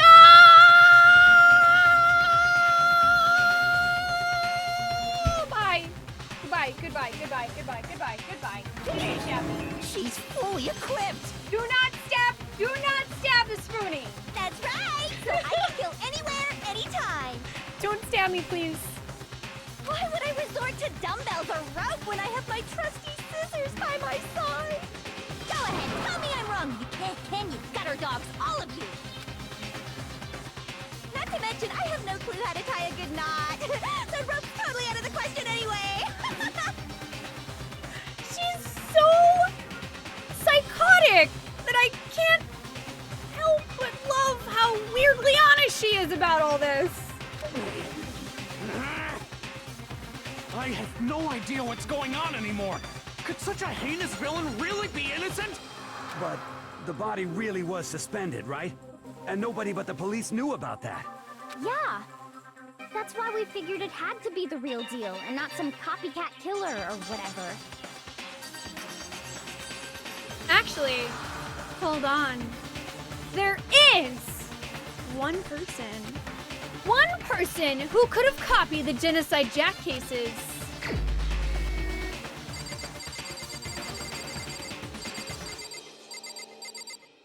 Time's up, bitch. Here's my answer. Byakuya, it's possible you could have found out, isn't it? You'd have no problem gaining access to classified government documents or internal police records. You told me yourself. Plus, you'd already looked through the Genocide Jack file before this all happened, hadn't you? Yeah, because you were the one who showed it to me, weren't you? Oh, you gonna sit there with your arms crossed, looking off into the assistance? Are you sad your little plan didn't work? Are you saying Mr. Togami did it? Then the reason you pushed the theory of Genocide Jack being the killer so hard was because he wanted to pin the crime on her. Ding, ding, ding, ding, ding, ding, ding, ding, ding, ding, ding, ding. Ooh, he rearranged the scene to disguise it and make it look like I put my stamp on it. The adorable glasses man was behind it all. Ooh, I'm on fire!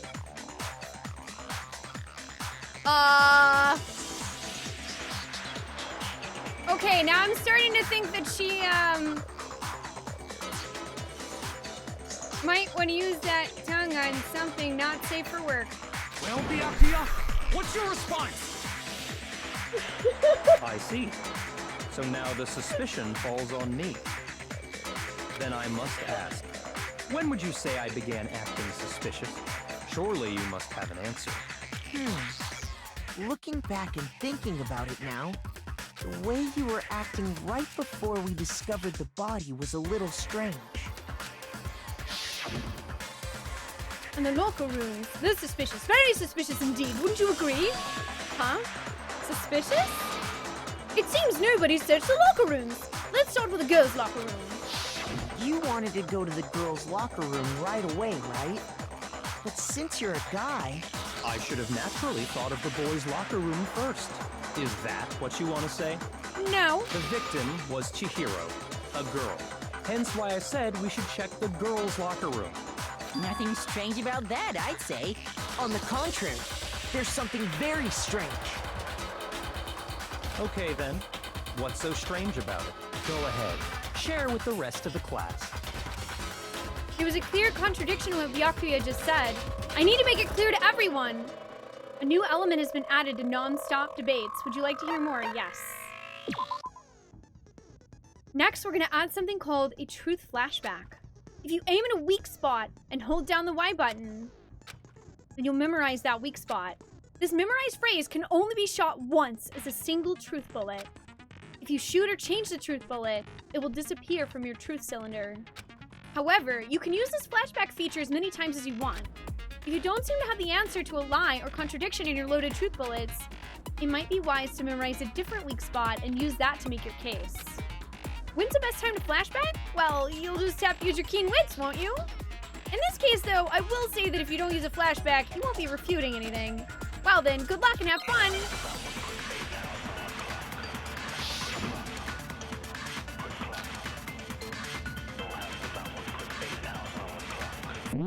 So wait.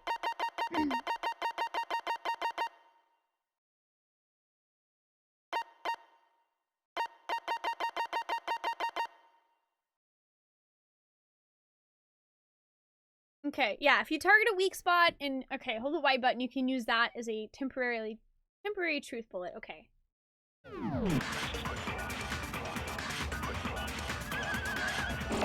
But he was acting weird. If you're presented with the opportunity to check out the girls' locker room, You absolutely take it! That's a natural reaction for any guy! The victim was Chihiro, who was a girl. So of course I would suggest we check the girls' locker room first. There was no time for pointless distractions. What's so strange about that? I wish you'd taken me with you.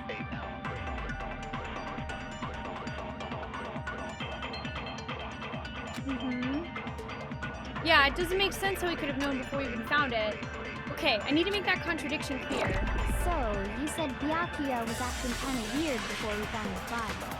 Yeah, that's But what I he was thought. acting weird. I wanted to wait and see if they said anything else. Presented But yeah, with the it's that, opportunity how to did he check know out who the the victim girls' was locker before room. we even saw the body? You absolutely take it! That's a natural reaction for any guy! The victim was Chihiro, who... No, it's wrong. How did you know that before you even went inside? I'll tell you what's so strange about that. Because all we knew is that a murder had taken place. Because up until we actually discovered the body, we couldn't have known who the victim was. Gotcha! So your claim that you went to the girls' locker room first because Chihiro was the victim doesn't hold up. I see. Gotcha! That's a good answer, I must admit. Interesting. Very interesting indeed. But your reasoning is still too weak. Huh? What's wrong? Is that it? Surely you've got more than that. Go ahead, show us. What's with Byakuya's attitude? It's like he doesn't even care. I've got him cornered, but he's acting like it has nothing to do with him. What's the matter? You're not finished already, are you? There must be more to it. There is. I think. There is more to it. Think about it. We just talked about the differences between this case and past Genocide Jack incidents. The proof you're looking for is hidden in there. Oh? Proof that I'm the culprit, you mean? Proof between now and then. Differences between this case and other Genocide Jack murders. The evidence that proves Byakuya is responsible is hidden there? What could it be?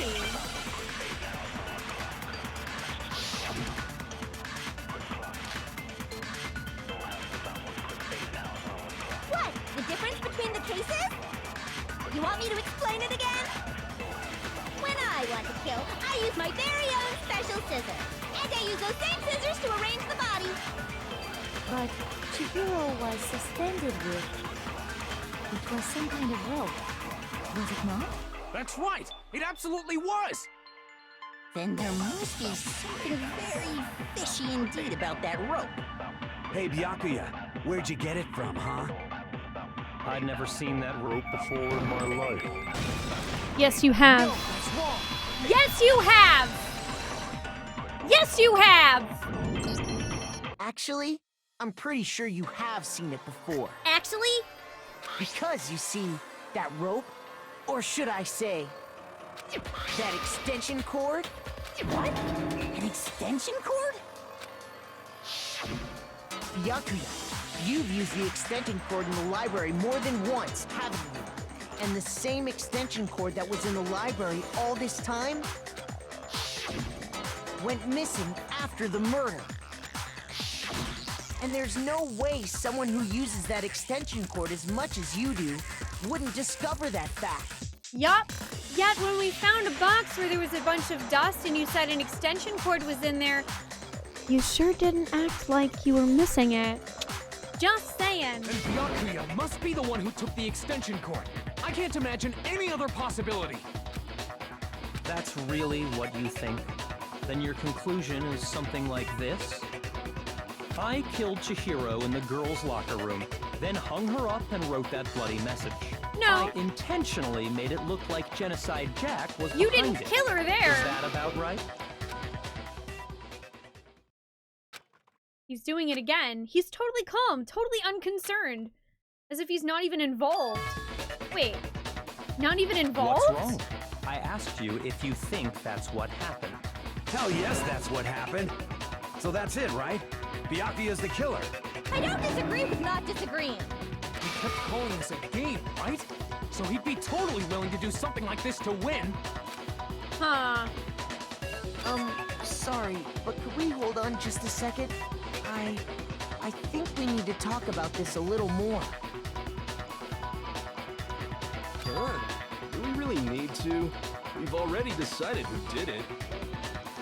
I know, but still, there's something that's still bothering me. Is that right? And what, pray tell, is still bothering you? I killed her in the girls' locker room, then disguised my crime. Specifically, I dressed it up to make it look like it was the work of a homicidal psychopath.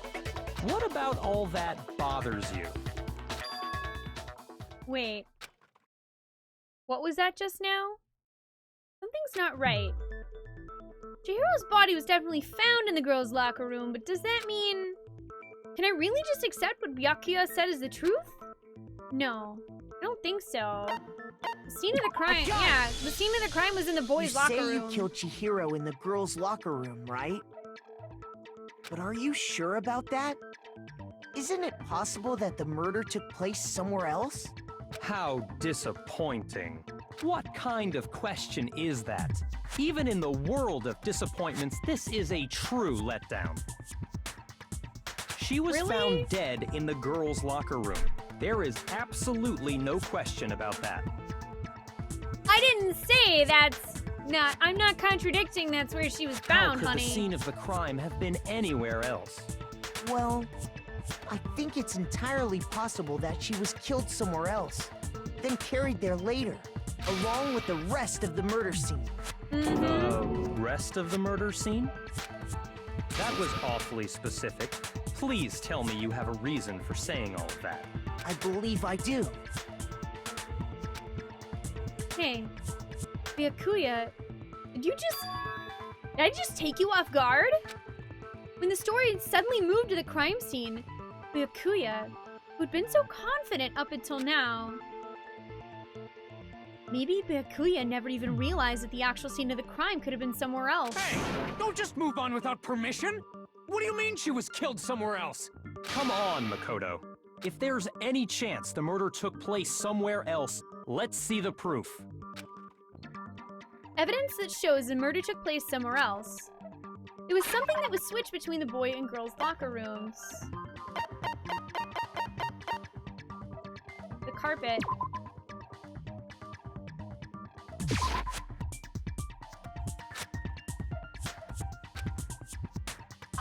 Oh, I guess I have to do the posters first. I got it! Both of them were switched. The proof that she was killed somewhere else is the poster that's hanging in each locker room. Your proof is some posters? The poster in the girls' locker room was a picture of a big-boobed supermodel. But don't you think that's kind of strange? Why would the girls' locker room have a poster like that? I bet those massive jugs of hers were totally fake! Meanwhile, anyway, the boys' locker room had a poster of the super popular boy band Tornado. Again, that doesn't really seem to belong in a boys' locker room. So you're saying that maybe the posters were switched? And there's one other thing I noticed about the locker rooms. You know what I'm talking about, right, Sakura? You're referring to my protein coffee, aren't you? Protein coffee? While I was in the girls' locker room earlier, I spilled some protein coffee on the carpet. But I noticed that after the murder, the stain had been totally scrubbed away. yeah, that's what we mentioned earlier, Whimsy, but I'm like, well, the game is programmed the way it is, I guess. But if you want to have a boy band poster in the boys' locker room, have a boy band poster in the boys' locker room. You do you. Have a big boob lady in the girls' locker room. I don't care. I think they were mostly looking for a way to separate the evidence. I don't know. We'll blame it on Makoto. It sure seems to be getting Byakuya up in a tizzy too. Hey Cardire, how you doing today? It's not that the stain was scrubbed away, it was moved. Yep, because it's in the boys' locker room now. I got it! The stain on the girls' locker room carpet wasn't scrubbed away. In fact, I found it on the boys' locker room carpet. That's definitely the stain from my protein coffee. Then, does that mean that the carpets were switched too? But why would anyone do that? To move the murder scene from one locker room to the other. It's certainly plausible, don't you think? Yep. Yep, plausible. Also, Rumble Pack Taka. Exactly, Hoteto. All cool.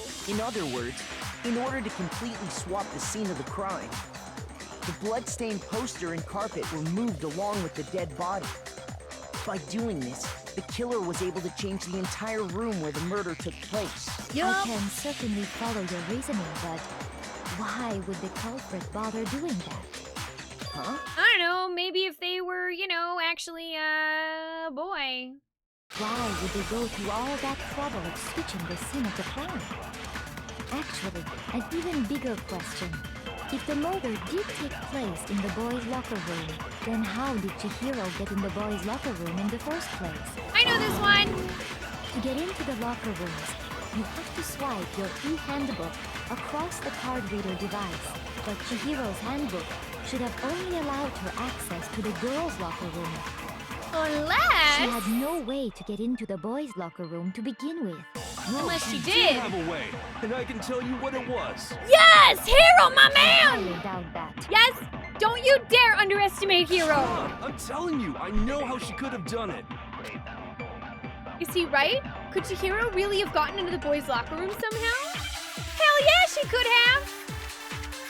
I know how! You know how, chat! Broken e-handbook that happened to be Leon's. Is it really possible? Could Chihiro really have gotten into the boys' locker room somehow? Ah, I got it! She must have hacked her e-handbook. Oh wait, that is the right answer. Shoot! Ow. Is it really possible? Could Chihiro really have gotten into the boys' locker room somehow? Ah, I got it! I'm actually kind of surprised Taka thought about that. E-handbook. She was the ultimate programmer, after all. Uh-huh. I'm sure that would have been no problem for her. No, I don't think that's it. She used the thing that was in the main hall. Huh? What thing? I'm talking about Leon's handbook, of course. No, it's wrong. Okay. No, We'll I see don't where they're think going with Chihiro this. used Leon's handbook. Why not? Because Leon's handbook was broken. Oh. Well, then, yeah, I guess that'd be pretty impossible, huh? I am struck silent by how quickly you gave up. Plus, isn't there a regulation against using someone else's handbook? Actually, the rule states that loaning your handbook is prohibited. It says nothing about borrowing one. In other words, you could borrow a dead person's handbook all you want, and you'd be safe. Yup. Hit the nail square on the noggin. Of course, if it were broken, that wouldn't make any sense anyway. So then, she must have hacked hers, like I said. She used her ultimate programmer skills and... Psst! You can't fix an e-handbook. The instant you open one up, a security buzzer starts blaring. So, if she didn't use Leon's handbook, and she didn't modify her own handbook... Maybe Mr. Naegi's initial assumption is just wrong? It seems like there's no way she could have got into the boys' locker room. So I guess so. Okay then, I vote for Byakuya. Is that it then? Chihiro was killed in the girls' locker room and Byakuya is the one who did it? Really? But still, I don't know what else I can do. Hold on a second. I agree with you, though. I think you're on the right track. I mean, no, it's really obvious that she was killed in the boys' locker room. What the? You finally decide to open your mouth and that's what you've got to say? There's no way she could get in the boys' locker room, right? So... Why are you so sure she couldn't get in? There's still one other way she could have gained access. What? Tell him, Kyoko. What are you talking about? What other way is there? Well, to explain that, why don't we take a little break from the trial? I'd like you all to come see something. Wait. Just what do you think you're doing? Don't worry. This'll make the whole trial more exciting. I'm sure that thought must please you. Huh? It'll make things more exciting? Well, all right then. I declare an official class trial recess. A recess? For real? Now then, what is it you want to show us? It better not be boring or I'll be very unhappy. Oh, I have no doubt it'll meet your lofty expectations. So, shall we go? I was not expecting a recess.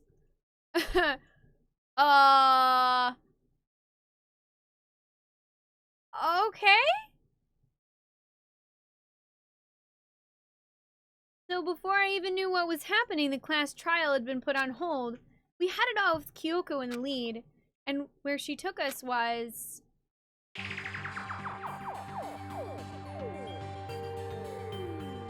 The girls' locker room? We've already searched this place top to bottom. What are you trying to pull, Missy? I'd like you to examine the victim's body one more time. You want to check it again? Be sure to examine the entire body very carefully. Take your time. Examine her carefully? Like using our hands? No, Hifumi, not you. No way, no way, no way, no way, no way! Not you. It's probably best if I don't run my hands all over a girl's dead body. It's not that I'm creeped out or anything, it's just based on religious grounds, you know? Very well. I'll do it. But you're a girl. You shouldn't have to touch a dead body.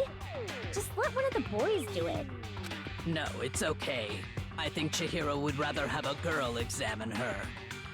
I love you, Sakura. I So just swear you leave better this not to me. die. Sakura. What is this? Some kind of secret girl-on-girl action? Is that what you two are about? That's No. not it at all. Stop screwing around. The Okay. girl's dead, okay? Here Will I you go. stop being weird about it? I'm sorry, Chihiro. Please excuse the intrusion. Putting her hands together in a brief prayer, Sakura then began to quietly examine her body. Be sure to check her entire body, and I believe we will solve this particular mystery. Her entire body? I know you say that, but... What? This is... What is this... What is it? Not possible. It's not possible. Sakura's eyes were staring wildly at Chihiro's lifeless form. Her massive frame trembled. This girl is Is what? Wait, a boy! Chihiro's a guy?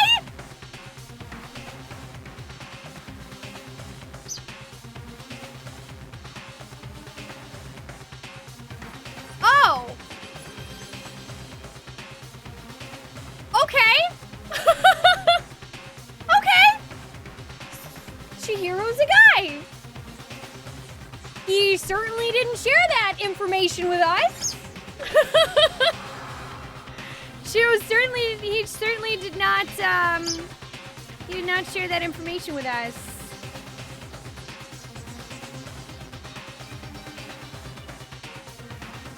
So wait a minute.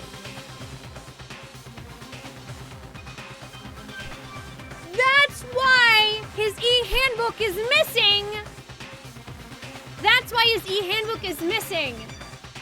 Because whoever the killer is took it to hide the fact that Chihiro is in fact male. And that's why Chihiro was in the boys' locker room. That's why Chihiro kept declining Sakura and Hina's offers to train with him.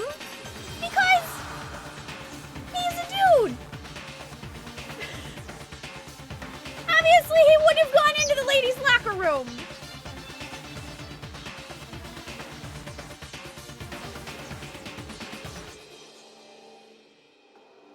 Yeah, chat, Henry, let's not say things like that, please. That's not kind.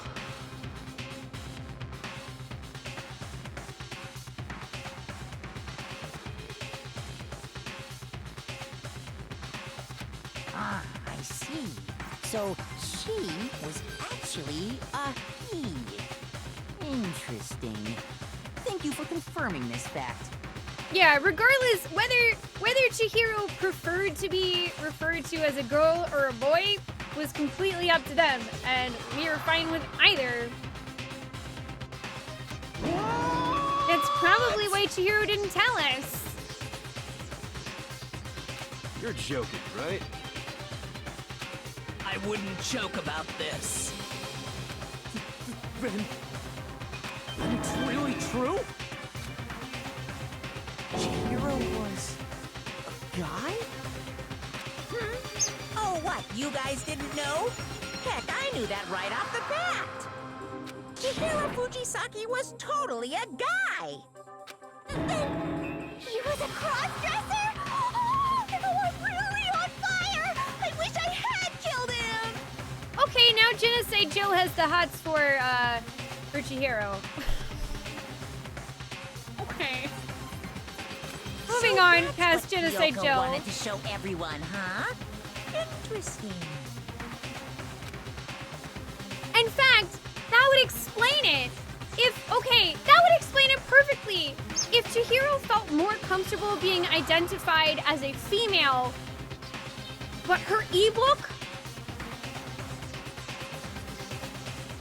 said she was male, then of course she would be embarrassed going to work out during the daytime in front of everyone because she wouldn't want everyone to find out.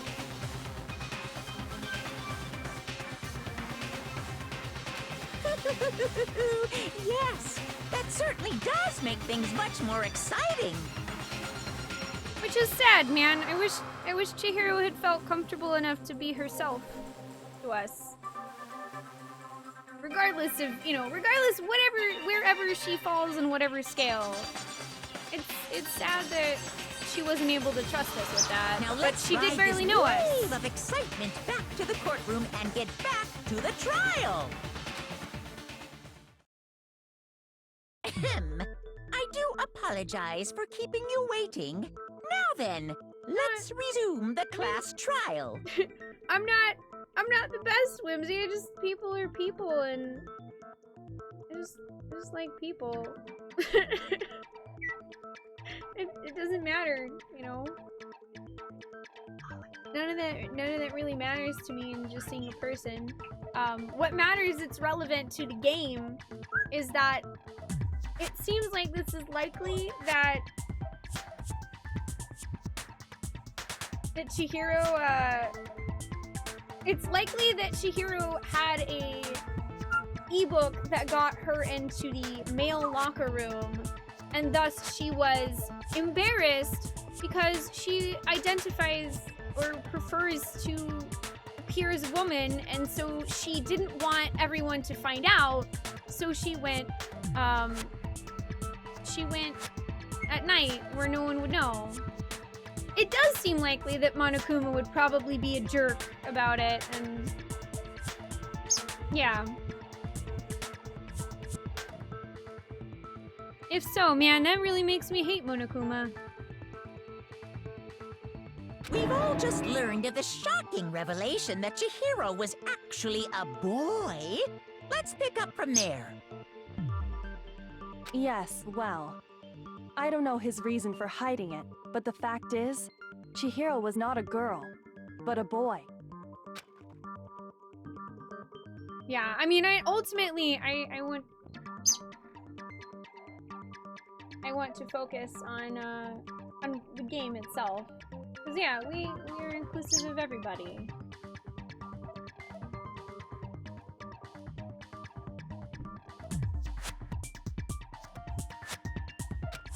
The thought had never even crossed my mind. And because the victim was male, he would have had no problem gaining access to the boys' locker room. Assuming his handbook did, in fact, list his gender as male, then yes, that would be true. Of course his handbook said he was a boy. He dressed like a girl, but he was a boy through and through. Told you Monokuma probably gave her... Yep. So then, the handbook said there boy. should be no issue with Makoto's initial assertion. The victim was killed in the boys' locker room, and was then later moved to the girls' locker room.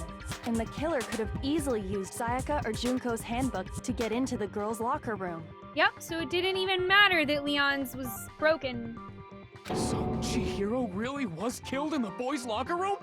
Yep. I still don't understand the motive for moving the body, but yes, that does seem plausible. I mean, if it was in fact Byakuya, then it makes perfect sense that he would move Chihiro's body to the girls' locker room because he was trying to pin it on Genocide Jill, who's a lady. Well, I must admit, I did find it rather odd. I knew he felt a little off. There was a certain incongruity to his female body. This is the most titillating situation! So now everything has been connected. All the mysteries have finally become clear. Okay, well, connected or clear or whatever. We still think you're the killer, remember? Very interesting. This has become very interesting indeed. He's off in his own little world. What about you, Makoto? After everything we've learned, do you still think Byakuya's the killer? Well, without a doubt, Byakuya is the one that made Chihiro's death look like Genocide Jack did it. But I think he might not actually be the killer after all. What? But aren't you the one who accused him in the first place? He just seems to be too easygoing about all this. Like he's enjoying us solving the mystery. The way he's acting, it makes it seem like it doesn't have anything to do with him. And you think that might be because it doesn't have anything to do with him? Plus, the evidence he left behind was a little too... how can I put it? Overt. He consciously chose to use the extension cord, knowing it could connect him to the murder. At least, that's how I see it. And Byakuya, when you found out the murder took place in the boys' locker room, it seemed to rattle you. And then again, when you found out Chihiro was actually a guy, if you really were the killer, that stuff wouldn't have had any effect on you. So that's your thinking, huh? Well, it bothers me that you don't have more concrete reasons, but it's fine. I guess I'll mark it as correct for the time being.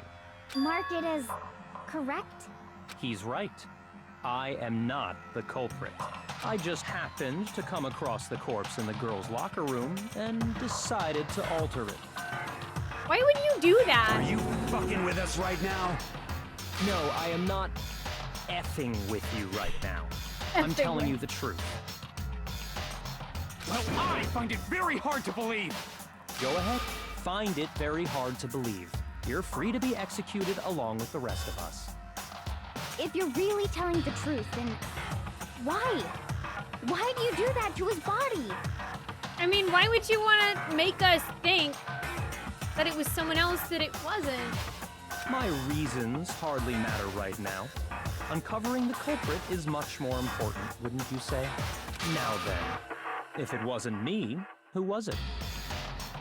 Well, I don't think I can say for sure without talking about it a little more. We're seriously gonna keep going? We're all good, aren't we? I thought it was clear Byakuya did it. No, I'm with Makoto.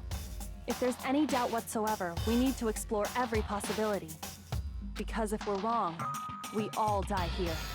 That's true. Very well then. I'm with you too. Damn straight. Count me in. Do you not have a mind of your own? Of course I do. What am I, an ant or something? This is definitely interesting. Anyway, let's discuss this all as a group one more time. We still have time to make our decision. This is getting really interesting. It's not Ollie. Leave Ollie out of this, Cloudy.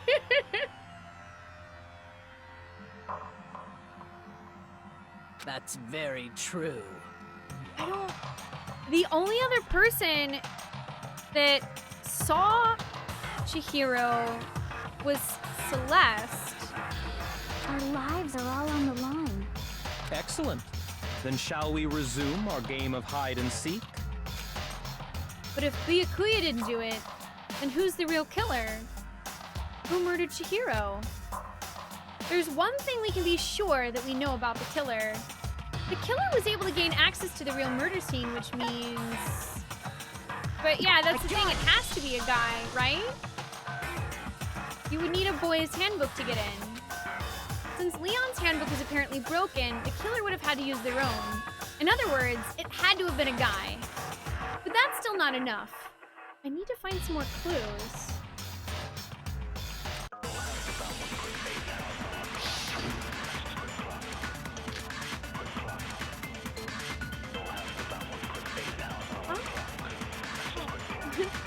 Isn't there a single clue that might lead us to who did it?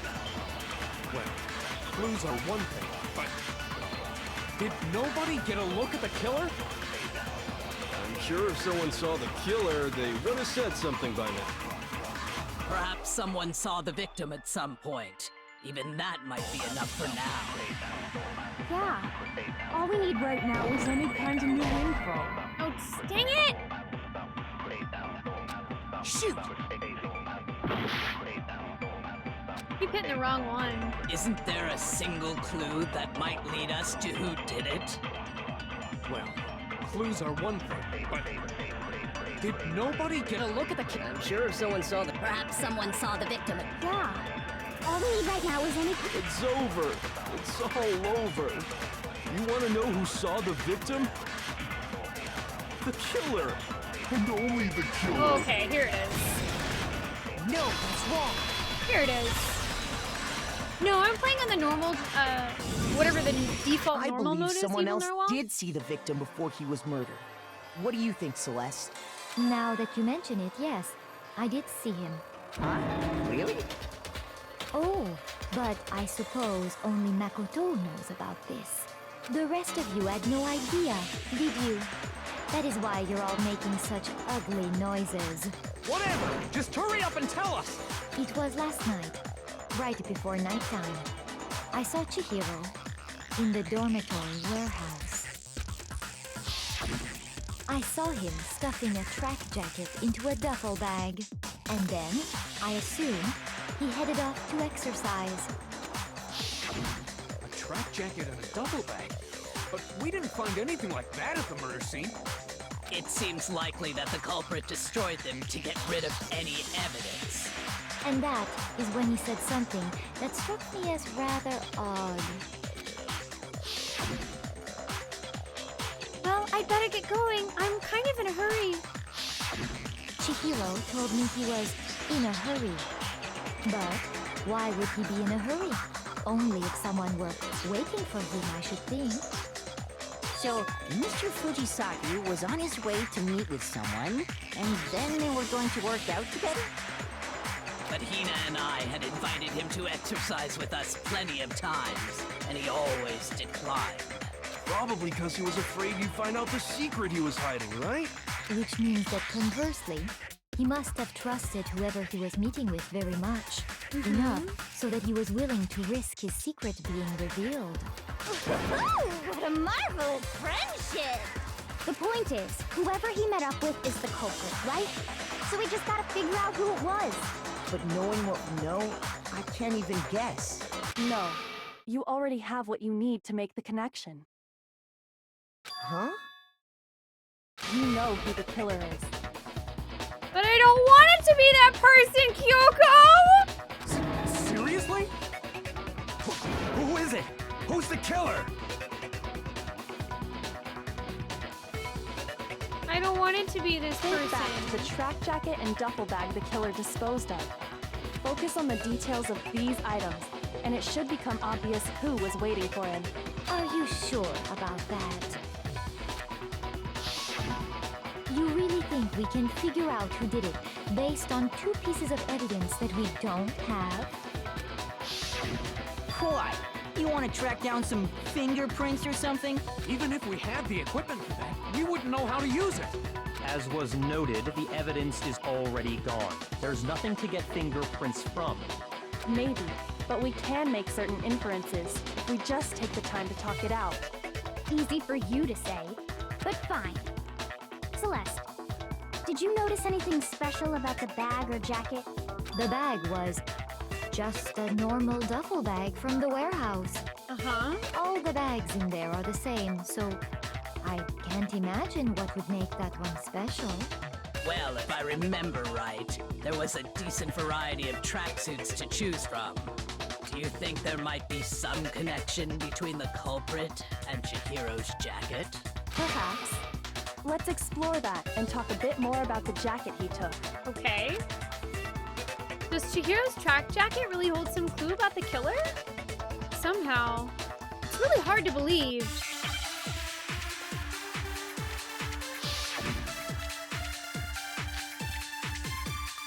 Okay, so we have Celeste account. I get the feeling we're gonna First need of all, we some know other where evidence. Chihiro was headed. Uh-huh. He was on his way to go exercise. So next we have to ask, why did he choose the specific tracksuit that he did? What do you mean, the specific tracksuit? I got it! He picked that tracksuit because it matched the one the culprit was wearing. So, what you're saying is, the killer was wearing the same blue tracksuit as him? My tracksuit is black. I don't even have a tracksuit. Cause exercising sucks. I have a white tracksuit personally. I got it from the warehouse, if you must know. Did any of that really help us get any closer to figuring out who the culprit is? No way. Not a chance. You heard him, right? What he just said without even realizing it? What he said just now is really odd. How did he know something like that? First of all, we know where Chihiro was headed. He was on his way to go exercise. So next we have to ask, why did he choose the specific tracksuit that he did? What do you mean, the specific tracksuit? I got it! He picked that tracksuit because it matched the one the culprit was wearing. So, what you're saying is, the killer was wearing the same blue tracksuit as him? Shoot! I don't know what to First use of all, against we this, know though. where Chihiro was headed. He was on his way to go exercise. So next we have to ask, why did he choose the specific tracksuit that he did? What do you mean, the specific tracksuit? I got it! He picked that tracksuit because it matched the one the culprit was wearing. So, what you're saying is, the killer was wearing the same blue tracksuit as him? My tracksuit is black. No? Shoot! I don't get it. First of all, I have literally we know no where idea what Chihiro they're was talking headed. about. He was on his way to go exercise. So next we have to ask, why did he choose the specific tracksuit that he did? What do you mean, the specific tracksuit? I got it! He picked that tracksuit because it matched the one the culprit was wearing. So, what you're saying is, the killer was wearing the same blue tracksuit as him? My tracksuit is black. I don't even have a tracksuit. Cause exercising sucks. I have a white tracksuit personally. I got it from the warehouse, if you must know.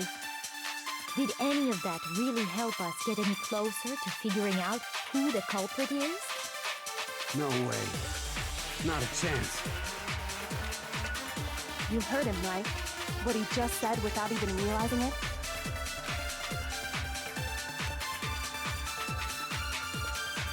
First of all, we know where Chihiro was headed. He was on his way to go exercise. So next we have to ask, why did he choose the specific tracksuit that he did? What do you mean, the specific tracksuit? I got it! He picked that tracksuit because it matched the one the culprit was wearing. So, what you're saying is, the killer was wearing the same blue tracksuit as him? My tracksuit is black. I don't even have a tracksuit. Cause exercising. I have a white tracksuit. I mean, that's the only other got it thing. from the warehouse, if you must know. Did any of that really help us get any closer? Except for I didn't to slow it figuring down, out so I who still the missed. culprit is? No way. Not a chance. You heard. First of all, he was on his way, so next week, why did he choose? What do you mean, the... I got it! It matched the one... So, the killer was wearing the same blue tracksuit as him? My tracksuit is black. I don't even. Cause exercising. I have a white tracksuit personally. Yeah, I can't disprove what they have. Shoot. This is kind of... What? First of all, we know where Chihiro was headed. He was on his way to go exercise. So next we have to ask, why did he choose the specific tracksuit that he did? What do you mean, the specific tracksuit?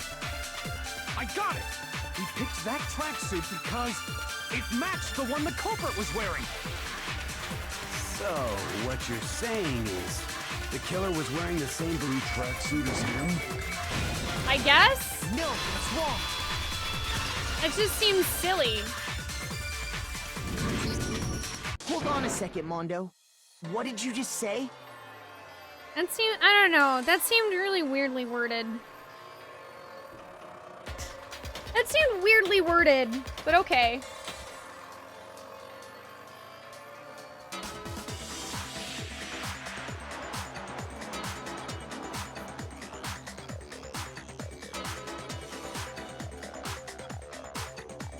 Also, I'm not really sure what you mean by saying it's actually fairly simple, Hanatoko, because it's admittedly, like, I doubt that you mean that in a negative way, but it's not a very helpful thing to say when someone's trying to figure out something that they're stuck on. Does that make sense? Like, when you know the solution, of course it seems simple, but when you're in the middle of it, and the things that you've learned turn out to be completely useless, and now you're on a totally different track, it's not as simple, you know?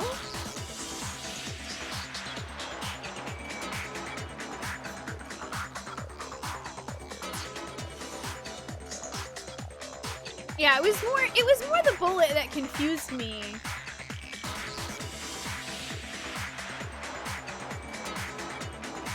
Also, it might be part of my subconscious not wanting it to be Mondo.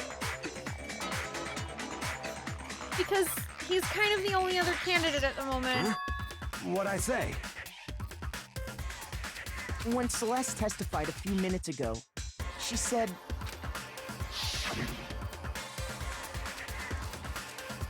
Also, I guess I forgot about the fact that Celeste did not actually state that it was a blue track jacket. Because I was said anything about the jacket's Because color. I was looking at the blue jacket, so my brain went, yeah, it was a blue jacket, and I didn't even think about the fact that Celeste doesn't say out loud what color it is. So why did you say Chihiro's blue tracksuit? What are you just... Hey, Celeste, what color was Chihiro's tracksuit? As a matter of fact, it was blue? It was blue. It was blue. I'm not sure, Defungus. I actually haven't played Shenmue. And yeah, I know it's sorry, I figured you probably didn't mean it that way. I did click that one, but I clicked it with the wrong bullet. I had absorbed a different bullet. I just didn't even think about the fact that Celeste didn't say out loud that it was blue. And before we began the trial, did you tell anyone that? The only one I told about any of this was you. Then, Mondo, how did you know what color Chihiro's tracksuit was? Because I just...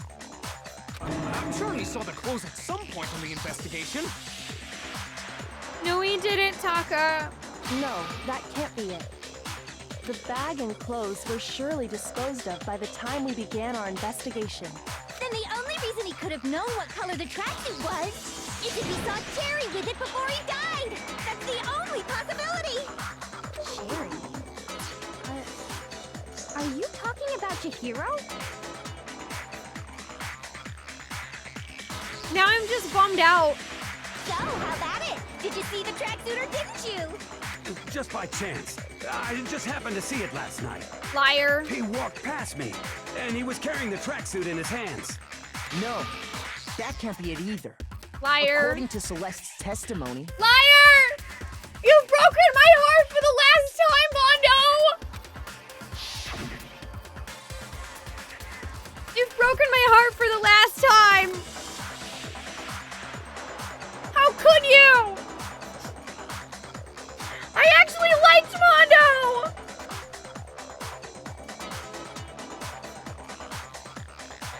She stuffed the jacket into her bag in a hurry.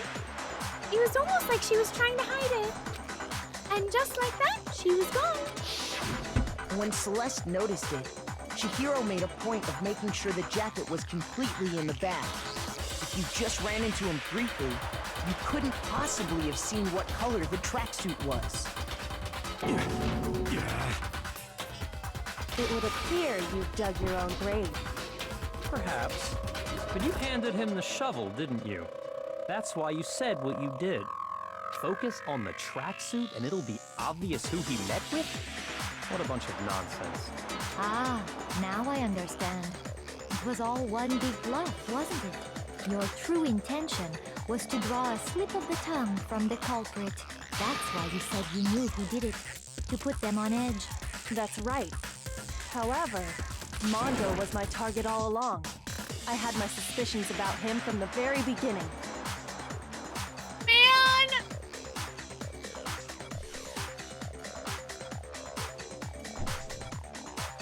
I have learned a lesson on this day, Bards, and that is when you play Danganronpa, you don't let your favorites get in the way of who you think is the culprit.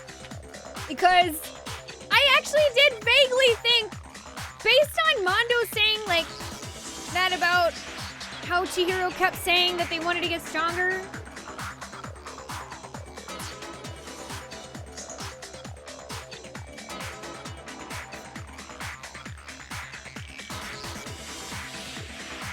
Yeah, and that's another reason why I had thought of Mondo, of course. Because in order to kill her with that, you would have to be strong enough to lift it. Which is actually one of the reasons why I also immediately thought it's probably not one of the ladies, unless it's Sakura, but I don't think that it's her either.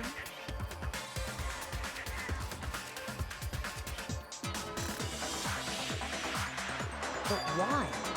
What made you so suspicious? That's a good question. Because I hate him. The way he was acting. There was a certain turning point that tipped me off. Maybe you didn't notice it, Mondo, but you tend to refer to men and women differently. You only call guys dude. For girls, it's chick. And after he was killed, you happen to refer to him as dude. Did he Once really? I picked up on that, it occurred to me that Mondo knew something we didn't. Did you notice such a tiny detail? I didn't even notice! I didn't notice before that Mondo called men and women different nicknames. So I didn't realize that he was referring to Chihiro differently than he would normally refer to a lady. That is so well written! I didn't even pick up on his speech pattern.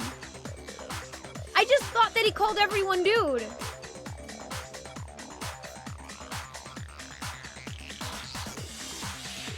Yeah, I call everyone dude, so I didn't catch it.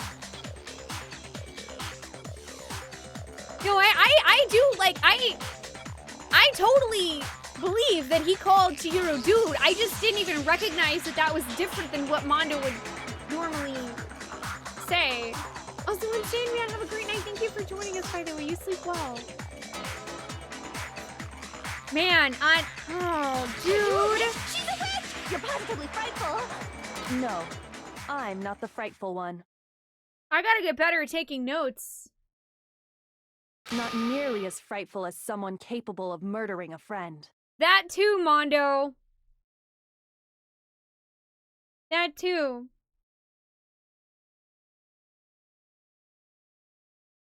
You know what is really awful?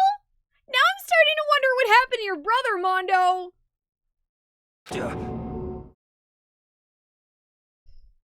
Mondo, was it really you? Did you really kill Chihiro? I didn't kill anyone! You've been all over me, judging everything I say, putting words in my mouth. What gives you the right to treat me like a goddamn criminal? Yeah, he would never do something like that. This is a false accusation. Oh, Taka. Oh, Taka.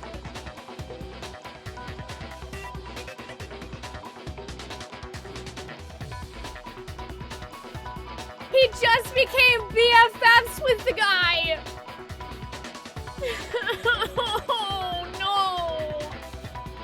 This is gonna destroy him. This is going to destroy him.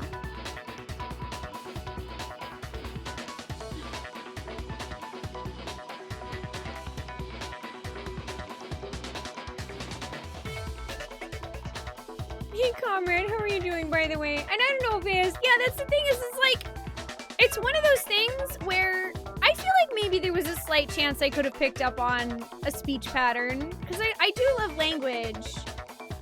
But it's also that I honestly didn't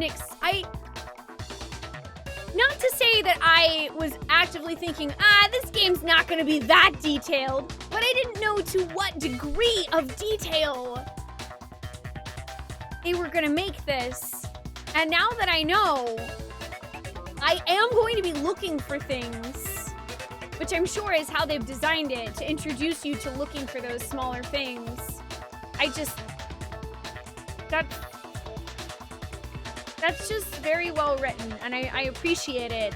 I'm bummed that I didn't pick up on it, but I know it also probably would have been very difficult for me to see something like that, you know?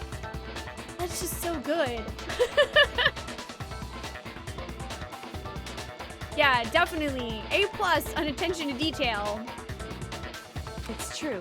My reasoning on that is pretty shaky. That was fast. Well, this does present us with a problem. It seems we are all out of leads. My time has nearly come. Oh yeah, Hifumi did say that he had something. That's what my little ghost friend is telling me. Oh yeah, that reminds me. Hifumi, weren't you telling me you'd found some evidence? Really? What kind of evidence?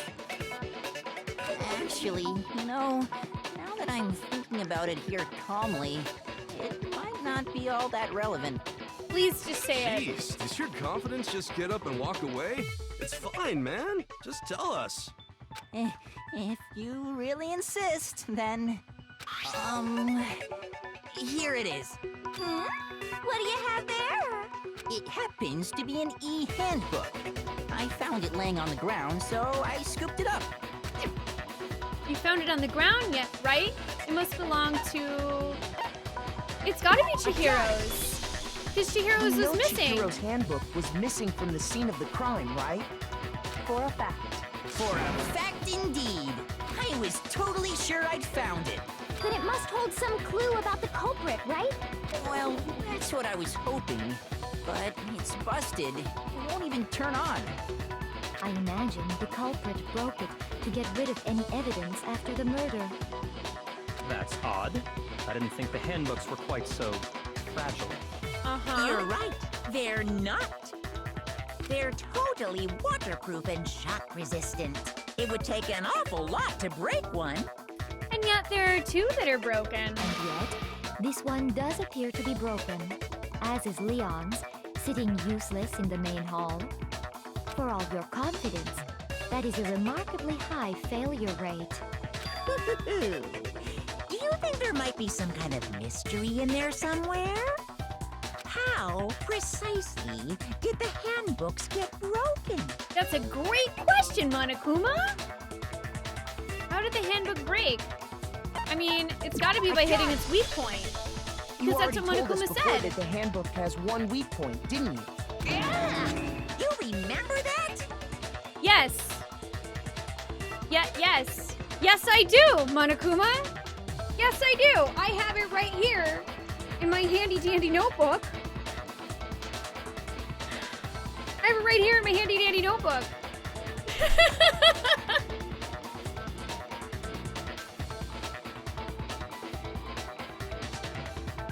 Kizuki, yeah, maybe. We'll see.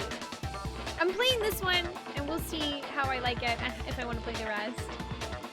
Hey, Non-Space, how you doing? Also, Bird, thank you for the host, man. I appreciate that.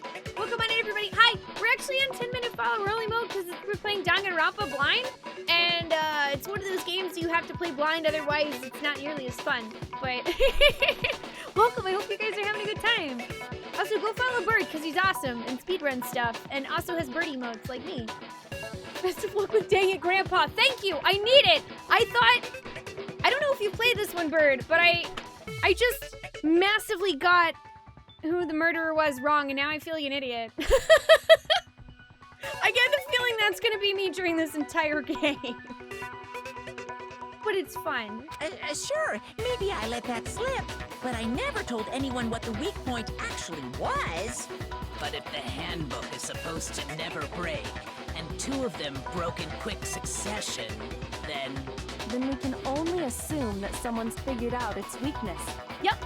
You know what the weakness is, right, Monokuma? So, what is it? What's the weakness? You're asking me? Yeah. I think it's a necessary piece of information if you want this to be a fair trial.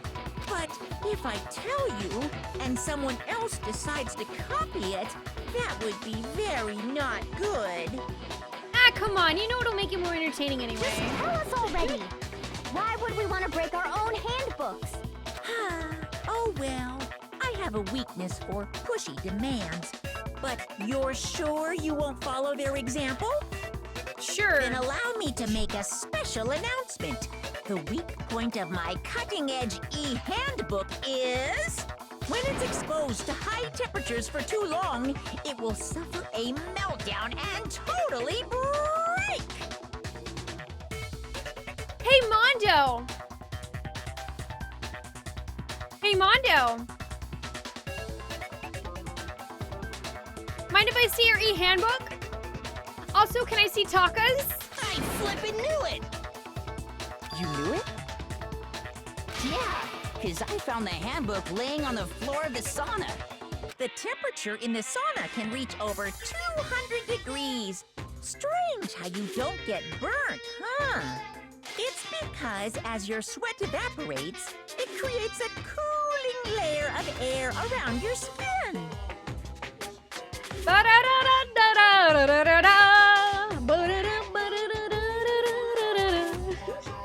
Hey, Ursula, it's going well. My guess was wrong, but it's still going well. How are you doing? Oh, you haven't played it, but you understand the feel. This game is dunking on me right now, and it's great. Hey, Livestream Onyx, how you doing? If the hot air of the sauna were somehow pushed directly onto your skin, you'd definitely get fried. Yeah. Also, yeah, you do have a point. Taka did strip most of his clothes when they were having their whole, like, sauna bro battle. That layer of air would get blown away. That's why you may feel a burning when you move around. However, Mondo had all his clothes on, so he probably would have discovered that his e-handbook wasn't working, which is how he would have discovered the weakness. Make sure to keep nice and still. Interesting. I learned one new fact today. That is a mere trifling speck of knowledge. Anyway, if you found the victim's handbook in the sauna, then the killer must have been purposely trying to raise its temperature in order to break it. Meaning the culprit somehow knew its weakness. Yep. But how'd they find out? Monokuma said he didn't tell anyone, right? Indeed. Quite the mystery. What if they found out by accident? What if they found out in a bro battle? What do you mean by accident? What if the killer took their own handbook into the sauna, not knowing its weakness, and it broke? They'd realize it was broken, of course, and it wouldn't be hard to figure out why. And once they had Chihiro's handbook, they knew they had an easy way to dispose of it. I won't say it's not possible, but who would have done something like that? I don't know of anyone who took their handbook into the sauna. I might know someone who did. Whoa, seriously? I think the one who may have taken their handbook into the sauna was... Who might have brought their handbook into the sauna? It has to be the one who wore all their clothes into the sauna. It was... I'm sorry, Mondo, it was you! Here's my answer. Mondo, your handbook got broken in the sauna, didn't it? You have broken my heart on this day, Mondo. And for that, I am sorry, but you will suffer the worst of deaths. What?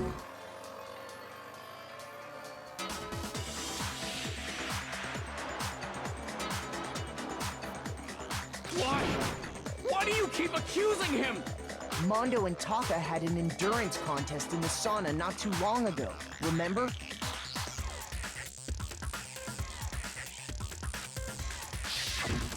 And for the contest, Mondo just so happened to keep his school uniform on. Yep. But little did he realize, he'd also left his handbook in one of his uniform pockets. Which is actually funny because I remember stating out loud, noticing that Taka did take off his clothes, but Mondo didn't, and I was like, that's weird. Didn't they have like an agreement to both wear their clothes?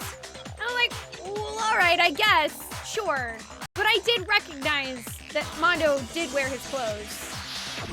And when it was all over, Mondo discovered that taking your handbook into the sauna could easily destroy it. No, wait, hold on. You've got it all wrong. He would never kill. I'm really sorry, Taka. I don't accept this. Show me the proof. The actual solid proof. I am so sorry. My sweet summer child. I don't want to believe it either, but I found something that proves it beyond a shadow of a doubt.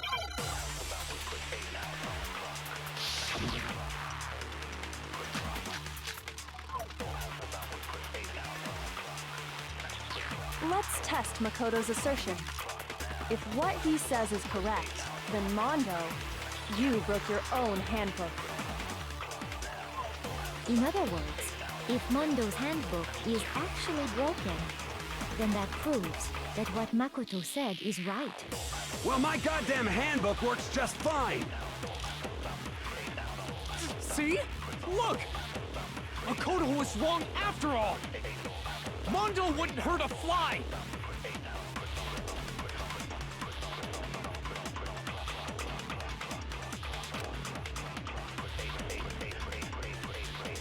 Wait.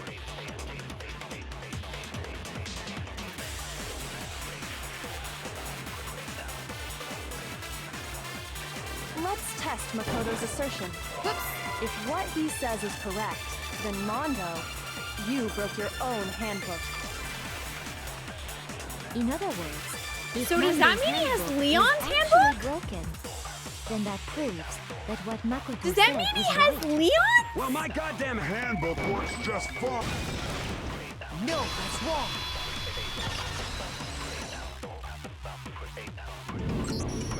Mondo, the handbook you have right now, is it really yours? Show me that it's yours. The fuck is that supposed to mean? The broken handbook that was in the main hall, isn't that one actually yours? What the heck are you talking about? Show me your handbook. Show me where it says Mondo on your handbook, buddy. What I mean is, I think Mondo swapped his handbook out for one that actually works. Which isn't illegal according to the rules because now that Leon's dead, he's not considered a person. He's a thing. He's just a dead body, so we can steal from him. I think he took Leon's handbook and replaced it with his own. After all, Monokuma said himself that Leon's handbook never should have broken. That's right! The punishment it suffered wasn't nearly enough to destroy it. So then, the broken handbook in the main hall is actually Mondo's. Yup. Which would mean that the handbook Mondo has right now is actually Leon's. Yup. Yes? Yup. But doesn't that violate the school regulation that says loaning out your handbook is prohibited? No. Well, here's how I look at it. Tell him, Monokuma. There is a rule about loaning your handbook to another student, but if they're dead, they're not a student. Boop. Kind of a gray area, I admit. But no worries. If anything, it just makes things more interesting. Ding! As such, I decree that exchanging handbooks with a corpse is not a violation of the rules. Which he did in fact mention to us, which is why I kept getting hung up on Leon's handbook being broken. That's why I kept getting hung up on it! Well, Mondo, if I'm wrong about this, you're welcome to say so. I'm happy to admit I made a mistake, but... But damn it, man, I had a real conversation with you. You said that you would take me riding on a motorcycle with you! Son of a bitch. What's wrong, bro? Come on, Tell him he's wrong. You are wrong. You have to be wrong. Everything you just said is wrong. You made it all up. Okay, then why don't we look back on this case one more time, from the beginning? That way, everything will become clear, and we'll all see if I was right or wrong.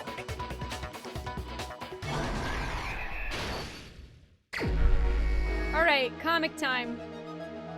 Comic time. Act 1.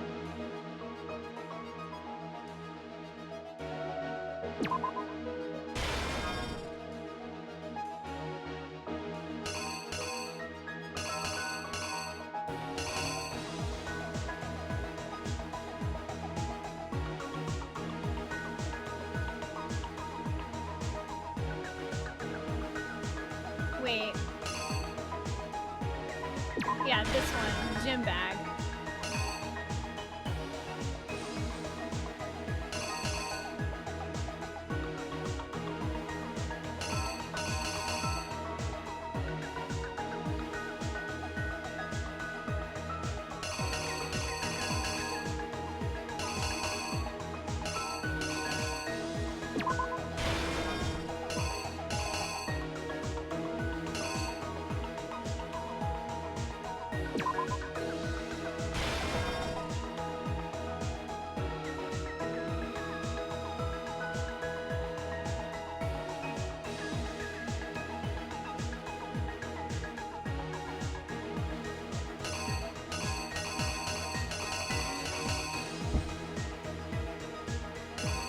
I'm thinking here.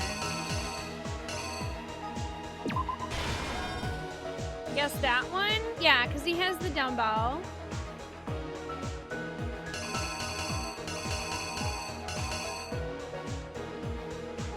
He hits over the head with it.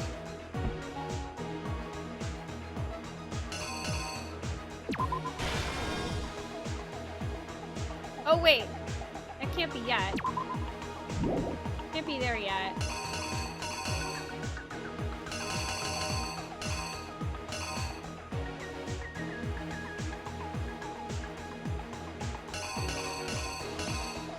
Wait, this is confusing.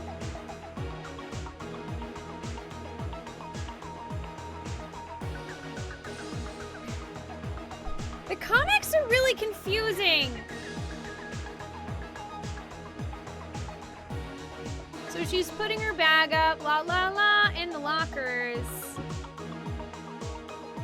He picks that up, right? He's coming at her, she turns around, there's blood.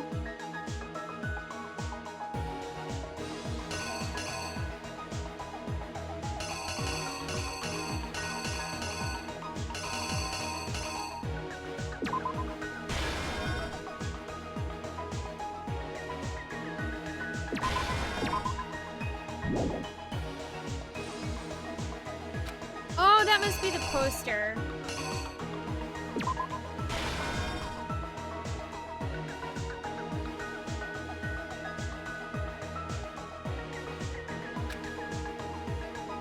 He takes down the poster. Well, now I'm gonna make sure the rest of them are fine. Is this what I... Yeah, okay.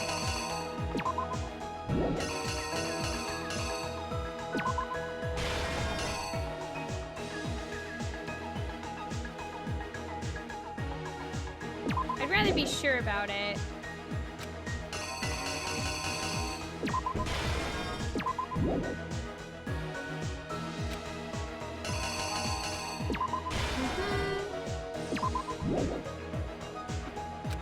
Ah, okay, so that actually goes there instead. That goes there. I had those reversed. That one's right. Gets on the poster. Moves the poster. Which locker room did the killer move to?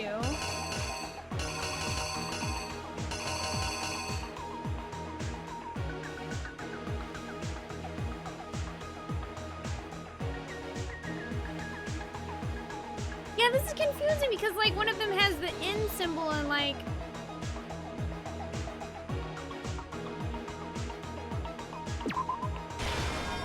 This is really confusing because it just says there's something everyone has that you need to get into the locker room. So, like, that could be either of these.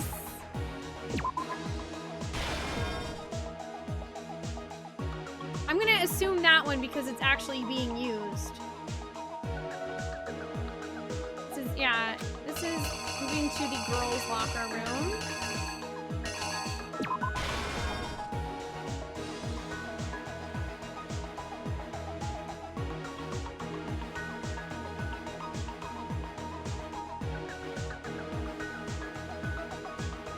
Killer took something from the other locker room and switched it at the scene of the crime.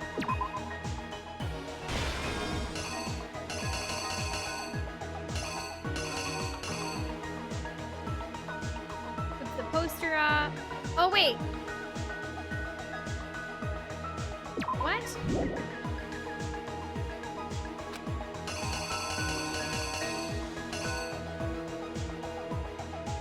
That did, because then it shows... What?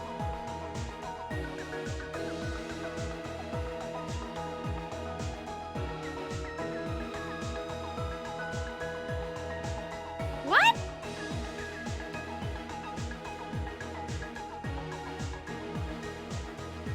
That's confusing.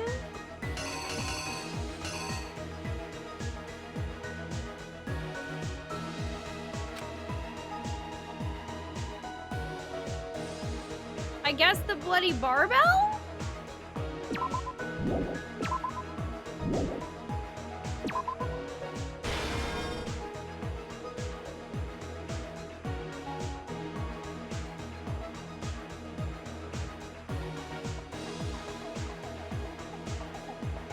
What did he bring to the murder scene?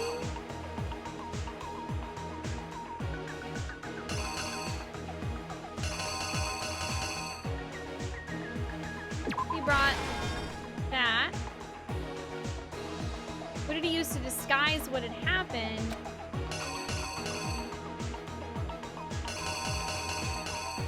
Did he write that on the wall? Where did the killer go after they were done? The sauna. When the handbook got thrown into the sauna room, what happened to it?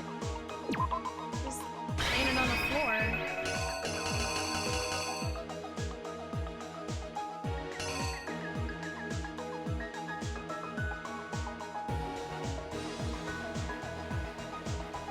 Also, oh my gosh, are you okay, Battery? Okay, Lucy says it's okay. We patched it up. Good grief. Battery, please don't cut off your fingers. Please be careful. I'm glad you're okay, jeez.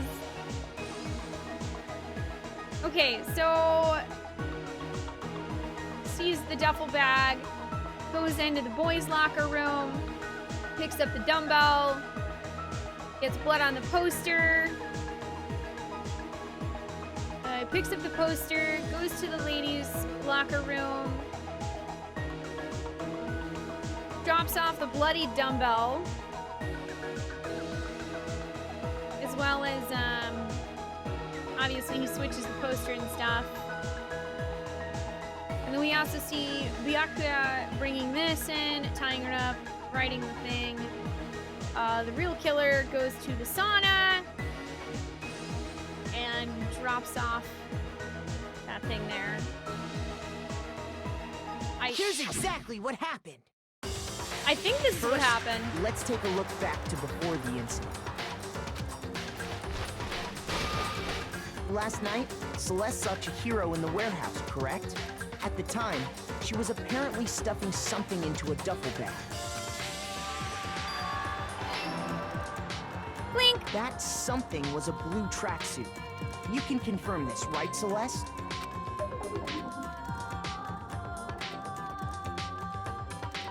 With bag in hand, Chihiro headed out, even though it was officially nighttime. She made her way to the locker room, specifically the boys' locker room. But how could the victim, who was apparently a girl, access the boys' locker room? Simple, because she was really a he, which is why he was able to use his own e-handbook to gain entrance to the boys' locker room.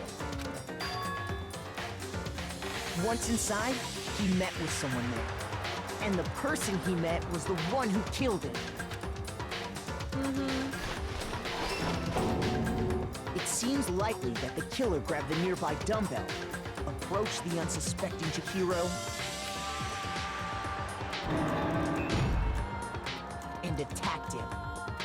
I just realized something.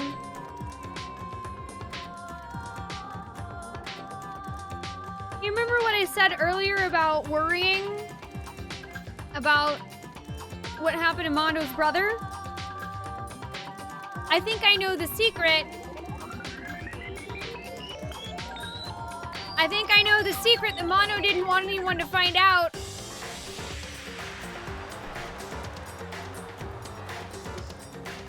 Hey, Spoo. Hey, Ron. What's up? How you doing? Thank you so much for the host.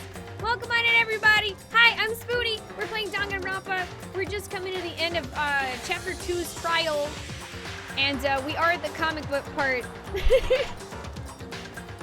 We're at the comic book part. We do have 10-minute follower only mode on. I don't usually do that. However, this game is very much focused on having no idea what happens. So we're trying to prevent me from learning any external spoilers or anything. But we do appreciate you coming and hang out with us. And I hope you will enjoy the end of the trial here. Thank you so much, Rob, for the hope. I hope you're doing good.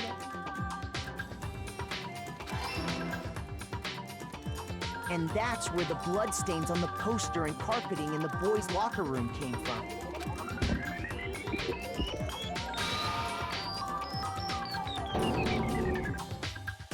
It was likely in the heat of the moment. The body was arranged, but the murder itself felt unplanned. Which is why the killer hurried to try and hide the act. First, pulling up the bloodstained carpet. Then, removing the bloody poster.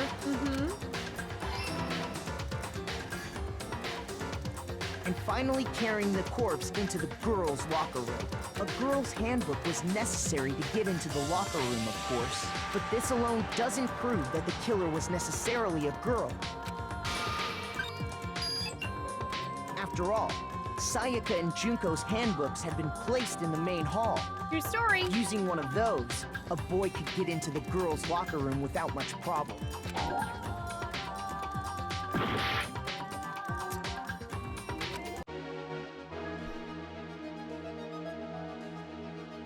Is it seriously the door handle? This says, the killer took something from the other locker room and switched it at the scene of the crime.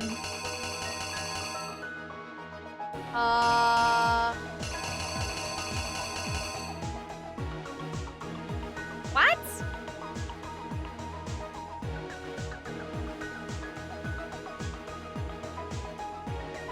See, I thought that it wouldn't be the poster because it doesn't make sense. Here's exactly what happened. Because then, I don't know, the comic's in a funny order. I'm gonna put the poster, I guess. Sayaka and using one of those, a boy... It was the see, that's what I had there first, but it And didn't make that's sense because they exactly show how him the killer switching out the did it. poster after this. With the carpet and the poster they brought with them, they got to work. So that confused me. Look at this. They have it like this. They changed the layout of the boys and girls' locker room in what you might call a crime scene switch. They haven't put it, it's like him putting up the poster and then they have another scene that's like showing the difference between the two, but like I guess I see what they were doing, but the animation of it confused me. That could have been the end of things, but no. Byakuya discovered the body and decided to intervene in the situation, making things even more complicated. I don't understand why he would do this though. So, after stumbling on the crime scene, I'm not asking though. he went and grabbed the extension cord from the library, and then he got to work. He used the cord to string up Chihiro's lifeless body.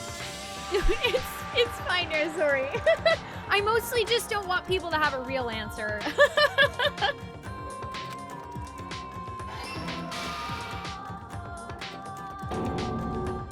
Then, using the victim's own blood, He left a grisly message there at the scene of the crime. He wanted to create the illusion that Genocide Jack was responsible for the slaughter. And around the same time that Byakuya was putting together this facade, the killer, having already disposed of Chihiro's bag and other belongings, arrived at the sauna. There, they planned to destroy the last piece of evidence, Chihiro's handbook.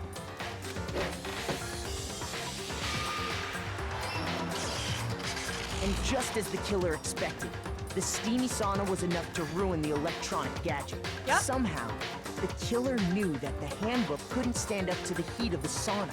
And the reason they knew that is because the sauna had already wrecked their own handbook. And that's how it all played out. Isn't that right, Mondo Arata?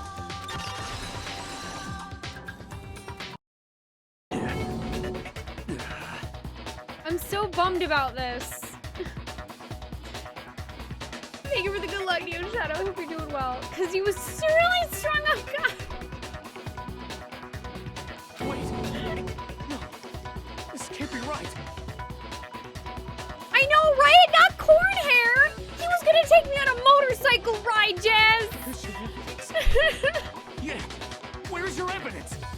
You need evidence. You need proof. Without any proof, you can't pin any of this on him. Evidence that Mondo's the killer. That already revealed itself earlier in the trial. If I can somehow show where Mondo's handbook is right now, once I do that, everything will become clear. Yes, I want to hear about the new element. Let's talk a little bit about fever time and nega time. Oh boy. No, it's not Kuwabara, but it does look like him. Hey, Chrono, how you doing? Have a good night, Neo Shadow. Explain the whole plot of this game in 3 sentences or less. Ultimate students get taken to alternate reality high school, where they are pitted against each other to see who will commit murder. If one of them does and doesn't get caught, they are the only one who will get free from this alternate universe. Solve murder mysteries and please don't die.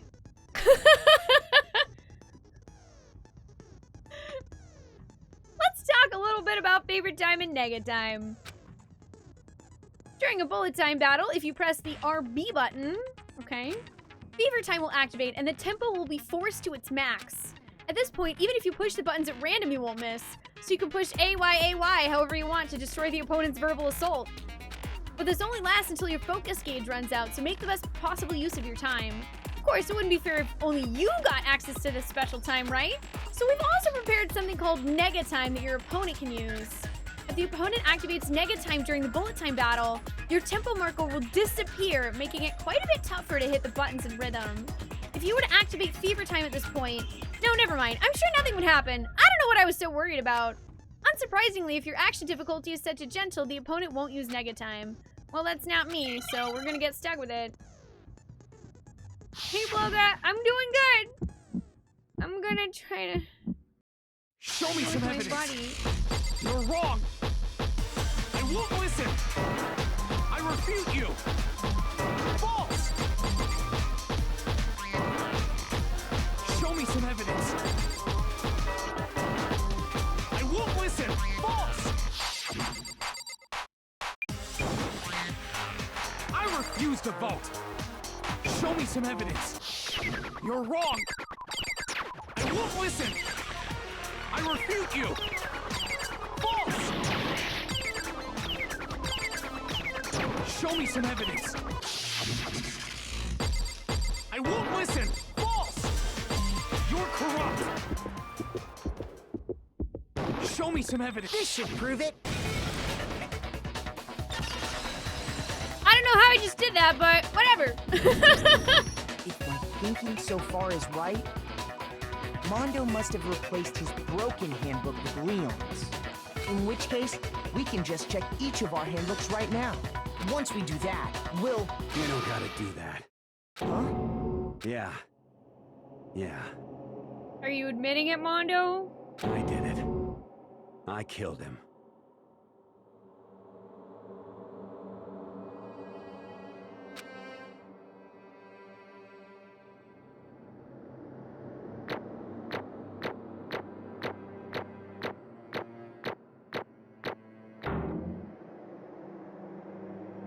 A.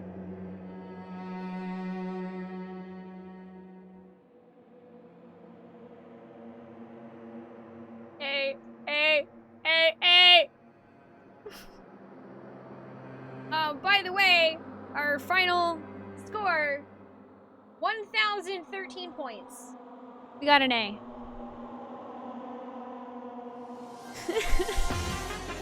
Jen Bacon, you Spoonee bar. Yo, I feel so debated that it's Mondo, though! How was I supposed to guess that? Jen Bacon, thank you so much for subscribing at tier 2, my friend. Grab your crystal of light and join us in our quest for fun. I hope you enjoy those lovely emotes. Thank you so much for the support.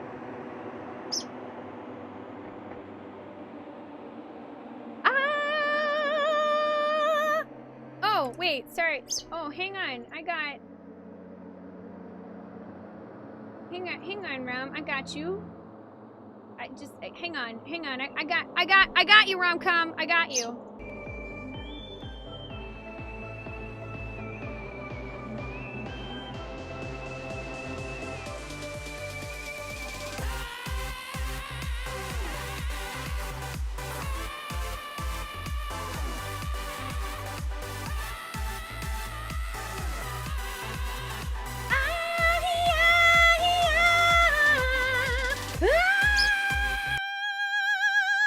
I got you.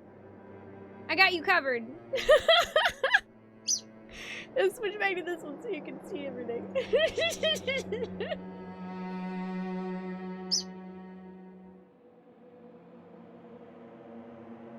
Oh yeah, I have no idea, Techie. Somebody could probably DM me with that. Thank you, it's fine. You have a good night. Thanks for joining us. I've only got a grade for going to court. Yeah, I have no idea. I have no idea how I possibly could have guessed that it was Mondo.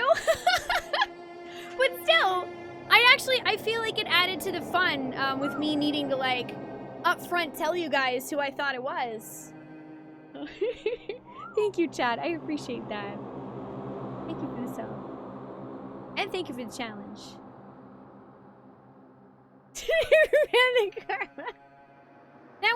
That was made for us by the absolutely wonderful Tropical Freeze, by the way. Who did I think it was at first? I could immediately tell that it was too obvious to be Toko to actually be Toko. So I initially guessed that it was Byakuya. I thought that he set her up, which he did. However, he was not the person who actually murdered Chihiro. So I was wrong about that. It would have been, dude. I don't know how you could have guessed that it was Mondo, because there's some of the evidence that just doesn't even turn up until the trial, so that makes it interesting. That has taught me to definitely be wary of everyone in this game. You are welcome, Ram. You are welcome. Nice, 82 medals. Bro, what are you saying? Also, can we get some Fs in the chat for Taka, because he just lost his bro right after becoming the broest of bros. He is betrayed. That is rough, man. I got no choice, man.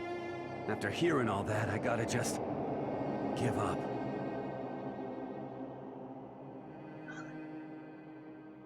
Go ahead, Monokuma. Get it over with. We put Fs in the chat for Chihiro last time, but you can put an F in the chat for Chihiro too.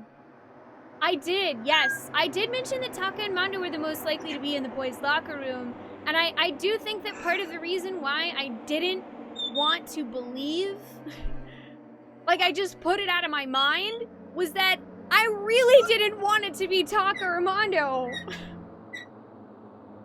I really didn't want it to be Taka Armando. But the fact that I was able to identify that they would have been the most likely to be in the boys' locker room does make me feel a little bit better. And I will keep in mind for future trials that things are often not as they appear. Ask for the goddamn verdict. Roger that. Wait! Hold on! No waiting, no holding on. Time for the moment we've all been waiting for. Grab your lever and give it a yank! Who will you elect as the Blackened this time around? Will you make the right choice or the dreadfully wrong one? What's it gonna be? What's it gonna be?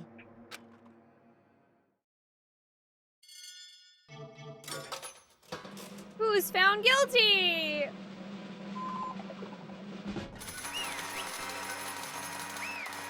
Yay!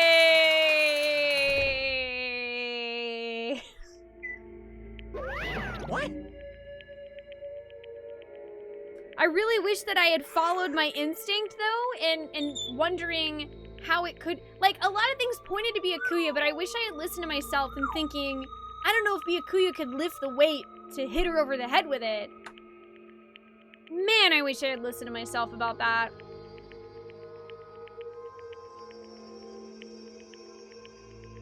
Note to self, Spoonee, listen to the tiny voice in your head that mentions contradictions. Wonder why I did it? Well, we might find out, Inferno Commander. Commander, I have a theory, or I guess a hypothesis. My hypothesis is that it is based on the secret that was going to be revealed about him within 24 hours if no one died. And I think I might know what that secret is based on us spending free time with him.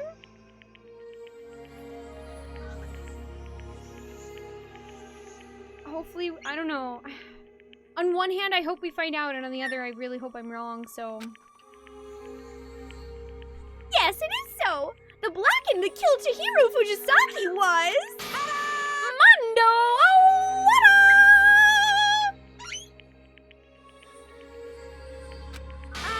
In case you're wondering, the vote was not unanimous. Kiyotaka chose the wrong answer. You're treading very close to the danger zone, Mr. Ishimaru. You need to be more careful. I refuse to believe it! There's no way! No way he would kill someone! Sorry. What is Why this? are you apologizing? Why? Why? Why?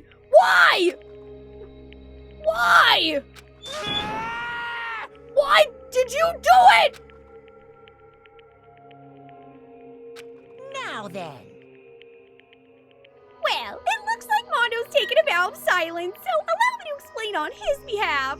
Actually... The story of the murder this time is the sad story of two men.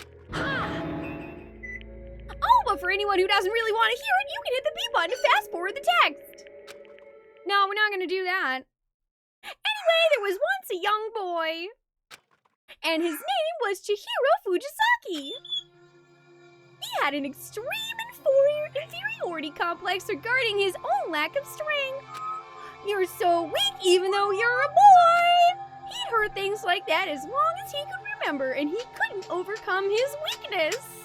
On the contrary, he tried to hide and buried himself further and further into that weakness, to take on the fragile form of a petite young girl. He had chosen that as his way out. Now nobody will be able to say anything about even though you're a boy. But no matter how tightly he wrapped himself up in that shell, the inferiority complex had already taken root deep inside of him and was not so easily weeded out. As it turned out, the shell was completely empty. The complex didn't disappear. Instead, it only grew stronger and stronger. I'm weak.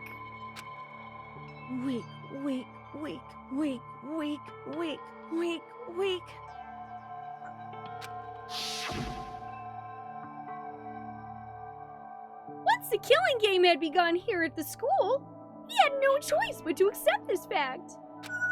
After all, the world is survival of the fittest. If you're not strong, you don't survive. And then the lovely and hateful Monokuma, that's me, announced the revealing of the embarrassing secrets. Which, of course, included Chihiro's embarrassing secret, which I was more than willing to divulge. Even though he dresses like a girl, Chihiro is actually a boy. Hey, And that was something Chihiro couldn't let anyone find out, no matter the cost. If that was revealed, it would be the end. The hardened shell would crack, the armor would fall away. Without a doubt, those around him would torture him more than ever before.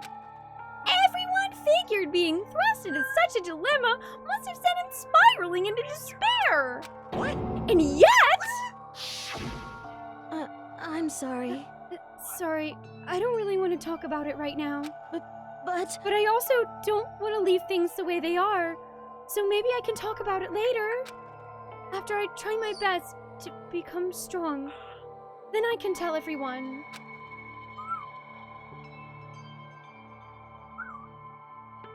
Annoyingly, he used the threat of discovery to motivate himself to become stronger. that's right. You mean he triumphed over his own despair and tried to become stronger so that he could be honest with himself and his friends? And you squashed him like a bug?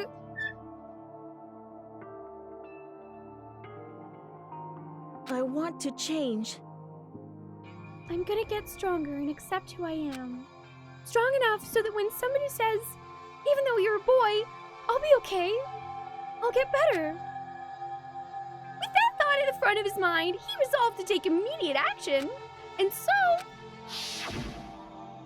that day, he made the commitment to begin exercising. He was prepared to retrain his spine, mind, and body. But sadly, that would be the first and only chance he would get at it. Yep. Hey,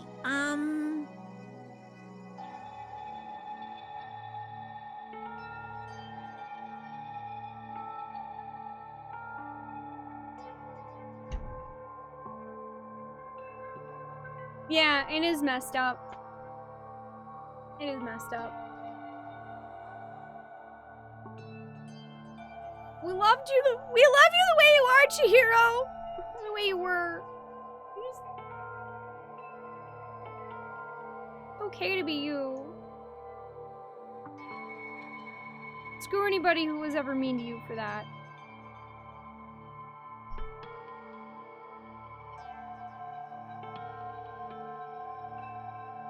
When he decided to start exercising, he thought it would be good to ask for someone's help. But he wanted to tell that person his secret first, and then ask them to help him from there. And the person he went to... Yeah, that's right. It was me.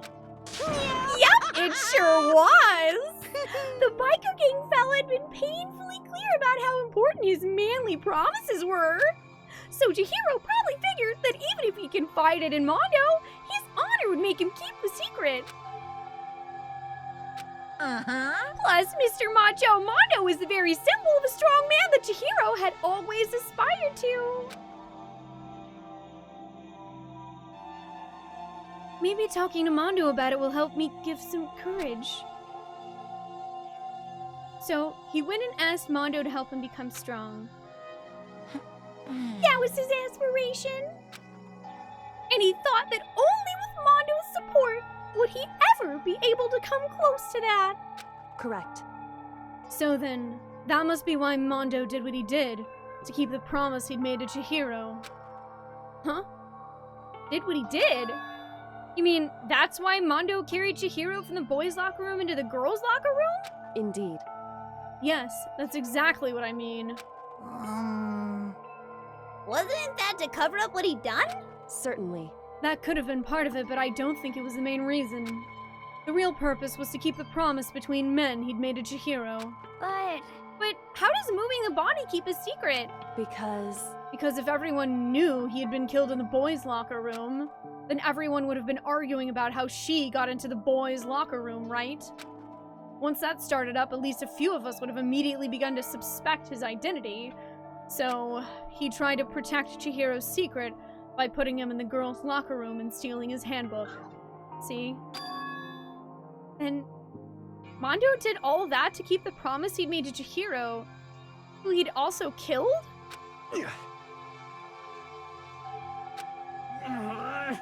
Why? Would he do that? The more I hear you talk, the more I don't understand. I mean, you guys trusted each other, right? So why? Why did you? 'Cause no matter what, I didn't want anyone to know. I knew it. So that's what triggered it after all. The possibility of having your embarrassing memories and secrets exposed. What is this? That's impossible! Nothing could have been that bad! Something you didn't want anyone to know, even if it meant killing someone? You're wrong! It's impossible! Don't make me repeat myself. How many times must I repeat myself? To judge others by your own standard is the height of folly. Even if you can't comprehend it, he obviously can. That's all there is to it.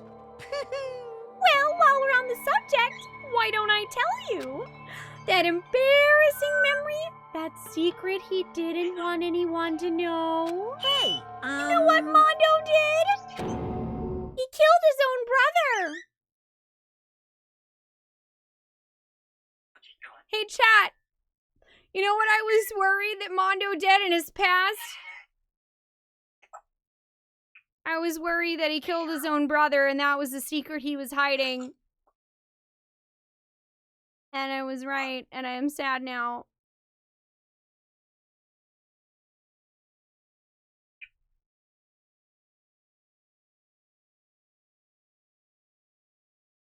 I didn't want to be right. I'd rather be wrong. I'd rather be wrong.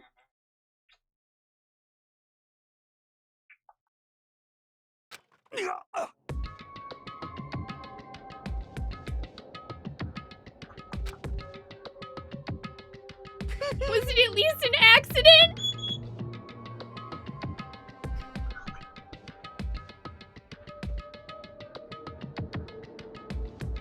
Mondo, the ultimate biker gang leader, makes all the hoodlums and riffraff across the country tremble.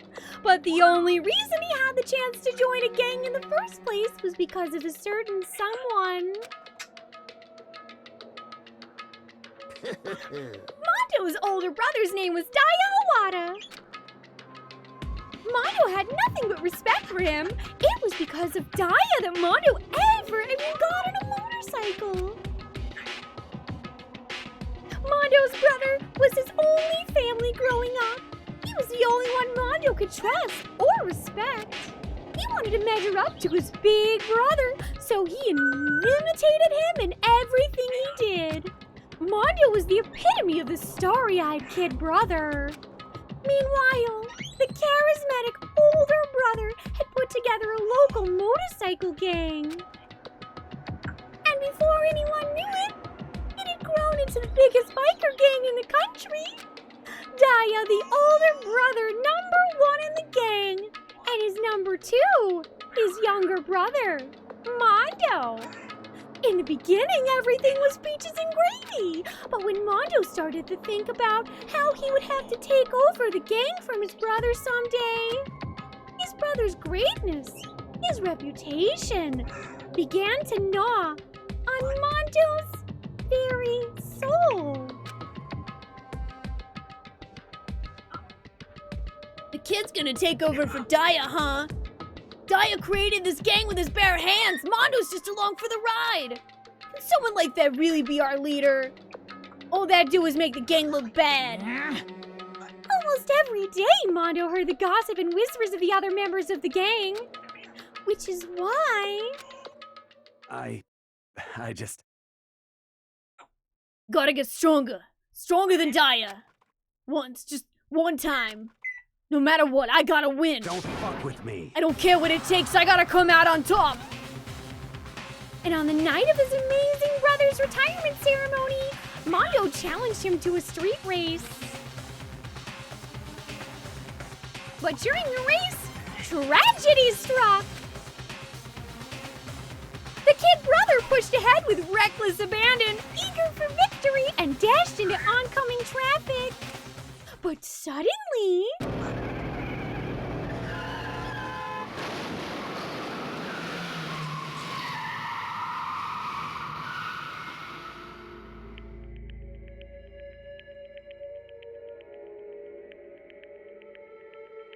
laying in his kid brother's arms, the older brother delivered his final words. My bad, kid. I fucked up. Sorry. Of course he knew it was his brother's fault, but Daya never blamed him for what happened. Hey, kid. The rest is up to you. No matter what, you gotta keep the gang together. Because it's the team you and me put together. It's... promise. Between men.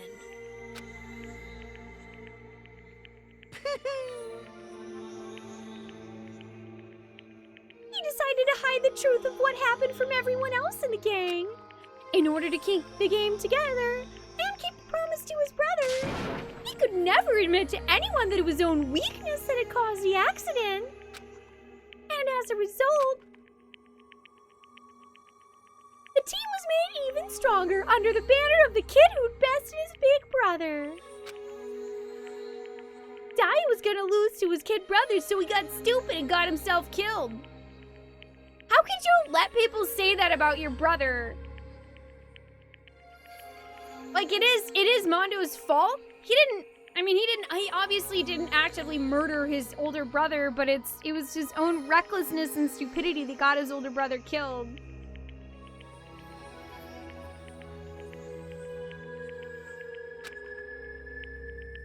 And I guess he didn't want anyone to find out that his weakness was what caused that. Which really sucks that Mondo was unwilling to admit the truth and try to live with it and move past it, you know? That became the explanation for what happened. Mondo's lie became the truth. He wanted to lead the team so bad, he was willing to tell all kinds of lies about his brother. I just... I'm strong. Yeah. Strong! Strong! Strong! Strong! Strong! Strong! And yet, as soon as our killing game began, he realized no matter how tough he pretended to be, he was just another weakling that could die in an instant. And then the lovely, the hateful Monokuma, that's me, announced the revealing of the embarrassing secrets. And at that point, it was clear that I would have no problem shedding light on his secret. Mondo killed his own older brother. Older. Same thing at this point. No matter what, I couldn't let the other gang members find out. If that happened, everything would have been ruined. Everything me and my brother had worked to create would have been destroyed. His death, all the guilt I'd been carrying around, it all would have been for nothing. So that's why. Mondo. After I saw what Monokuma had on me, my head filled up with a kind of fuzzy uneasiness, you know, and I just started swirling around. Never felt anything like it before. I didn't know what to do about it. I wasn't sure what to think or say, but after a while, the fuzzy uneasiness turned itself into a rock-hard lump of anxiety way down in my stomach. And it was right around then that Chihiro asked me to start working out with him. And right there, he told me a secret. Seriously? Jesus! I'm sorry. Yeah, I'm sorry I lied to you. But why? Why now? Why are you telling me this all of a sudden? Huh? Because, you've kept that secret all this time, right? If anyone found out, you would... But... You're right, but... I want to change. I wrap myself in lies. I'm weak. I want to destroy that version of me forever. His words were like a knife in my gut. I felt like he was exposing the lie I'd been living myself. I have to change. I don't want to be weak anymore. You're so strong. It can't hurt you, right? Whatever secret Monokuma might tell us. You piece of... So what? You saying I should just say it? Why? You're saying if I really am, I should just be able to tell everyone my secret? Huh? I was jealous. I was jealous of Chihiro's strength. He had the strength to face his own weakness, to try and overcome it. It was the kind of strength I never had. So I was jealous of him. And that jealousy broke me. What? You making fun of me? I'm strong? Are you fucking with me right now? No. I'm not making fun of you. You really are strong, Mondo. I felt like I could hear something starting to creak. Something inside my head. What did he want me to do? What was I supposed to do? Was I supposed to just sit back, let my secret get revealed and ruin everything? What's wrong? Why did you have to tell me all that? Are you trying to rub failure on my face? I just wanted to... I really admire you. I admire your strength. Yeah, that's right. That's right. I am strong. Strong. I'm strong. Strong. Strong. Strong. Strong. Strong. Stronger than you. You son of a Stronger bitch. than Jaya! I don't remember anything after that. When I woke up again, he was laying at my feet, covered in blood. I had the dumbbell in my hand, and I was just staring at him, down on the ground. Hey! I killed him. I killed Chihiro. Even after all this time, I'm still just as weak as I've always been. And thanks to that, I did something I can never take back. Mondo!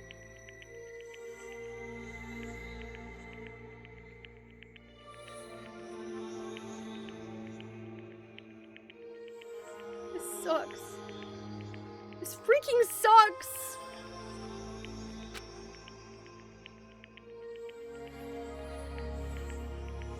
He was normally so aggressive, so angry. He hid that weak side away from everyone. That was his secret.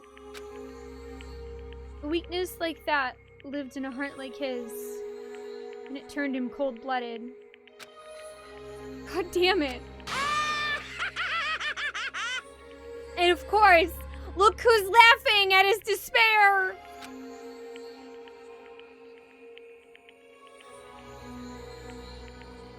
Look at him! You see? You're all just like him! For a secret from the past, for a memory. For that, he killed another living human in cold blood! He couldn't get free of his regrets from the outside world. He doesn't know what true strength is. Do you see hope anywhere in there? 'Cause I sure don't! You bastard! Just shut up, you son of a bitch! Go ahead, say that again, I dare you! Yep. Okay, I'll say it as many times as I want. It's what I want to say, but unfortunately I can't do that right now because the time for punishing is fast approaching. Punishing? It can't be. You mean execution? That's what I promised you, right? The black and the disturbed the beast will be punished. Ridiculous. Hold on! Now then, I've prepared a very special punishment. For Mondo Iwata, the ultimate biker gang leader. No, wait! Let's give it everything we've got. It's punishment time! I said wait! Sorry, man. I couldn't keep the promise we made. From one man to another.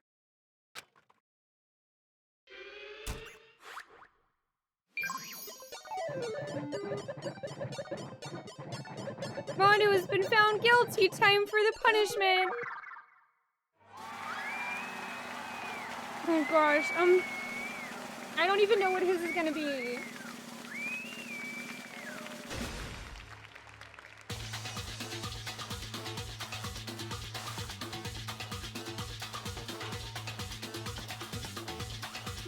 Monokuma has the same haircut as him.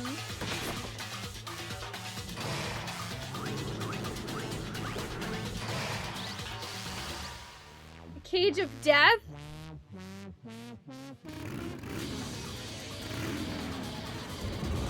Wait, what are you doing?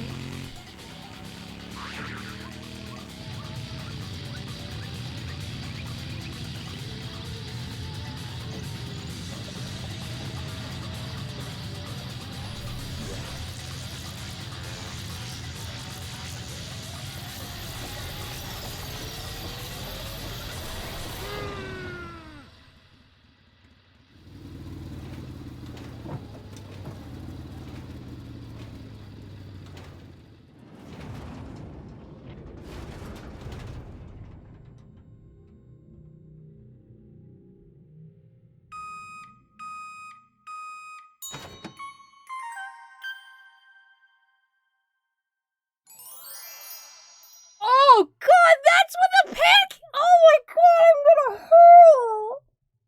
I can't. They turned him into butter.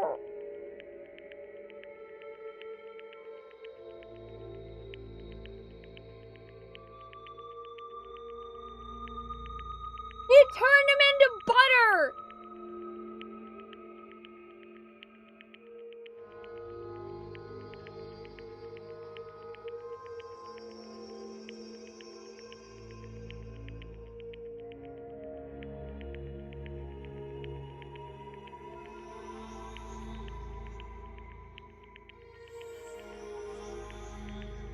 Why is turning him into butter horrible? I don't know, because he was forced to ride in a motorcycle until, what looked like a combination of the G-forces crushed him, or, he also seemed to be building up a lot of electricity there, so he probably fried to death and then slowly became a liquid substance that turned into butter. Oh yeah, and then Monokuma decided to eat pancakes with Bondo. Yeah.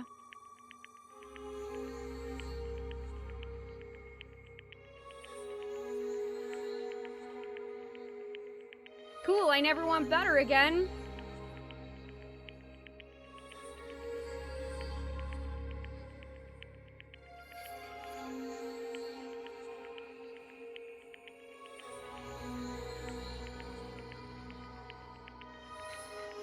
Laugh at death, and your soul will forever be at peace.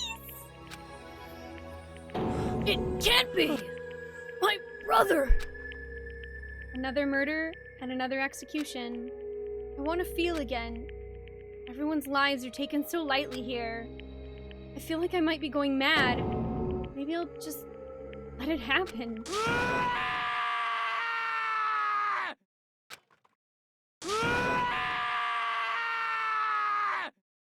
Guys, I think Taka is in trouble. As Taka's sad screams invaded our skulls, we were each forced to realize once again, but of course he had to.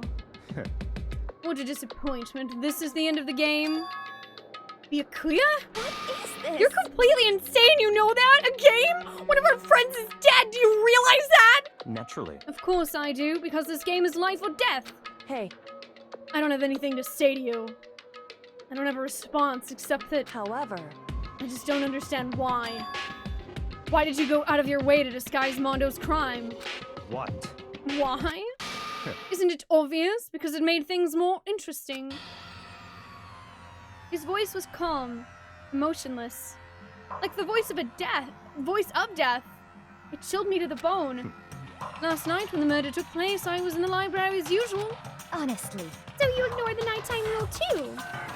That rule never mattered to me. I don't recall agreeing to it. There is nothing to be done. Well, I don't particularly care. Please continue.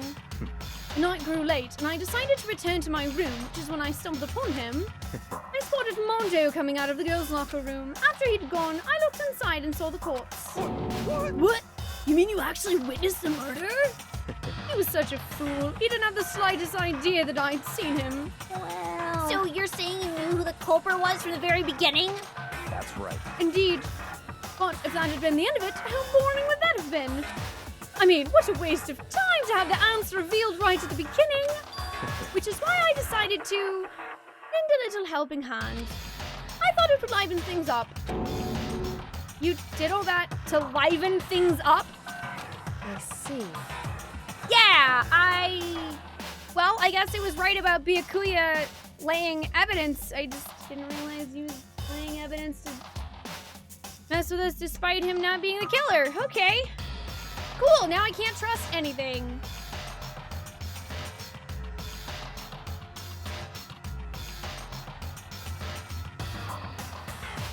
I have not Wrath of Karma. I have not. So after hearing about Genocide Jack from Toko, you decided to use that to create the fake murder scene? But damn, man, if we hadn't figured out who'd really done it, he would have been dead too, right? Well, obviously, I would have revealed the truth before it reached that point. Of course. Byakuya turned and looked me in the eye. I could feel his sharp eyes piercing into me. Thanks to a certain remarkable someone, it never did, and I was able to perform an interesting experiment. Once I do decide to become blackened, I know now who I'll have to watch out for. What? Correct. So that was your reason? Are you satisfied? Indeed. Yes, we're done listening to your story. Moving on. Hey. There's something I'd like to ask Monokuma. What's this? Oh, I'm up next? You. You like to perform these elaborate executions each time, correct? My question is, why? Do you like them? But you know, this punishment, this despair, it's not just for you. All this punishment, all this despair is a gift to mankind itself. What?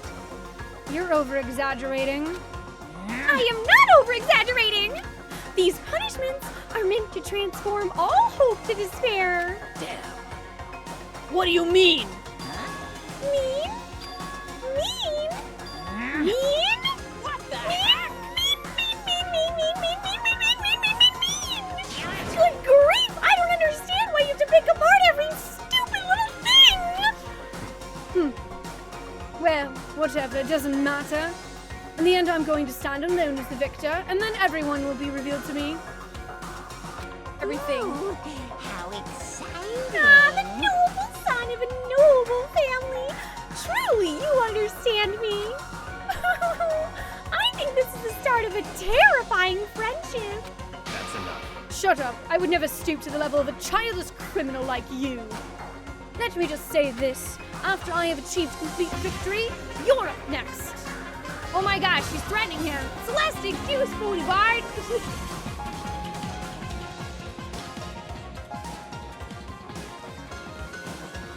Celeste, thank you so much for subscribing. Welcome on in, my friend. Grab your crystal of light and join us in our quest. We're fine. I hope you enjoy those emotes. Also, hi! Hi! Celeste, you're cool. How are you doing? It's been a while. It's good to see you.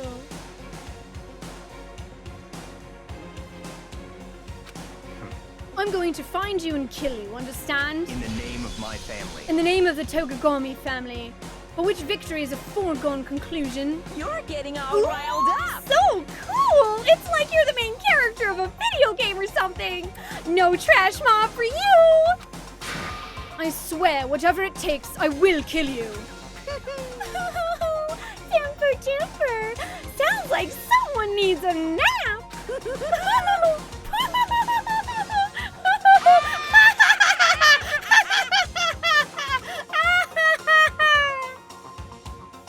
Monokuma's laughter peeled across the courtroom and the curtain closed on the case of Chihiro and Mondo. But I knew that wasn't the end. The killing game would still continue, because the mastermind wouldn't let it end. For those of us who were still alive, our worst fear and despair kept on multiplying. It was the kind of despair that felt like a blind puppy in hell had more of a future than us. All of our courage, our effort, our friendship, it felt like it amounted to nothing at all. It was the worst kind of despair.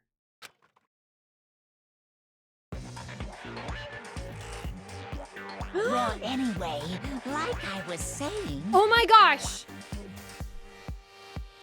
This is a pretty good spot. Yeah, a really good spot. Anyway, isn't it amazing how that girl went and killed someone before things even had a chance to get boring? Once things really get moving, it'll be like a roller coaster. There won't be any stopping it. Fear and despair charge forward at a speed nothing can hope to match. But I must admit, I'm disappointed. I went to all the pain and effort of making you part of the group, and you couldn't play your part. You do remember you were supposed to make the first move, right? Oh my god! I was right! It is someone who's part of our group!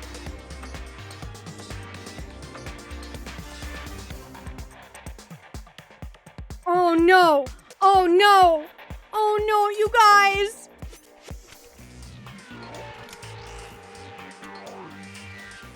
I really hope it's not what I picked. Oh boy, I hope it's not the person I picked.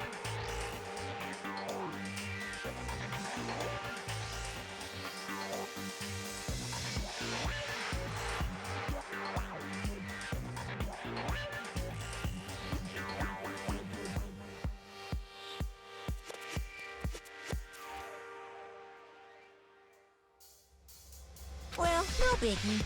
Nothing we can do about it now. So just do your best to make things more exciting from now on, okay? After all, that's what everyone wants to see.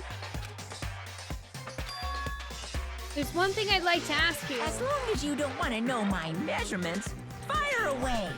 No, Monokuma, we don't want to know your measurements. Who is it? A 16th high school student, I mean. Ooh. Wait, what? Wait, what?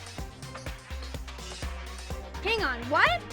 2, 3, 4, 5, 6, 7, 8, 9, 10, 11, 12, 13, 14.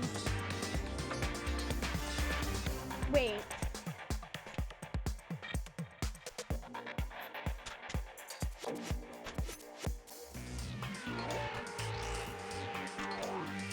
That...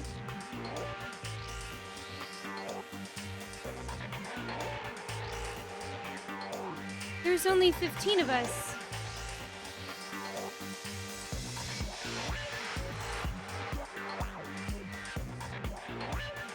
There's only 15 of us. Taka, that's 1. Toko is 2. Sayaka 3. Leon 4. Hifumi 5. Aoi 6. Chihiro 7. Kyoko 8. Junko 9. Mondo 10. Sakura 11. Byakuya 12. Yashihiro 13. Celeste 14. Us 15.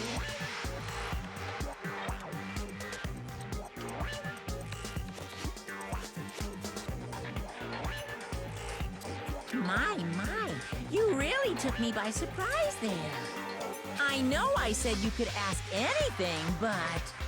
Super denied, ultra denied, demonic denied! Because you see, that's my ace in the hole. So I was right. We were missing someone. I wrote down a note about this. I wrote a note down. Look. I wrote a note. 16 seats in the trial room, but one was empty. And Monokuma brushed it up like it was nothing. Right here. I wrote it down.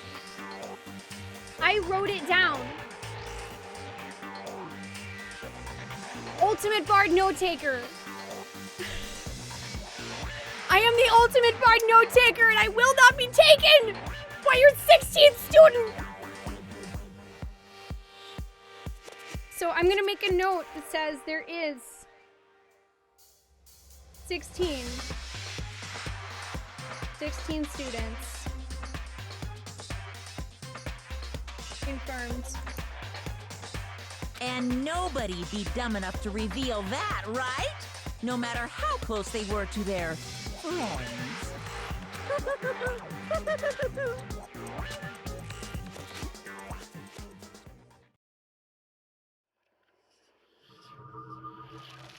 Okay.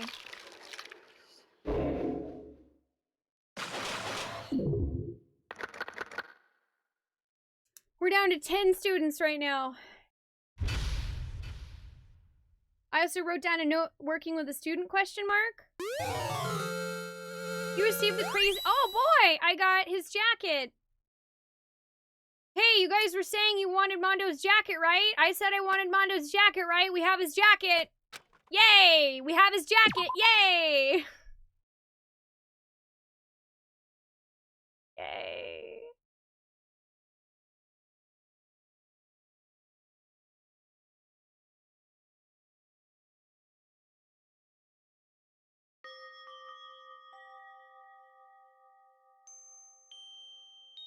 All right, we saved